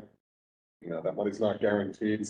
Whether it does or not is a separate conversation that we can have some other time, but it's not a conversation for now, right? Like, we just, we know what our reserves are right now. We can either just use them or not, but the simple fact that we've done that, I don't, like Eric said, what's going to change next year when our budget is probably going up by a higher amount? Then the reason, it's like, I don't understand what are we gonna be able to change between now and then? So think about that part, and like, I'd be very interested to understand what you really, not right now, but think about it and, next meeting, 2 weeks from now, whenever it is, we can discuss Even that. if we. Hold on, I just, because I want to let you respond, but it is 10:08 PM. So let's do final comment right now. Like, That this was is my final. last round of this. So if you'd like to respond and make your final comment for tonight. Even if we were to cut, it, let's say cut the entire thing, 781,000, and then this has no impact, we don't have to worry about the override, and this passes through. Not only this impact the students, it doesn't change the fact that there is still the tension between the towns. This marriage is still there for the next 50 years, and we still need to change the core of it. That's my point. Because yes, if we were to use the reserve now and we just buy us another year, next year is gonna be even worse. But at least you buy us time to try to fix the core issues. Yeah, Students, it's regionalization. Maybe, I'll say that yeah. as a new person on this committee, so Jake and Anna and I come out in, and I share Anna's optimism in some ways, as saying, as a new person, like, we're gonna do better, we're gonna change this, we're gonna change the dynamics. I think what they're saying to us is they have been trying to change dynamics and some of the challenges. So you and I look at it and we're like, just give us one more year, we'll fix it. And they look at it and they're like, seriously, we've been trying to fix it. So I think we have to appreciate that there's some historical perspective that we don't have, even though we should continue to be optimistic. With a rotating cast of characters, not just the 4 people at the table this year. It's not just like us this year trying to fix it. It's the last year and the year before and other people. A reset of apportionment, so an increase in enrollment in Manchester will probably help.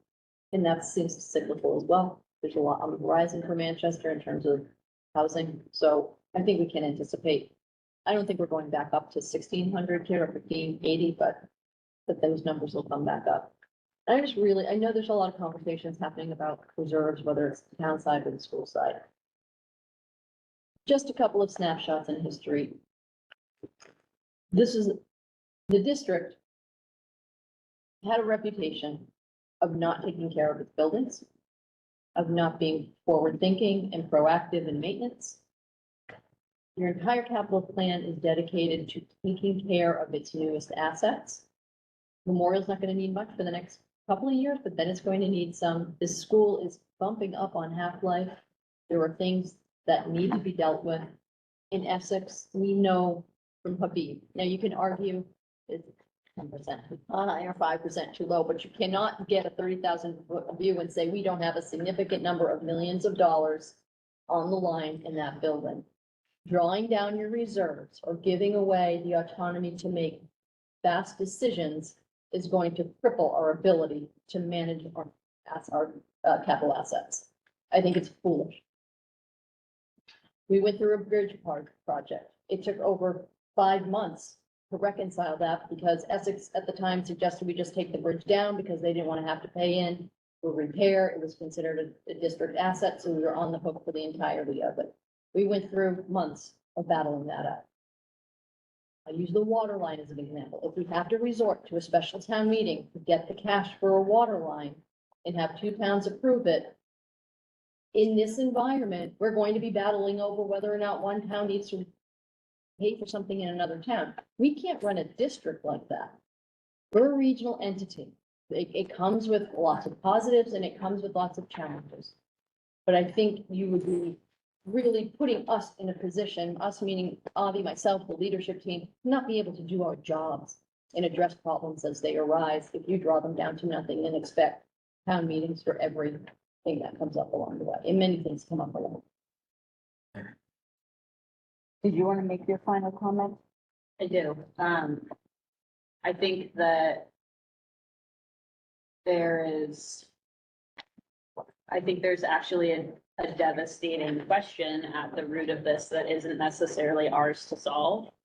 But if the town of Essex can only afford a 2.5% increase, which is a 1% increase for our district, I think that we're looking at what is the program that the town of Essex can afford?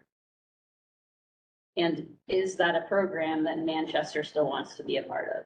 And I fully acknowledge that no one wants to hear that question, but I think that it's the unspoken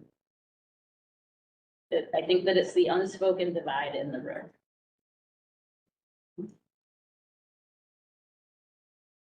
My final comment. Is anyone else making final comment? Because mine's going to be a transitional comment. Do you have a final comment? You I'll look like just you say, do. I want to stay optimistic. I'm a little disappointed in how this conversation went being so pessimistic. I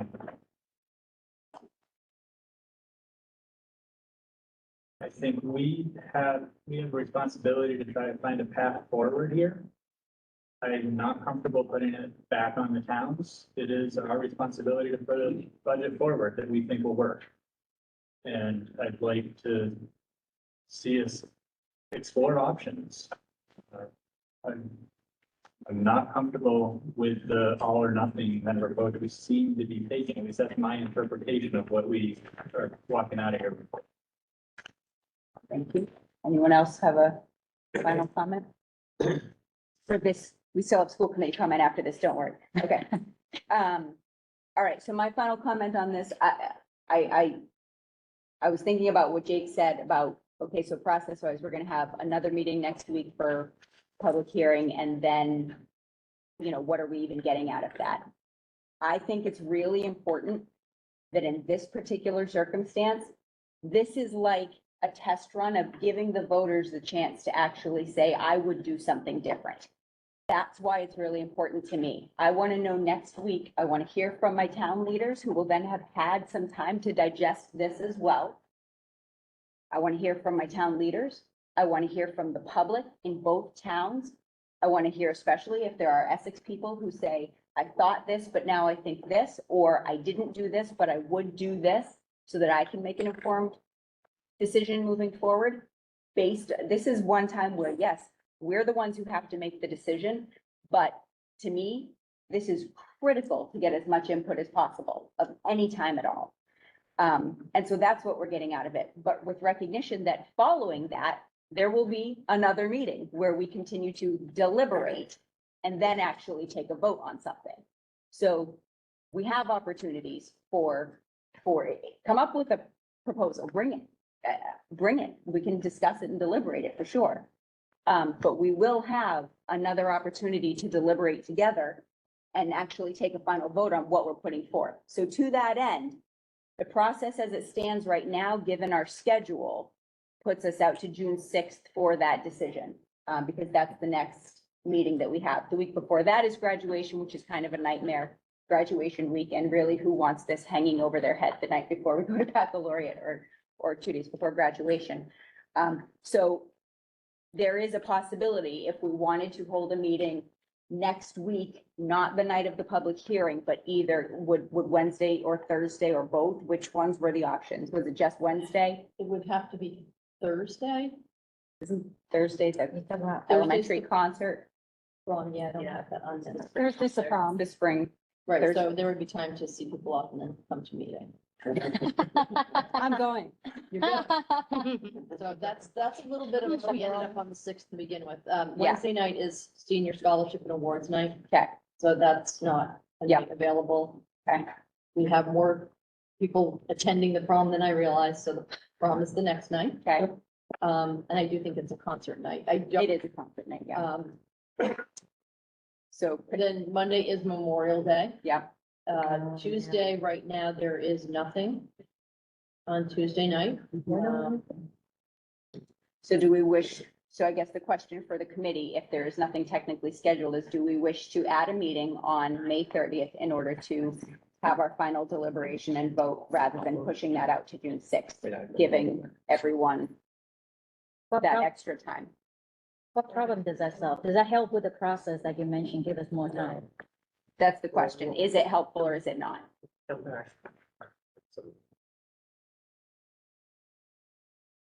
You buy 5 days. But is that useful? By it toward what end?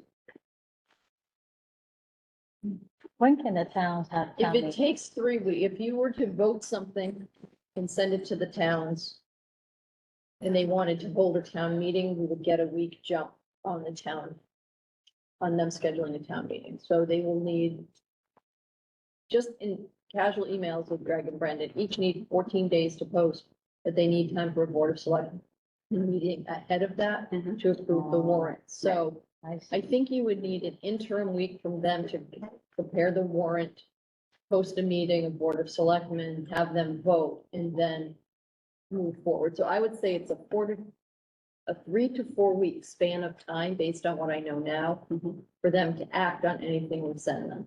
So it seems like if we're potentially going to do anything shy of accepting this full package of cuts and sending the 45 days notice on that, if there's any chance of us moving forward, then that extra week gets us in potentially before 4th of July.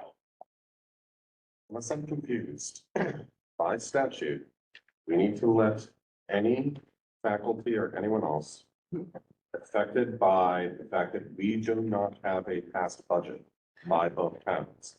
We need to let them know if they could be affected by that by what day? June 15th. June 15th. Yeah. So if we're not gonna take a vote and then whenever we take a vote on, that budget would go back to the towns the next day. Even if it's May 30th, we're talking, it's still a month out, we're still sending out those notices. But do we need to send out notices if it goes to DESI? Because you said the. Yes, we don't have the money to pay the people. We are missing $780,000. We don't have an approved budget. I don't care if we don't move the meeting. The question was, do people wish to speed Yeah, up the this 112. process by a week? So- If we But do, if the we add- state gives us the Like 112, another very important part of this, the reason for anyone that asks why we don't provide cut packages and what it might look like, back in January. The same reason when people get laid off from their job, like if you knew 6 months beforehand that you may or may not get laid off from your job, depending on how someone voted that late spring, would you ever stick around in that job? Like, we can't do these things, so everyone knows, like, that's not the way schools work, right? We can't be open and tell you like what 15 different options are, because we're literally just at this point telling you 15 different ways we're gonna lay off a bunch of people, and then we just lose them all. Right? It's silly to think that we can do that. I just want to be very, very, very clear about that. Does anyone have any questions for me about that? and can you go over the whole 112 Yeah, process? we are right now with, if we make the cuts, the $781,000 cuts, we will be $43,000 shy of a 1/12 budget. We're that low. We are essentially at level funding. Right now, we don't have an approved budget. It failed. What we have is 2 votes at town meeting that give us a sense of the amount to which we could work with. We still would need to revise our budget to meet that number and send something to the towns, whether it's reserves or cuts, little reserves, a little, whatever it is. Unless we get it to the numbers that passed at town meeting, then you're probably pushing into another town meeting for a full reconsideration of the budget. Why we're not that worried is because if we go into July on a 1/12 budget, it's $43,000 less. That's level funded. We're at a level funded budget with these guys. But if we go into a level funded budget in July, we still need to give people notices? Yes, Yes. yes. Level funded means level from last year, so Right. yet we don't have that extra money. Okay, so am I hearing we don't wish to add a meeting to bump this up? That was the question. I think we're trying to understand what that gain is. I'm not sure. Yeah. So do I'm you sorry. have a recommendation as to whether we add a meeting on the 30th or not, whether that gains us anything valuable? I will tell you, I cannot be at a meeting on the 30th. Okay. Me neither. So Okay, well, that would have I- been helpful information 10 minutes ago. Well, you're talking about May. Oh, Sorry, May, I what is guess. it? I'm not allowed to be at the meeting. I said I can't be at a meeting on the 30th. But I am not taking a position that I don't think we should speed up our review. I have the dates on my calendar that Mhm. we had already planned on, Yep. and I can look at other dates, but I I'm, think Which it's is fine. actually important that if we don't need the time on the other end, I think it's good to take the time. Just on take this it. end. I agree. I think the schedule's set out. It looks long and drawn out, but when you factor in all of the other competing activities that are going on, if the goal is to have people attending, having it in conflict with other major life events is not helpful, and it doesn't, I think this is what I was trying to communicate. There is no scenario that It gets gets us this in. settled and Got it. gets this thing cleaned up and it's done. Looks like we're into July no matter what. Yeah. And I think, not to belabor, as you get deeper into June and July, we're gonna run into continual conflicts with schedules and ability to put up meetings and things. Okay, And our constituents are probably not going to be as available. agreed. Okay, that was easy. It was a question that came up. Glad we cleared it. Okay, well, that was fun. School committee comment. I have 2. One is, can we make a request of 1623 Studios to get this up ASAP so that anyone who wasn't able to attend tonight, I know it's usually within a couple days, but just so that people who weren't able to attend tonight can watch, listen, learn in preparation for next week. And then my final school committee comment, I hate to make it. This is Matt's last meeting with us. And as the person who came on the school committee at the same time as Matt, I would just like to say thank you. It's been an honor to serve with you. And I'm very sad to see you go. I think that you've been a voice always saying, what do the students need? That's the thing I support. Every interaction we've had with you has been consistent in that way. In smart and reasonable ways. You jumped in with me and we shadowed that first year on finance subcommittee and served in finance subcommittee the second year and served in facilities this year. And you've been really consistent in your message. And I'm sad that you're not going to be serving with us moving forward, but also you have little kids and you have a long history ahead with the district, I hope. So maybe we'll see you again at some point within this, but you're not off the hook actually, because we still have to do the superintendent review and that will be you. So How is that gonna work? we'll work it out. I'll be all right. But thank you. Yeah. Thank you for your service. I would have Irish goodbye, but I'm not allowed to per the rules of the meeting. I would have just gone to the bathroom and never. Can't do it. Can't do it. Irish Can't goodbye, do you can't it. even say goodbye. No, but thank you guys. Yeah, we joined I moved to town And I actually had to go door to door to get my signatures because I didn't know anybody yet. I got invited into a nice little ladies' night and I got a glass of wine out of it. But I actually dropped off my signatures the last day town hall was open before COVID shut everything down. Yep. And that was my experience on first year. It's like, hey, new guy, you gonna vote to shut down the schools or not? So no, but I appreciate, I wanted to join school committee because I came from, originally from here, but I came from the school district in New York City, which is like 1.2 million kids. And it just felt like everything just happened to you. You had, even though you had a say in your school, you didn't have any sort of policy say, you had, it just happened. And it was very frustrating and you wanted to have your voice heard and you wanted to make decisions and you couldn't do that really in New York at the level I was at. So my wife kind of told me to put my money where my mouth is. So I was very fortunate to be part of this committee. And as Teresa said, I have a 3 and a 5-year-old, so I have plenty of time. I'm glad my last, I will say I'm student-centered, but also very much teacher-centered. My mom was a teacher. So a lot of the conversation does come around students, but I always think you have to take care of the people that take care of the people. So anything that supports the teachers, I'll be in favor of because I think teacher quality is the most important thing that drives schools. And I'm glad one of my last activities was, I think last week at kindergarten orientation. So I'm officially a new parent of the district. This will be my first year, so I look forward to kind of seeing it on the other end. And then, yeah, if I get antsy and want to control things again, I'll just run for school committee and knock one of you guys off and have your seats. So thank you guys, and Pam and Avi, thank you for all of your time.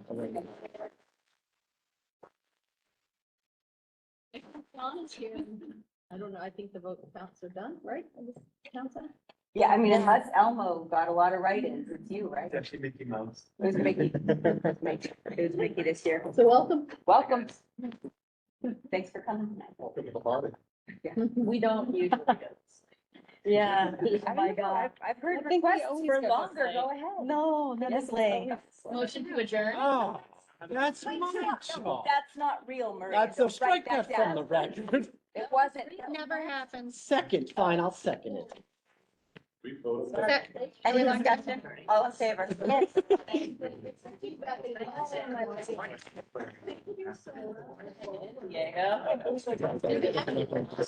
We did, I guess. Sorry. I hate it. I hate it.